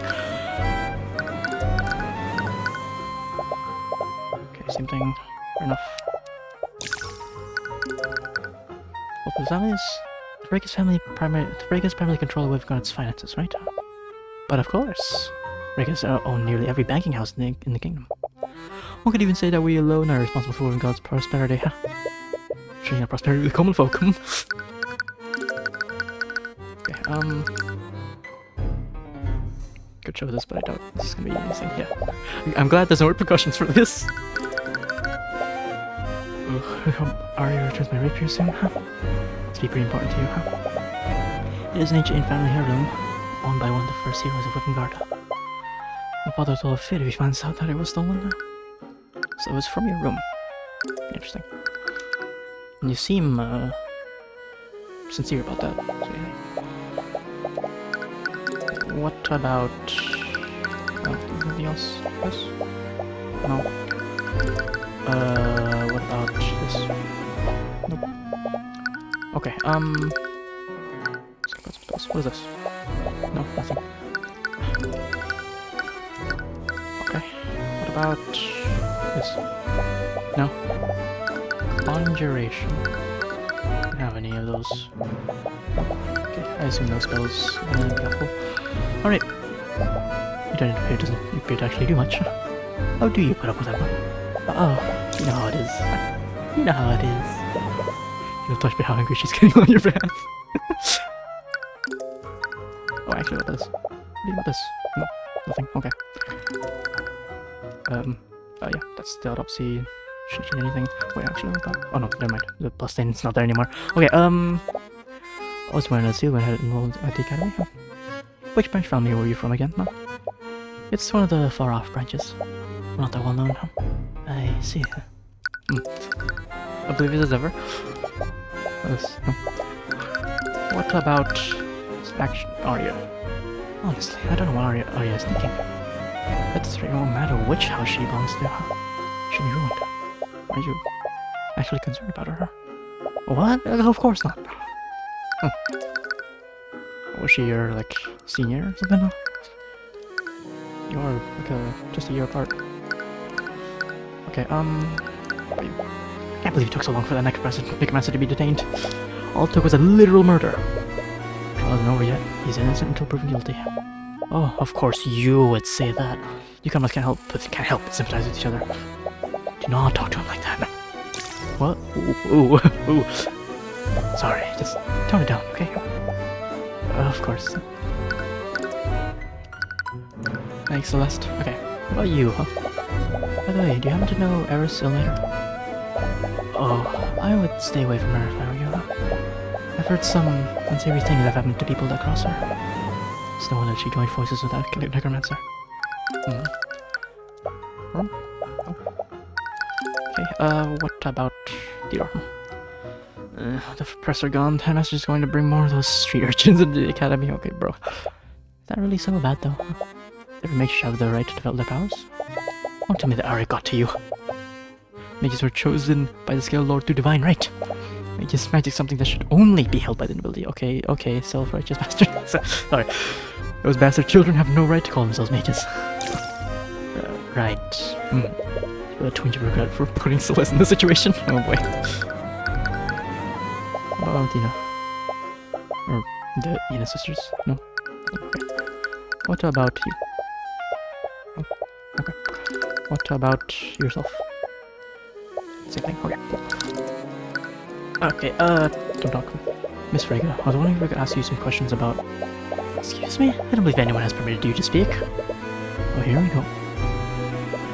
Celeste smile, making friendly ear and grinding your teeth together. So, we heard about what happened to Professor Bellwether. Can't believe it, huh? Yeah, this is quite tragic what happened to her. She's always been an acquaintance of House Frege. She appears to be more accepted to Celeste. Might be better to let her take the lead on the questioning. Where thought you saw her on the day of the murder? Could you tell us more about what happened? Oh, you heard about that from your relative, did you? If you don't mind me asking, why are you so interested? She's like, are you? Oh, you know, I'm just curious is all. You know how an eventful life can be sometimes. Oh god. Being a noble and all. Alright, tone it down. Oh, is that all?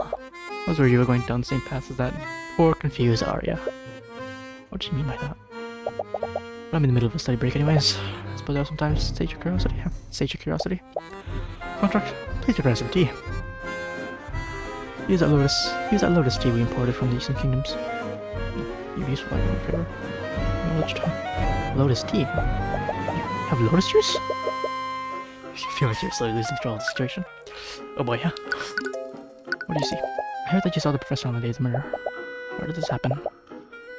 I was in the hallways when I saw her coming out of the headmaster's office. She was heading towards the library. Remember what time this happened? Not really sure, honestly. It's a little embarrassing, but I have a bad habit of getting too absorbed in my work. This entire hour has passed by without noticing. Do you have a rough idea, at least? I think it was in the morning. In the morning. Really? Okay. Anyways, does anything seem off about her? No, it was a short encounter. Okay, I merely greeted her, and she responded in kind. That should have happened. So what does that mean? You asked Celeste to get your attention. Small motions, you shake her head to indicate that Miriam is holding something back. Were you and the professor really on good terms? I heard she was pretty mean towards the other students. Towards the riffraff, maybe. Not to students like us. She was a great ally to House Frege. She used to be. That's why we were planning on appointing her as the new headmaster. Wait, what did you say? Headmaster, huh? Okay. Did you just say that your family was going to appoint Bellwether as the new headmaster? Oh, I'm surprised you didn't know. House Frege holds several seats on the Academy's board. I'm making plans to have her replace that lout Redmond. The stack of headmaster, wow. Did Headmaster Redmond know about this? Oh, of course not. This is part of a large-scale plan. Along with Redmond, we're also going to replace all the staff members with arcane constructs. I keep everything under wraps, or else the help would have left prematurely. And when would that leave us? Found support. Supposedly overheard Bellwether talking about constructs. Bellwether prematurely revealed the plan? Or was John lying about how he found out? But alas, with Bellwether gone, we're out of the plans.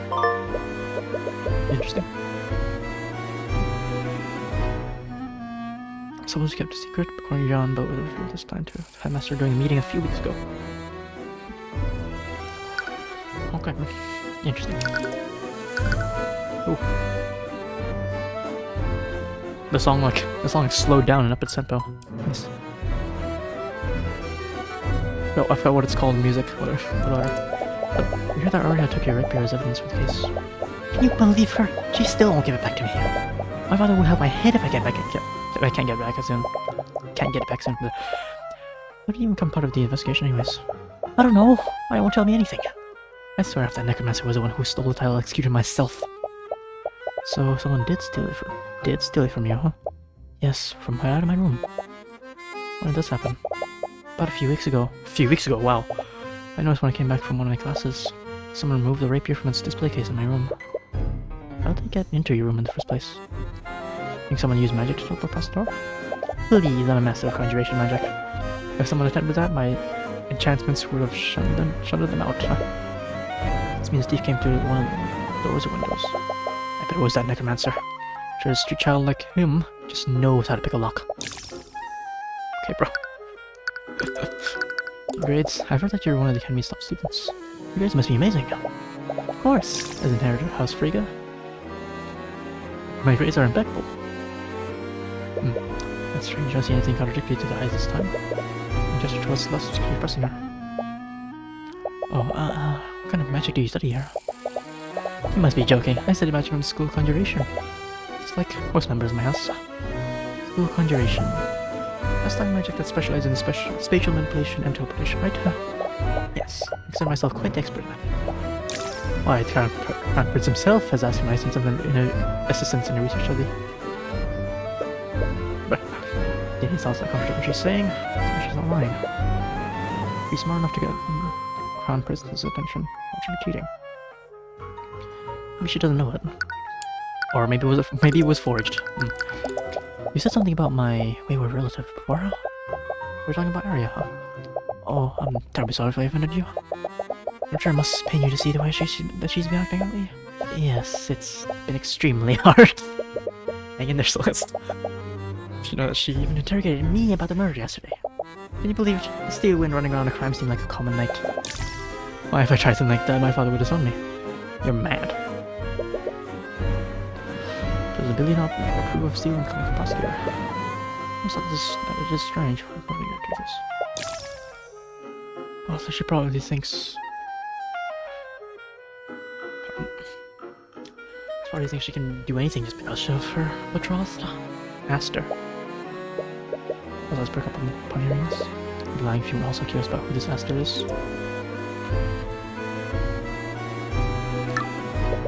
But shoot her a stern look that tells her to stay focused. Can't risk blowing your cover for some gossip.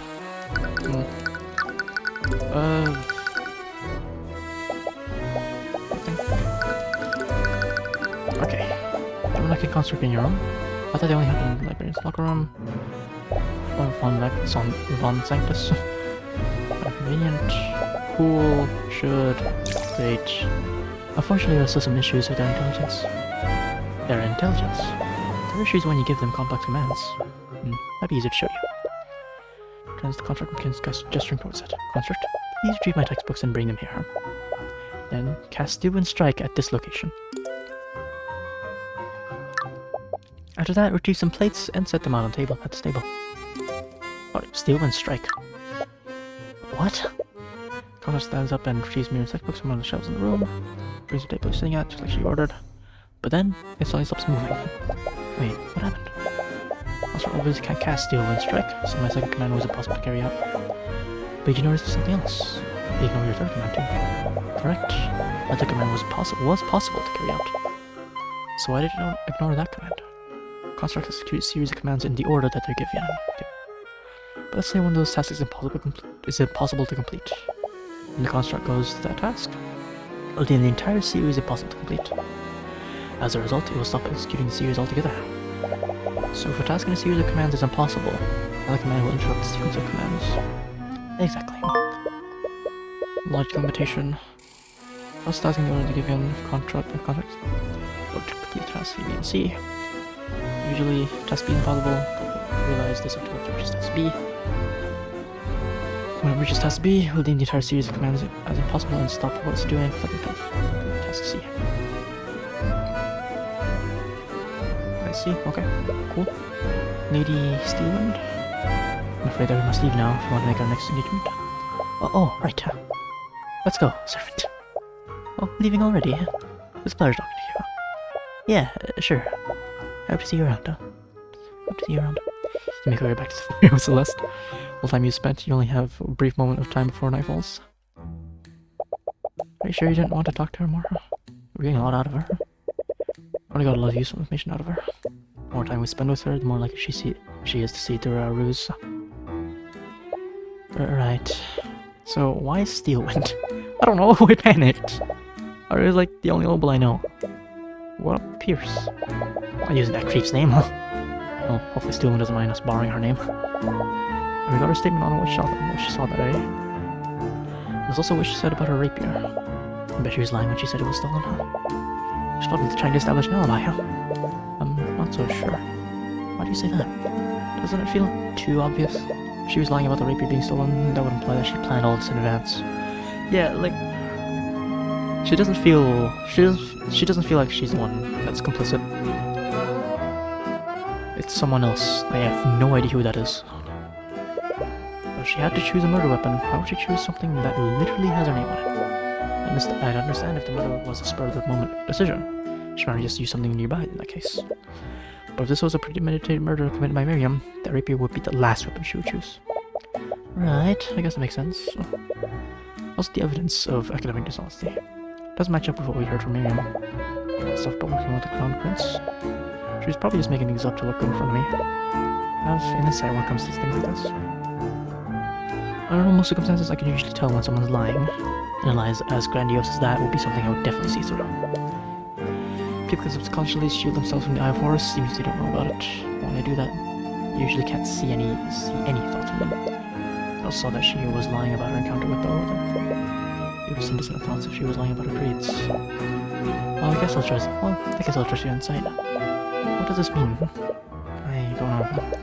Even with everything we found, I'm still not sure who the real culprit is. At the very least, I think we should still try to pull Miriam onto the sand. If she testifies in court, I might be able to find something I can use. That's a big maybe. If you don't play your cards right, you might spook the Fregas enough for them to pay off the judge. Either way, it's getting late. I'll probably have to turn in soon. Damn. I thought you did enough to quit Wallace. Yes, please. Do I have enough time to do this? Is this gonna be the last trial? Doesn't feel like it. I think I know some of the ins and outs, or like the process of this case. But as for who did it, I have no clue.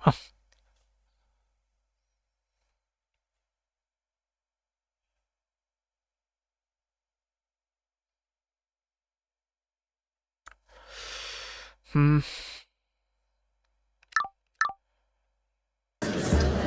we'll see. I'll give it a go. I'll have a go. I do need to do something after this. But, might as well. Or else keep going. Was now resumed for the trial of Wallace Nightgrave. Let's review the proceedings from yesterday. It was revealed that a trace of necromancy may have not been left by the defendant. It may have been left by a witness who used necromancy to attempt to heal the victim. However, the victim was seen by witnesses well after her time of death. This can only be explained by the defendant using necromancy to animate the victim's body. This leaves the question, where did the murder take place? Does the prosecution have an answer for this now? Based on the testimonies of several witnesses, it is very likely the murder took place in the library. Interesting. What did you do to this conclusion, Mr. Wound? First, I'd like to remind the court where the victim was sighted before the body was found. It began when the victim had a meeting with the headmaster near the center of the building. For 12 p.m. Oh, it was 12 p.m. Wow, it was that late. Okay. Research for that day. This brings us to the statement of the next witness, a student at the academy. The student saw the victim walking in the hallways, coming out, heading towards the library. She wasn't sure of the time. She thought it was the morning. But okay, interesting. Which means that our first witness saw Bellwether leave the headmaster's office. Presumably, this would have happened after her meeting there. That would time this encounter at around 1 p.m. The other event is the discovery of the body. It was when Valentina Ines contacted security. Suddenly, blue button classroom. Continuous communication device to call for help. Yep. As you've already established, this event occurred at 3:04 p.m. The significance of this time is in what occurred before the body was discovered. The second witness, a member of its cleaning staff, spotted the victim in the West Wing hallway. Race, stirred everywhere. 23 minutes. Yep. This means that this encounter must have happened no later than 2:30 p.m. And this implies that the victim was near the library between 1 p.m. and 2:30 p.m. According to the defendant's statements, he was in the library during this time period. Furthermore, the time of death was at 2:07 p.m. This means that Mr. Hughes saw the victim's animated body. Okay, great. Reduction. Nice.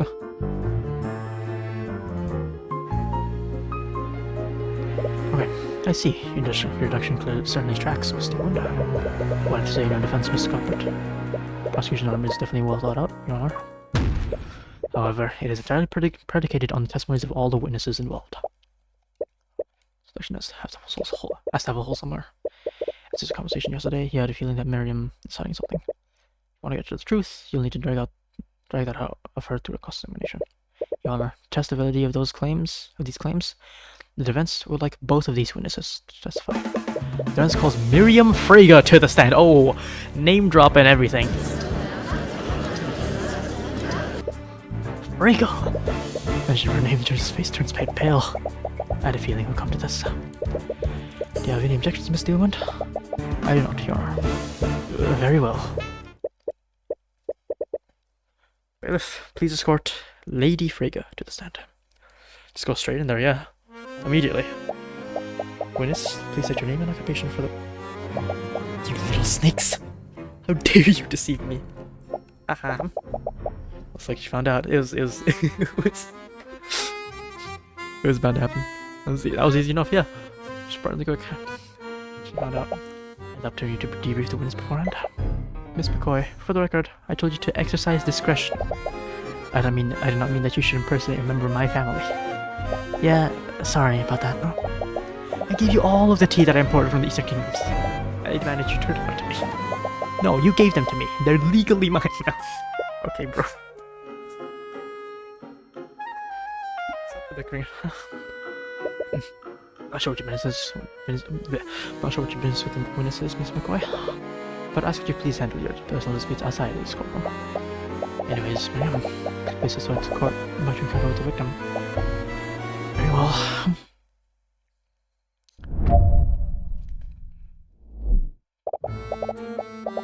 I was working on a research project in my dorm room. I decided to take a break. With my room and went on a walk. That's when I saw Professor Bellwether exiting the headmaster's office. She was walking in my direction, so I greeted her and she was more than kind. I thought she headed towards the library. Short time after that, I went back to my room and continued my work. It's only a brief encounter. However brief it was, the witness's testimony refers to two things. One is that Miss Frege saw the professor exiting the headmaster's office. The other is that she witnessed the victim head toward the library. This gives us a rough timeline of where the victim was before her death. Does seem consistent, but whether really entered the library today. I feel like you would have seen her there. She did. I mean, we did. Oh, well, that was before her meeting. So, Mr. Cuthbert, you may begin your cross-examination. Yeah, curious.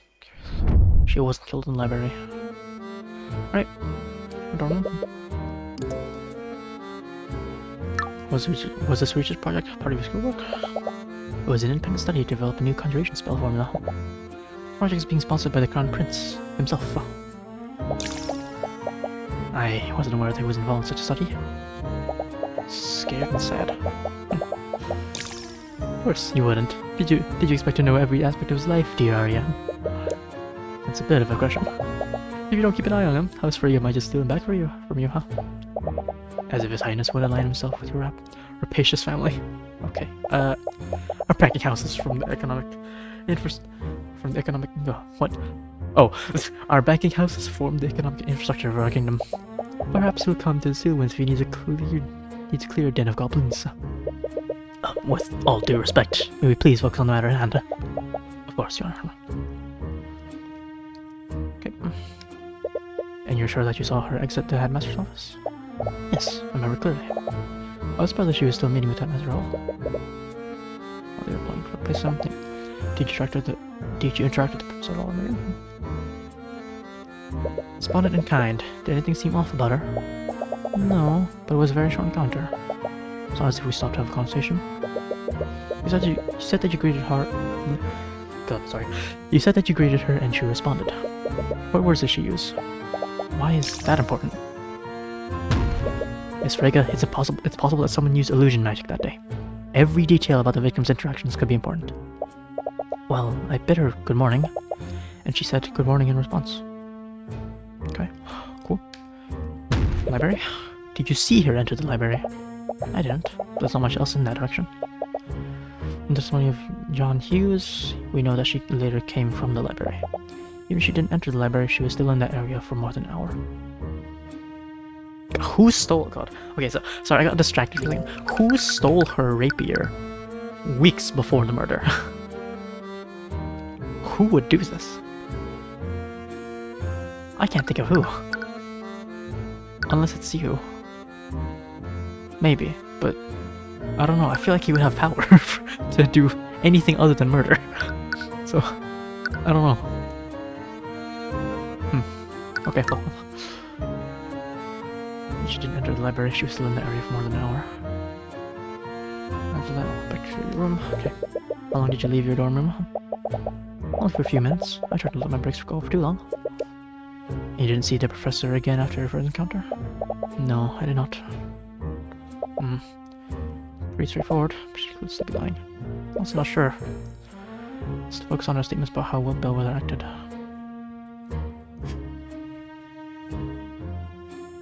bid her good morning, and she responded in kind.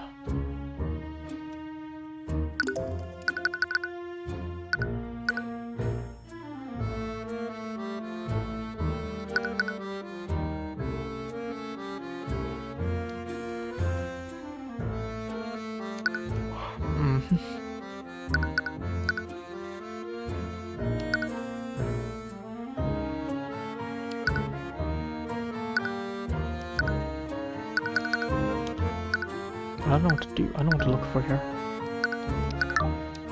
And given that this chain is probably this, but I don't actually know. Hold on.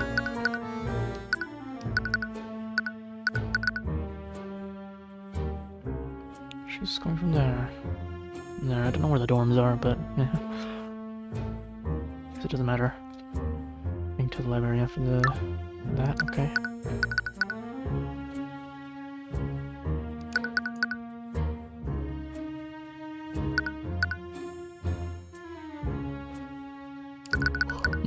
Okay.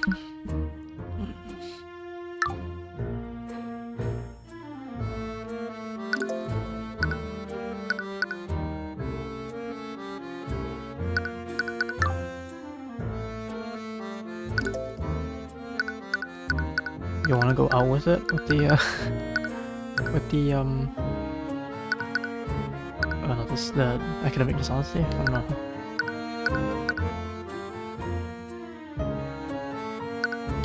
I mean, I can't, like...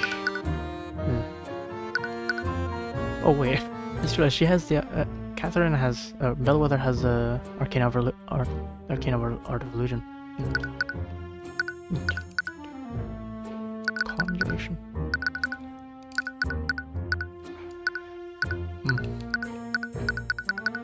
Okay.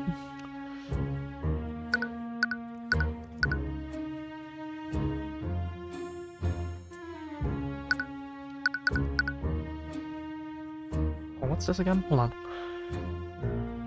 As for the Innes twins found the body below the alley past Jean.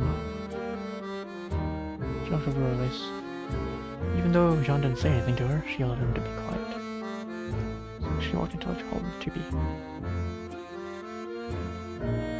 I wanna do this.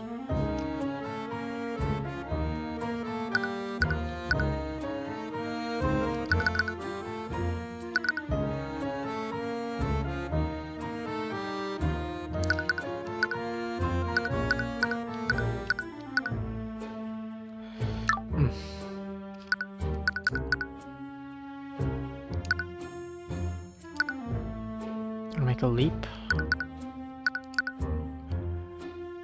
I'll just try it. Objection! Yeah. Figured. School was contradictory. This piece of evidence proves it. So that proves anything. Yep. Well, good morning. Oh. I'm stupid. I forgot. We have this. And it must have been, no, afternoon. Past noon. Not the morning. Objection! God, thinking too far ahead. Miss Frege, if I recall correctly, you have a habit of getting absorbed in your work. So much so that you'll even lose track of the time of day. Yes, what does that have to do with my testimony? Early in today's proceedings, the prosecutor made the following argument. 1 p.m. Miss Frege, if you had said good morning to the professor, you would have been mistaken, because that encounter could have only happened during the afternoon. And your point is? That you Mr. Cuthbert, when it's simply lost track of time. What the one said isn't what is important here. The significance is in what the professor said in response. She had just come out of a meeting that was scheduled for noon. She would be well aware that it was no longer morning. So why would she respond good morning? Wouldn't she have corrected the witness? The encounter was extremely short, and the victim's mind may have been preoccupied. She could have easily responded to the witness, so thinking that's the thing though. It's such a minor thing. But it does show mindlessness. This is kind of the point that I want to go into. Well, this kind of great. It's hard to believe that they were both confused at the time. It's definitely stretched, but it's like actually to feel like that she's hiding something. Every time you ask her about how Bella would have acted that day, there's something there. Miss Frege, you have been entirely truthful in testimony, have you? No reason we have to lie. Detail doesn't even care. Every detail about how she acted is important, Miss Frege. Why aren't you telling us? Miss Cuthbert, you have no basis to accuse the witness of perjury. It's your thoughts. Miss Frege, you're lying about how Bellwether responded to your greeting, aren't you? I see. All she did was yell. So it was although that Bellwether's response was less than friendly. What do you care? What difference does it make? My job is to make sure every part of your testimony is truthful. Every detail matters, no matter how seemingly innocent it is. Stop it yourself. Stop this or I'll find you in contempt. For her sake, yep. Professor yelled at you, didn't she, Miss Frege? So what if she did? I mean, I'm sorry. There's no going back on what you just said. So you do admit that she yelled at you? Little. Yes, I admit it. Professor didn't greet me back that day. Oh, good morning, Professor. Be quiet. Oh. Whoa. Well, that adds up. Cuthbert was totally badging the witness. Amazing all the way that, yeah. Kind of surprised, but it worked. Online, Yeah. don't go for lunch. Lunch? Oh, lunch. No thanks. Anything? No, apa? Serma. Tunggu nih. Dengar. Ya, saya boleh buat aja. Ya. Tunggu nih.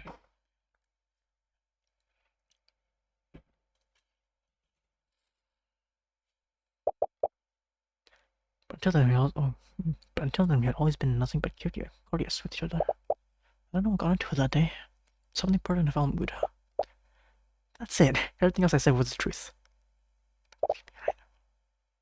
I did see her come out of the headmaster's office and walk towards the library. She wasn't lying about that. So, is that all, Mr. Cuthbert? What do you mean, is that all? I just doing this also you could prove what exactly? The witness committed perjury. Okay, dude. The witness changed a small detail of her testimony. The detail is inconsequential to the case. It was clearly an act with a malicious intent. Interesting, your thoughts started to disagree with that. So sure that the eye would lead you somewhere. Frege was only lying to save face. When we saw the victim leave the headmaster's office and head toward the library. Do you have any concrete evidence to refute that, Mr. Cuthbert? No, I suppose I do not. Wait, is this really okay? It's the only chance you have to cause examiner. I don't think she's lying anymore. was really pushing my luck earlier. If I continue pressing her, the judgment might actually strike me with contempt. But if Miriam is the one more or less lying, then... There's no further questions for the witness. Mr. Wound. Barsky stays silent for a while. She almost looks disappointed. Very well, Miriam. You are dismissed. Miriam still looks like she's fuming, but she leaves the room without protest. Breathes a sigh of relief as the young noble is escorted out of the room. Great. Now that out of the way, what else do you have, Mr. Cuthbert? She refute the prosecutor's theories to cast doubt on one of the witnesses. If it was Miriam, then... Okay, Stewart, test your theory. You must question every witness that saw the victim that day. So that said, I must call John Hughes to the stand. Hope you understand, Mr. Cuthbert. Your entire case rests on the assumption that one of the witness accounts is correct. I think it'd be more beneficial to get Redmond on the stand. Just have a feeling. One of the witness accounts is incorrect. If cross-examination of Mr. Hughes leads nowhere, then I hope you're ready to concede. You don't like the sound of it, but she's right. Unless you can find something in John's testimony, you won't have anything to disprove a theory. Yes, please bring in Mr. Hughes. Witness, please state your name and occupation. Witness, name and occupation. Right.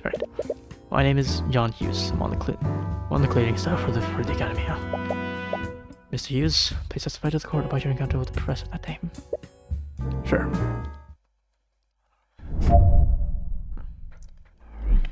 I saw the professor when I was cleaning the witness hallways. It's about 20-30 minutes before the body was discovered. She walked by me, but she looked pretty out of it. Or she was undead when this happened. Pretty creepy if you ask me. After that, she went to the empty classroom. Yeah, okay, well that's it then. Got it. I got it. That was straightforward. Come on, John, who are we supposed to do that? I don't know, you guys are the lawyers. Just telling you what is all. Okay, cross-examination, thank you. Press everything as usual. How are you so sure that was 30 minutes before? I was just the time to make sure I'm on schedule. I was supposed to finish cleaning the halls by 3 p.m. Let's go do 4. Wait. What was the professor like? Mr. Hughes? Did anything else look off about her? I mean, yeah, she was an undead after all. That remains to be proven. You say so. Anyways, what was her demeanor like? She looked like she was in a bad mood. Either that or she was tired. But I guess she was just dead inside. Literally. I love that he's so freaking nonchalant about that. We've forgotten a few details about what the professor did. Yeah? Oh, sorry. It's hard to remember these things sometimes. You know what she's asking for? Did you hear her make any sounds? Oh, yeah. After she knocked over the vase, she yelled at me to be quiet. I didn't even say anything. This detail could be extremely important. Please add it to your testimony, Mr. Hughes. Could I not have done that? Could I not have presented without this? Because I know what I'll do. I know what I need to do. Yeah, like this. If she was reanimated, she couldn't speak. Intelligence limited, sure, but it also cannot speak. So, yeah.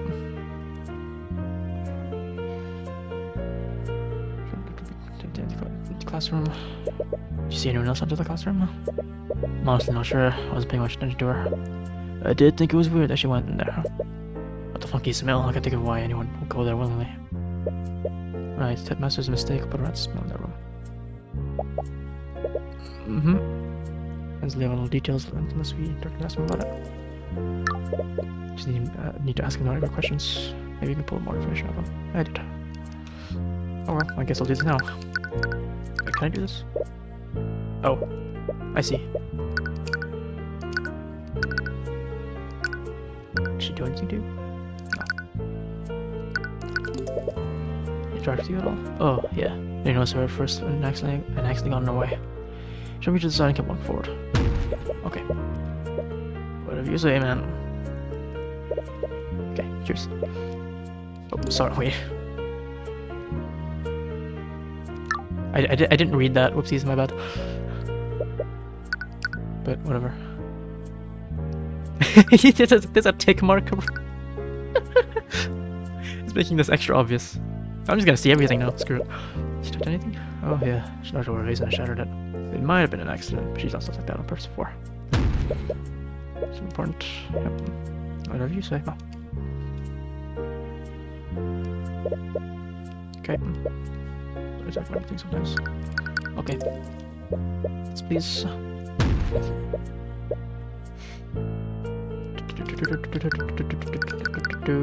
Objection! Mr. Hughes, you said that Bellwether yelled at you. What were her exact words? I think she yelled at me to be quiet. What? I thought it was weird. I didn't even say anything, huh? But I know better than to talk back to her. To her. That's the thing, Hughes. The prosecution's theory is as such. Professor was murdered in the library and was reanimated using animate corpse. With a quick illusion spell, no one would notice that she was undead.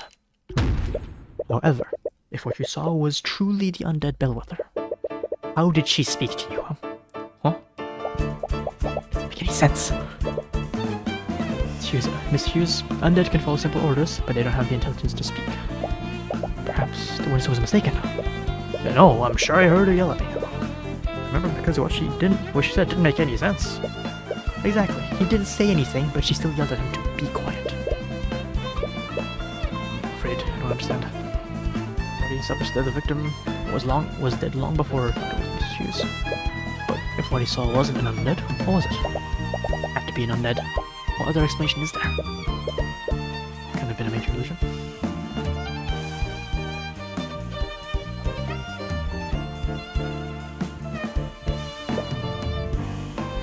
Otherwise, it wouldn't be able to shove John Adams away or knock over the base. Whatever it was, someone probably used illusory disguise to make it look like a Bellwether. Does that mean it was a person? If it was a person, how did Bellwether's body end up in the lecture hall? Bellwether wouldn't have been able to turn herself invisible if she was dead. And whatever John saw, it needs to be something that could have transported to Bellwether's body unseen. But it also needed to have the mass and the ability to speak. What created Bellwether's voice? My wonder. Bellwether's voice? What could have done that? Making it was so obvious. Okay. There you go. That's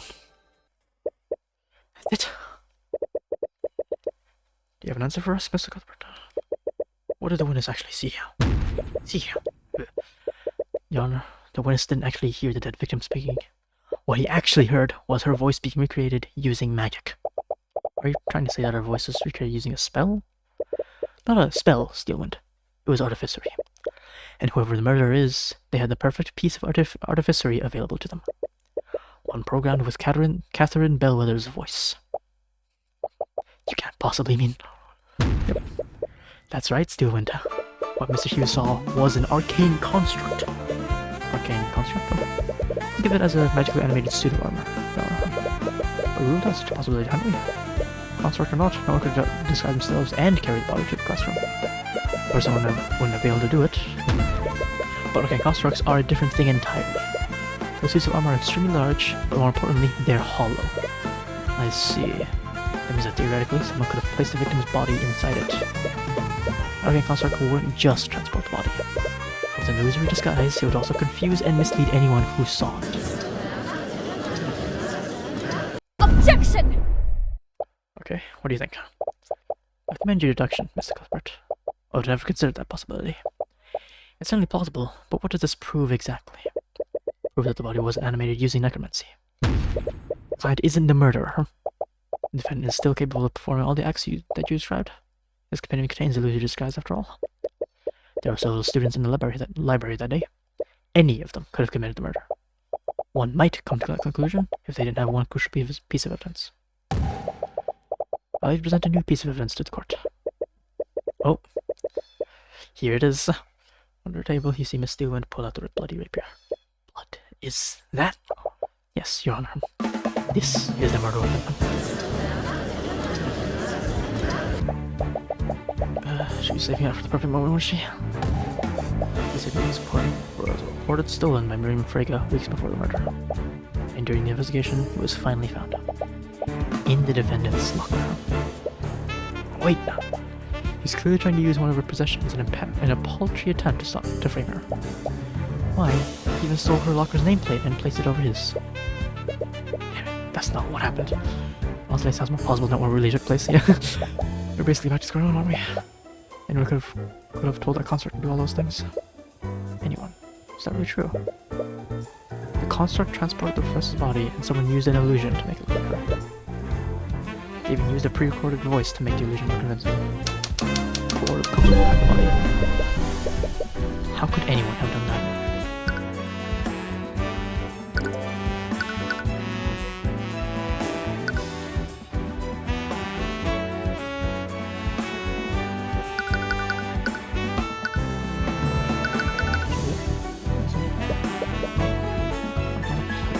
Oh, I'm sorry, my bad.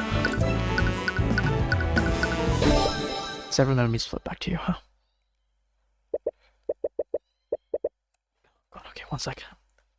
Oh no.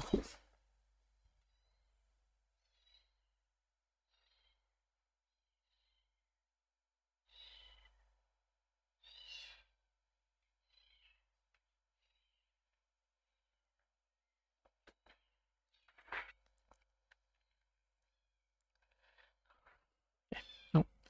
I had to use that quickly. I mean,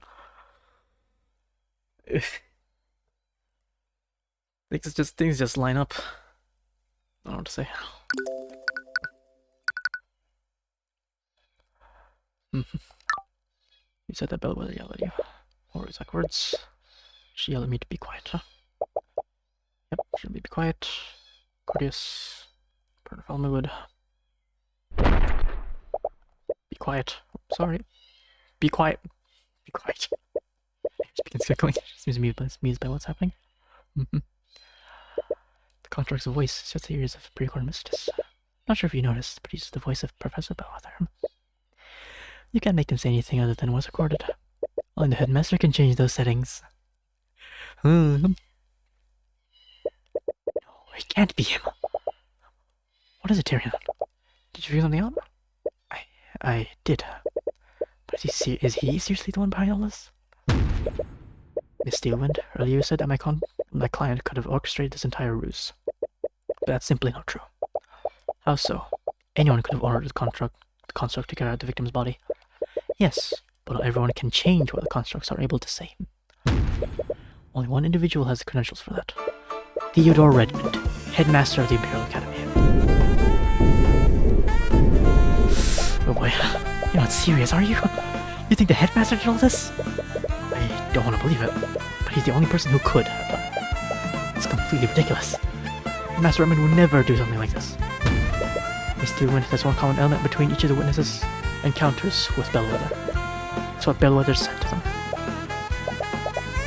Both of them to be quiet. Miriam Frege was particularly surprised. She had a good relationship with the professor, but when greeted by the professor, Bellwether just shouted at her, almost as if the professor was responding indiscriminately. And recall her encounter with John Hughes. The professor knocked over a vase and shouted at him to be quiet immediately after, even though he hadn't said anything. Sound vase breaking? Yep. Let me ask you this, Steelwind.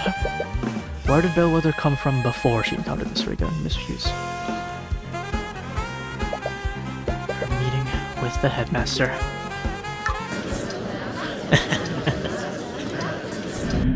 Well, it appears that the defense truly means to indict Theodore Redmond. If so, we have no choice but to take a brief recess until he can be brought here. Right, here goes. There's no need. Oh, he's here! Hello, bud. Fortunately for you, I'm already in the gallery. Headmaster stood up from the gallery seats behind you and slowly walked onto the witness stand. Has he been there the entire time? Now, please correct me if I'm wrong, Mr. Cuthbert.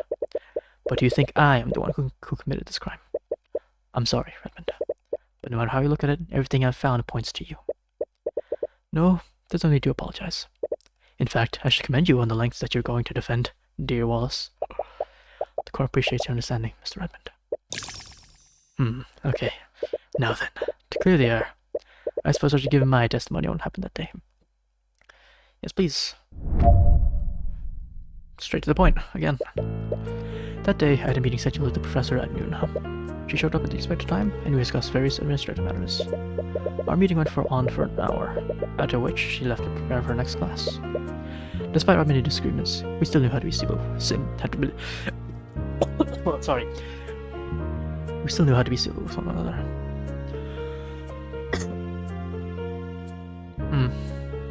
Is that why you had a different emotion than usual when you talked about this exact thing? After all, I had no reason to bear a personal grudge against her. I just can't see it. He seems like such a nice person. Is he really the person we're looking for? He has to be. No one else could have orchestrated this entire plot. Just need to find out how and why.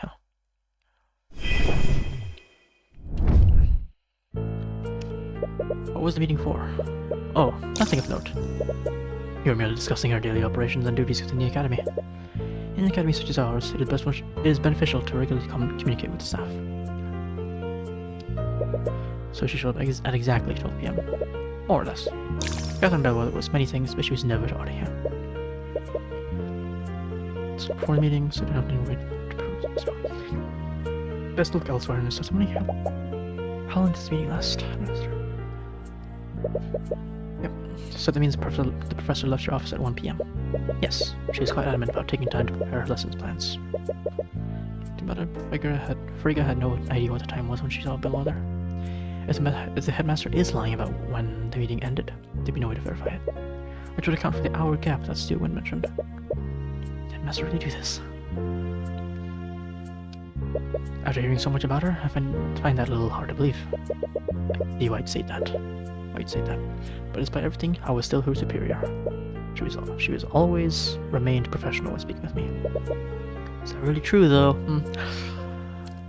So much, really? Even after the way she's acted toward the students and faculty? Make no mistake, I've heard many complaints regarding her actions. I've had many conversations with her to try to correct her behavior. At the end of the day, she was a remarkable professor, regardless of her lack of people skills. I'm not sure she was lying or not. Yep. Motive, maybe we'll figure out real. Sorry, what? Motive, you might be able to find out how to reveal them to the court. Yep, okay. One of these, I think. Because she had a plan. Oh. Well,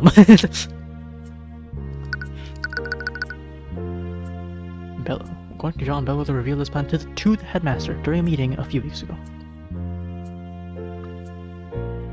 Objection! Okay then.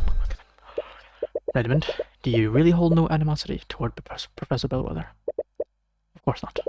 I did have strong opinions about her methods of teaching, but I always remained professional. We both did. Frankly, I find that hard to believe. In fact, I think you might have had a very good reason to murder the professor, considering that she was going to take your job. What? So you knew about that. I'm sorry, but I don't follow. Just how was the professor going to take the headmaster's job? According to Miriam Frigga, Catherine Bellwether was currying favor with noble families. In fact, there was a plan to oust Miss Redmond and appoint Bellwether as the new headmaster of the academy. What? But in any case, I doubt that the headmaster had any idea of this until now. I'd like to remind the court of the witness's reaction just now. He said, so you knew about that. His reaction was one of surprise. But he wasn't surprised by this information. He was surprised that I knew this information. Please, dear Arya. I may be a frail old man, but I'm perfectly capable of defending myself. If you have an explanation, Mr. Redmond, then by all means, I'd love to hear it. Gladly. Okay. One more, huh? It is true that I knew about the Frigga's plot beforehand, but I only just learned about it. On the day of the murder, the professor told me about her plan. She's going to replace me as headmaster and place the staff with her arcane constructs. Now you might say that this would have given me the perfect motive to murder the professor. However, the supposed murder weapon was stolen from Miss Frigga. This happened weeks before the murder and my discovery of the professor's treachery.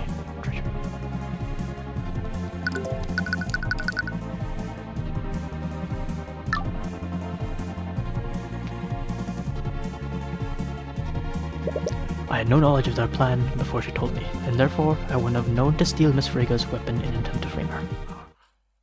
Are you satisfied now, Mr. Cuthbert? There's no way the headmaster could have come up with this plan. If he really did do this, that means he stole the rapier too, right? Most likely. His alibi makes sense. He couldn't have planned this whole thing unless he knew about Bellwether's plans. That would mean he knew about this weeks ago. But how did he even find out? Best way to tell a convincing lie is to leave a lot of truths and only change one detail. Maybe Bellwether did tell him, but she actually told him weeks ago. Just how do you prove that? Yeah. Begin cross-examination.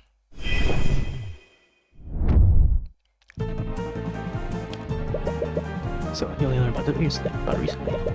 It does seem a bit too convenient for you, huh? May appear that way, yes. But on the day it must have infuriated you. Your colleague betrayed you and attempted to steal your job. I'm only human. Of course, I was taken aback. I've been headmaster of the Imperial Academy for decades.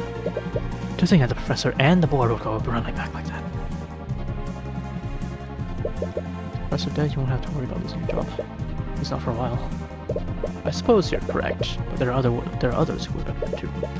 Faculty staff is now aware of the Frigga's plot. With their plot delayed, they won't need to know. They won't need to worry about losing their jobs either. All the more reason. So what happens if we prove that Redmond's the killer? He loses his job and House Frigga will support someone else. No, you can't think about that. No, yeah. There's some bad implications to this. This is gonna suck. If you don't prove Redmond's guilt, the court will convict Walt Moss.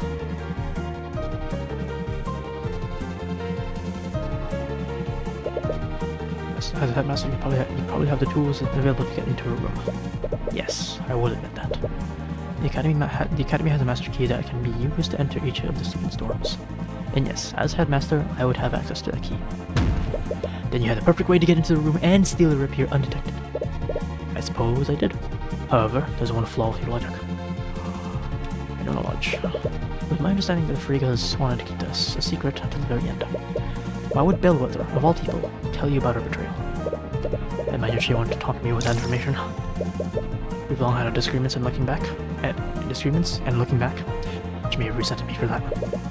And at that point, there wasn't anything I could do to stop her. Really? I thought you and the professor were on good terms. I thought so too, but I suppose it's all a facade.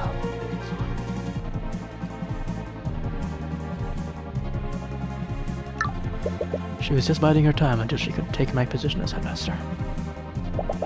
He had to have known about the woman's betrayal weeks ago. How do you prove it? Do you have something that proves he knew about it before the day's murder? Yeah. Okay.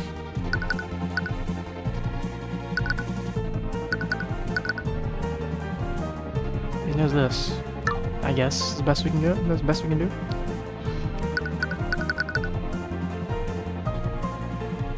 Objection! Pretty good. So proves it. Cool.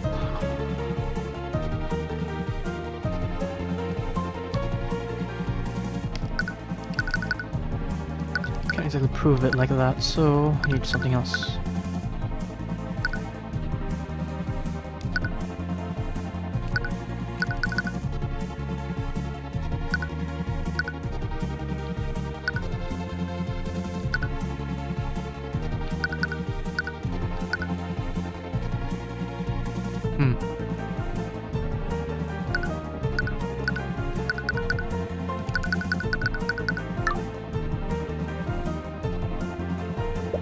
Oops. Sorry, my bad. I pressed the wrong button. Yeah.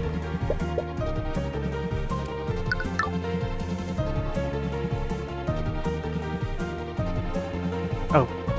Is it this one?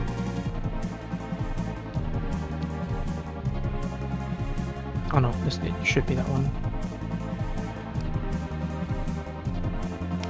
Or is it this one? Objection! Okay, no. I mean, it's just conjecture. Just testimony from Jean, so I doubt that'll be it.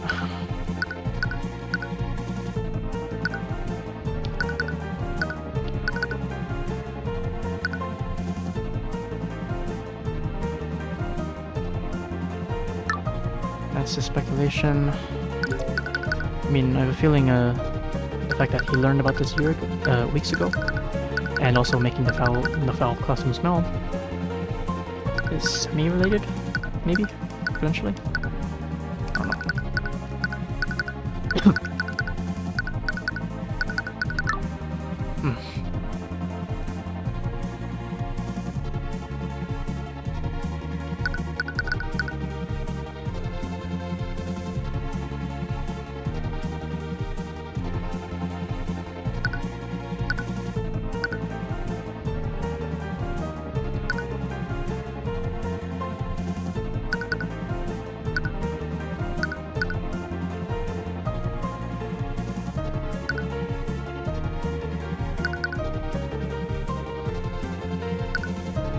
Objection!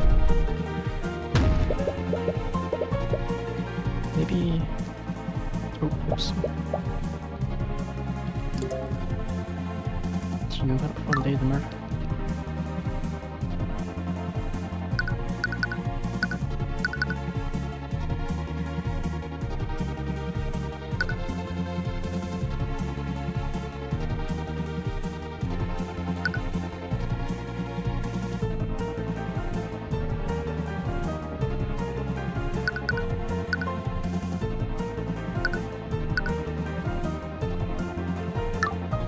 This one?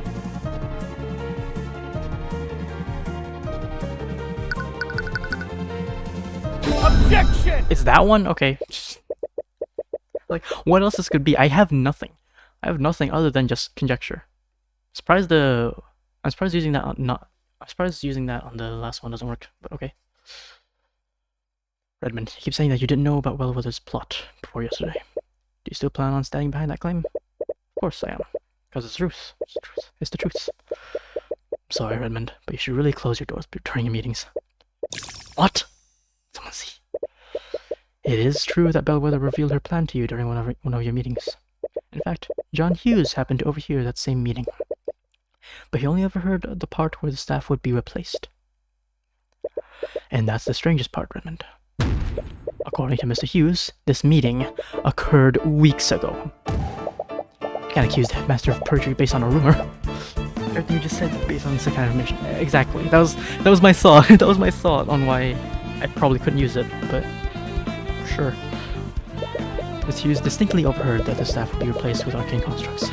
That is too specific and too accurate to assume that he misheard a different conversation. Yeah, this is true. Professor probably only revealed her plan of the for the arcane constructs. That still doesn't prove that he knew about her treachery beforehand. Mr. Bellwether had no authority over the cleaning staff's deployment. It would make sense for her to just reveal her plan for the arcane constructs. That only makes sense if he knew that Bellwether would be taking his job. So, tell me one thing, Redmond. Why did you find the need to lie about this? Is it because you saw a need to protect yourself from my accusations? Redmond, I ask you a question. Did you murder Catherine Bellwether?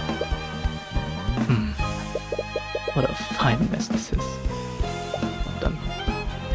Master. So, you truly plan on pushing this, are you? Well, your thesis sounded promising, Mr. Cuthbert, but I believe your arguments could use a little work. Alright then, here we go. What do you got? You think I killed Catherine Bellwether? Me! I'm an elderly man in his late 80s. I was alone and had nothing to overpower me. I can barely walk, much less wield a rapier. But you have these. You have these to help you.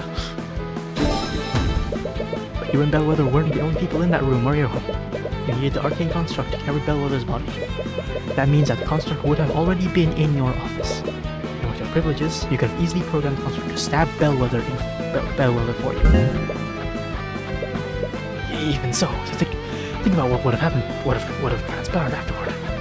Call Mr. Steele and his timeline of Bellwether's witnesses. With your theory, the construct would have spent more than an hour in the library. I mean, that would have risked my so-called ruse from being discovered. I can tell that from day. I would have the construct linger around the library.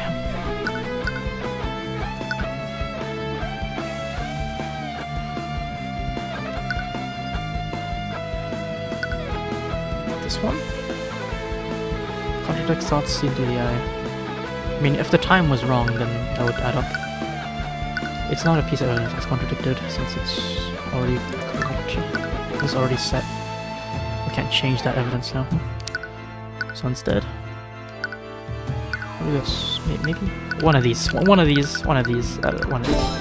Okay, good. Okay, good. Timing deduced from Miss Frigga's testimony is predicated on only one thing. She saw Miss Bellwether exit your office after your meeting. However, if you assume that you're lying about when this meeting ended, your entire argument falls apart. Miss Frigga would have encountered Bellwether after her death at 2:01 p.m. Miss Frigga wouldn't have made a mistake like that. Miss Frigga thought it was morning when she saw Bellwether. She can't reliably tell the time. Then what about where the rapier was placed? If I really was the murderer, then that would mean I planted the weapon in young Wallace's locker.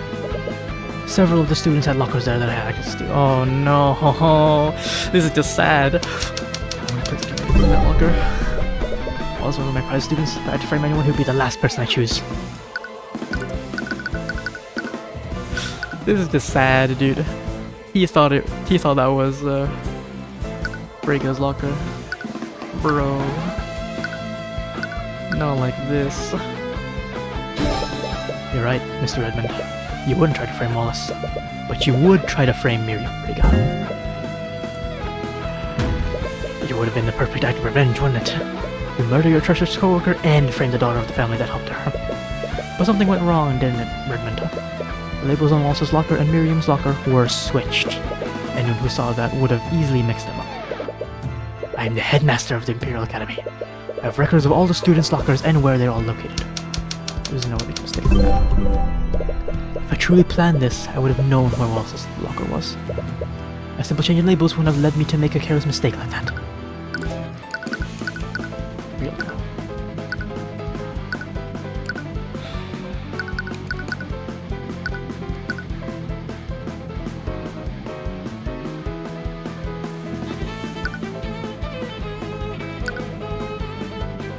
What is this for? Is there a reason you would make a mistake like that?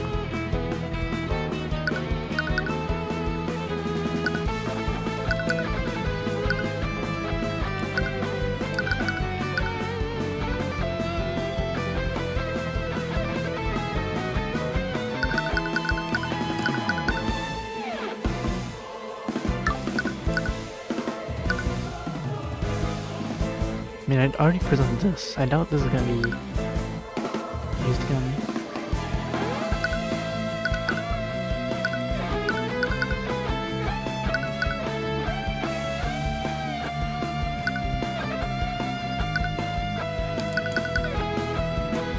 Unless you had the construct in the locker room do it for you. Got it, okay. Ooh, okay, good. Ooh, I had to rack my brain around for a bit there, but yeah, nice. But it wasn't you, was it? Arcane Construct was the one who planted that rapier in the locker. Oh, nice. Good reaction. Couldn't have bluff, could have been the other way around. Could have just been forgetfulness, but yeah. But you commanded to place this rapier in the locker of Miriam Frigga. But I saw the ID number on Wallace's locker and assumed that it was Miriam's. This is... Is desperately stammering, looking for something to say. Miss Steele to say something. What? Mr. Cuthbert, your theory may be plausible, but there's no evidence to support it. Ah, that's right. You don't have any proof, do you? There's no evidence in my orders. Saying that I could have committed the murder isn't the same as proving I did it.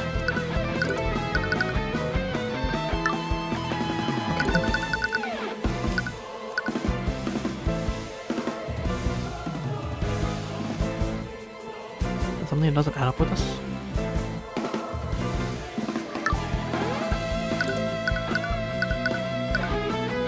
Oh, no. We can look at the logs. No? Okay, fine. Attractive orders given to him.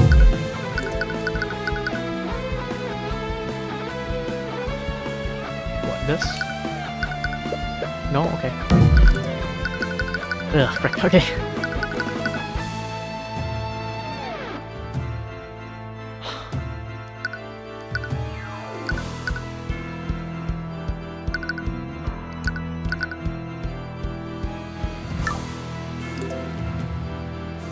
track the orders given to him?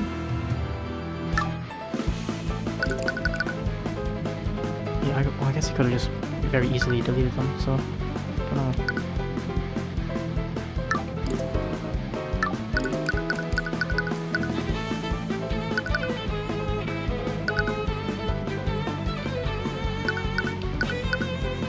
What else could it be? I don't know.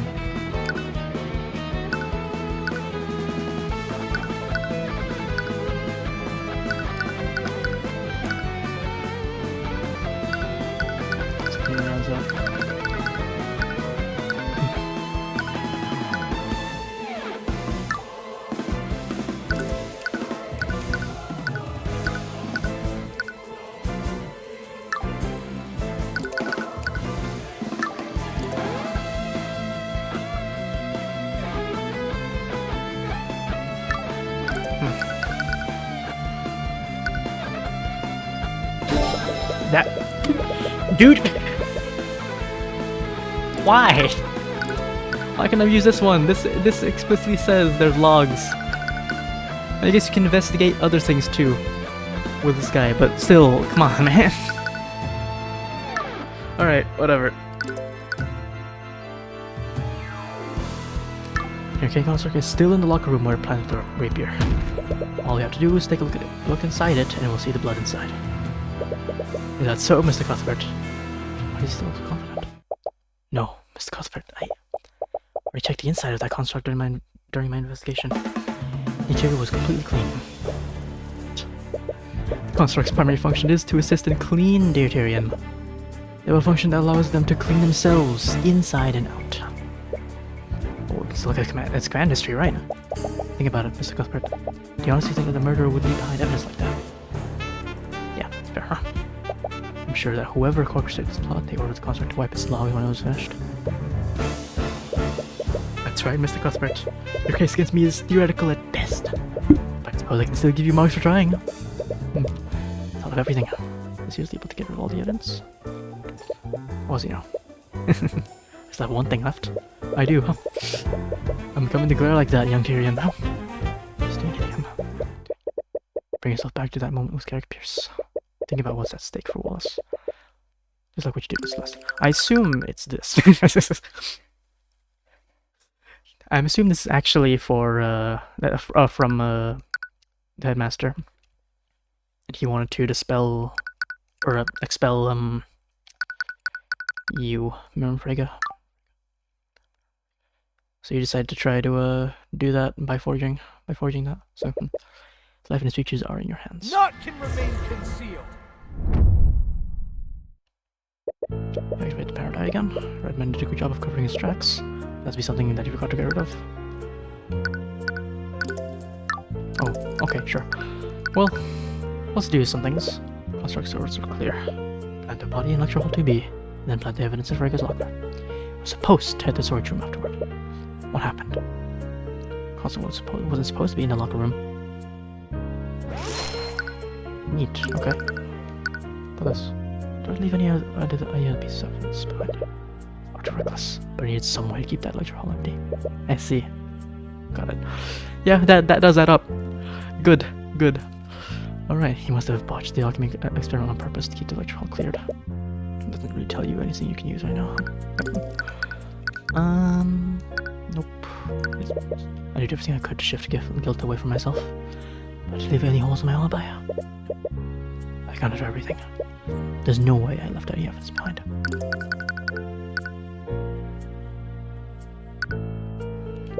Can't believe I put myself in this mess for Bellwether of all people.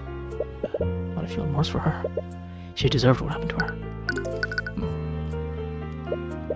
I got this now. Okay, fair enough. Cool. My illusion should have been flawless. Can't believe this boy was able to deduce what happened. Nope. Maybe. This is all the nobility's fault. This whole time they were plotting to throw me out. It's their fault that Bellwether is dead, not mine. Blood on the hands of Friggas and the Steelwinds. Why was the construct in the locker room, though? It shouldn't have been there if it had followed my orders. No matter, it wiped its logs. They had nothing on me. So he did order it to wipe his logs. Would cover all of its tracks. Probably would have done this last. Wait, he ordered the construct to go to the storage room. Would have done that after it was finished planting evidence in the locker room. But we found it in the locker room. What stopped construct from leaving the locker room? That's not right. Someone's up to my switch. Oh!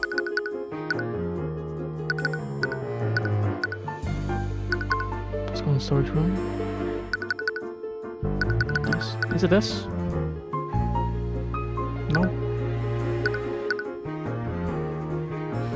There's blood on the rapier. In the locker room. Lockdown?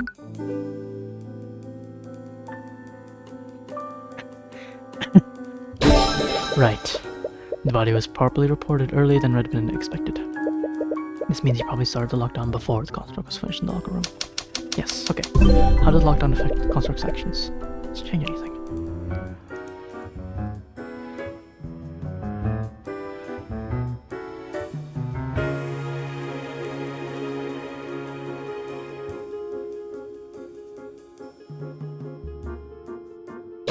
Got it. Okay. The series of commands would have been interrupted. Let's see, series of commands in order given. Let's see one attacks possible complete. One construct gets asked. Deems the entire series impossible to complete. A dire series. Let's stop executing the series altogether. Taking a series of commands is impossible. Entire series, yep. The construct's final command was to wipe its memory. Its orders were interrupted by the lockdown then. Oh. Miss Dealwind, I have nothing more to ask this witness. What? You're not giving up, are you? Huh? You even have to ask. Yeah, I thought so. How are you going to prove he did it if he's not satisfying? Don't worry. The next witness testimony will be all I need.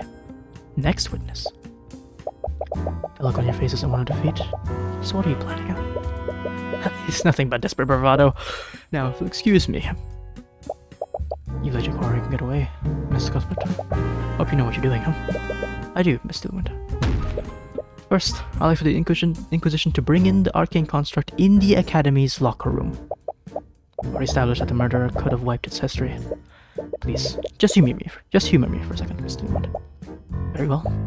Bailiff, please relay Mr. Cuthbert's request to Commander White. Nice and quick, nice. Well, here's your construct. I hope you know what you're doing, Mr. Cuthbert. Construct? What are your orders? Okay. It's still in Bellwether's voice. Please recite your command history. Reporting. Command 1, stand by in Headmaster's office. Command 2, await vocal sign, attack from Theodore Redmond. Hear Redmond stand up from the gallery.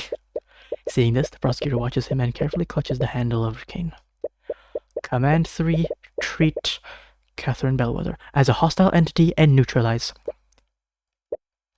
Construct, wipe your... Hold on. Oh. Hold on. Before we can finish his sentence, the prosecutor points a cane at the headmaster. Magical energy shoots from it and collides directly with him. Magic wreaths around his body and stops him from moving. He's clearly trying to skull against it, but looks like he can't even move his mouth. Perfect. Miss Dealwind? Excuse the interruption. Please continue. Command 4, await a vocal sign, leave from Theodore Redmond. Command 5, move to classroom 2B, reply to any inquiries with voice line number 3. Command 6, remove Catherine Bellwether from interior frame and place on floor. Thank you, Construct.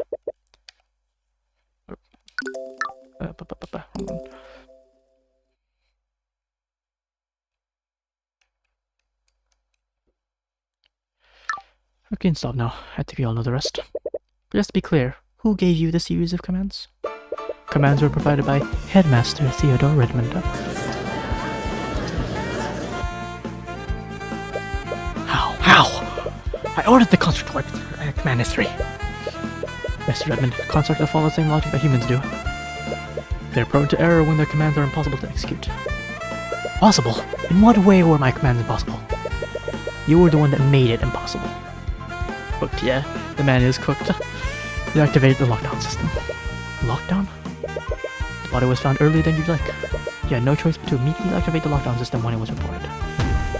However, the construct was still in the locker room when you did this.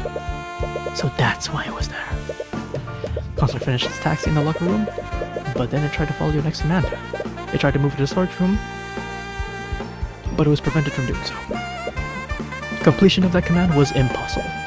So, the series of commands was stopped before it wiped its history. You little...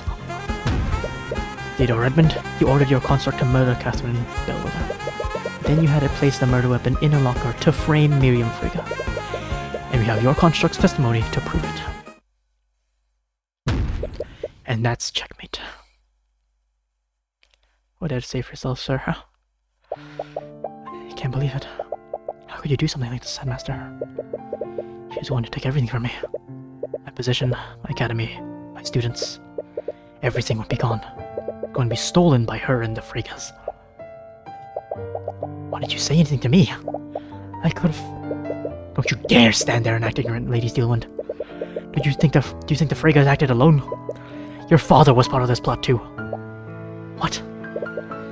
I have nothing to say to you. I thought you were different. I listened to your lies about societal reform. In the end, you were just like the rest of the aristocracy. By the scale of order, what have I done now? I was even willing to sacrifice poor Wallace. I can't believe why did I listen to him? Oh, Eris. You're just making this more and more obvious. Why did I do this? Appears you have a full confession. Court sees no reason to prolong this any further. Bailiff, please escort the witness to a holding cell. Well then, this is that. Cuthbert, you really did it. It's amazing, right? Like a big weight being lifted up from your shoulders. It does, but I can't believe the headmaster was the one who did this. Right, despite everything Redmond did, he was the one that allowed Wallace to pursue his dreams. I'm sorry, I'm sure this is bittersweet for you. What am I going to do now? Headmaster Redmond was the only reason I could even attend the academy. With him gone... Come on, don't think like that! You gotta quit it, I'm sure it'll all work out. I want to agree, but necromancy is basically taboo. Without Redmond's support, there are many places he could learn legitimately. And there's the Imperial Academy. Hey, don't you get all sad at me too! Sorry, I was just thinking. With Redmond gone, the Friggas would probably just appoint another sycophant as the headmaster. Tina, Valerie, and Jean, they're all going to lose their jobs. Come on, you found the truth and you put murder behind bars. You saved Wallace. She's right. So back to the courtroom, you're greeted by Miss Tamara. Machine gun at that time.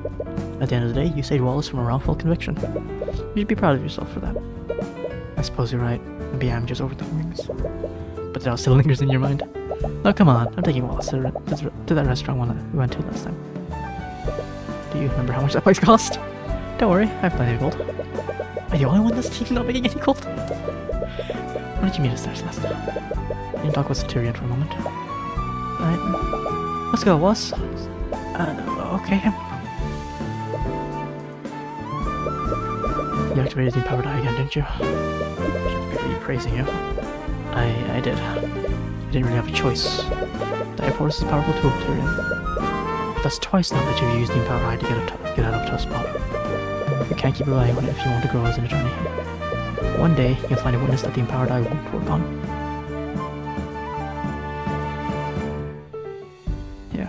Yeah, this time was a lot more useful. Because we didn't know, because we had no idea that the logs were wiped or not. We had no idea that what's his face? The constructs couldn't do its full task. So yeah. We only knew that because of Headmaster's thoughts. We could have made a few assumptions, but it would have been a stretch anyway.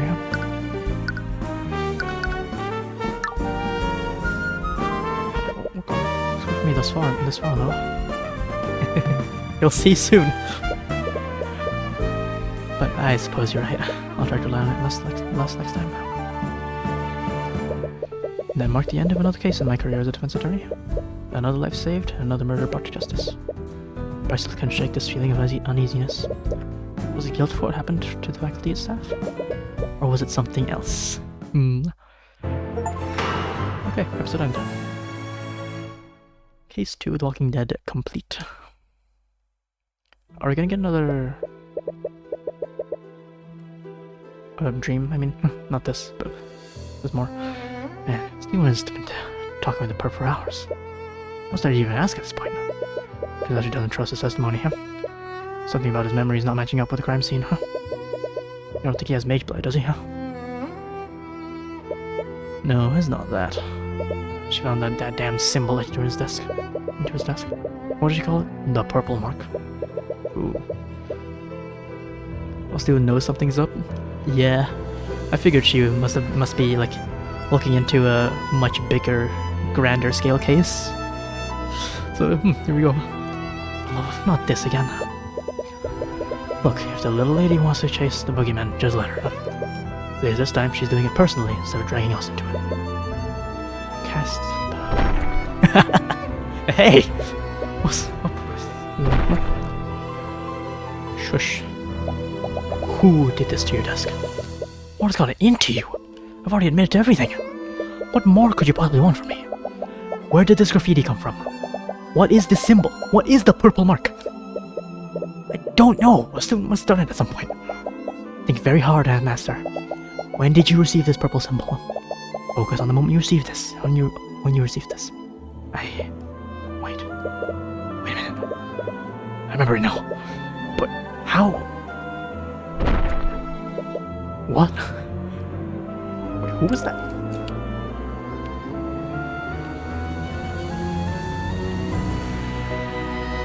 Oh! I didn't realize that was Eris. Oh my god, I'm stupid. Okay, well. Yep. Seems Eris got there just in time. Yep. What? Are you dealing with? Arya, what happened? Are you okay? That was close. My elation over meeting him almost made me forget. Eris, what are you doing here? Why? Wait, no, I remember now. It was you. You put those ideas in my mind. You're the one who told me to murder Bellwether. Oh, you humans never fail to amuse me. I didn't make you do anything. Everything you did that day, all the planning, all the preparation, that came from your own mind. What I have to say, I was quite entertained with the scheme you came up with. I even broke into Miriam's room. I didn't even know you had it in you, old man. You made me forget about our conversation. But how? Illusions can't affect the mind. Magic can't affect the mind. It's a shame though, huh? I would have much rather turned Wallace into the antagonist of the chapter. Could you imagine if he turned? It would have been spectacular. Armies of the undead running rampant in the streets. But alas, even I can't corrupt his pure soul, huh? Answer me, who are you? What are you? Who am I, huh? I'm the Lord of the Sixth Circle, huh? Oh boy. Oh. Oh wow, okay, huh? Things are getting serious. Alright then, I suppose that's that. Still have quite a bit. Still have quite a bit to go, but yeah. Things are getting spicy. Spicy indeed, yep. Okay, next time, Origins of Horus. Oh, cool. Yeah, I suppose that's that. Oh my god. Whew. Seems we got our main big antagonist. Be interesting. Cases 1 and 5 are significantly more difficult than the 1 and 3, by the way. At least when you played them, they were. Also the best cases. Yeah, I see. But you play them more. Yeah, of course. Yeah. Interesting. Alright, this is gonna be cool. Things are wrapping up. I like it. Alright. But yeah, I suppose that's it for now. some other time. Maybe tomorrow, maybe some other, maybe tomorrow, maybe some other day. Sometime this week at least. Yeah. Maybe I can finish this in. Maybe I can finish this in this week. I don't know. But yeah. See you next time. Yep. We'll see. Although I'm guessing these are gonna take longer and longer, given what you said. So we'll see. But yeah, thanks for watching. I'll see you some other time, sometime this week. Have a good day. Goodbye.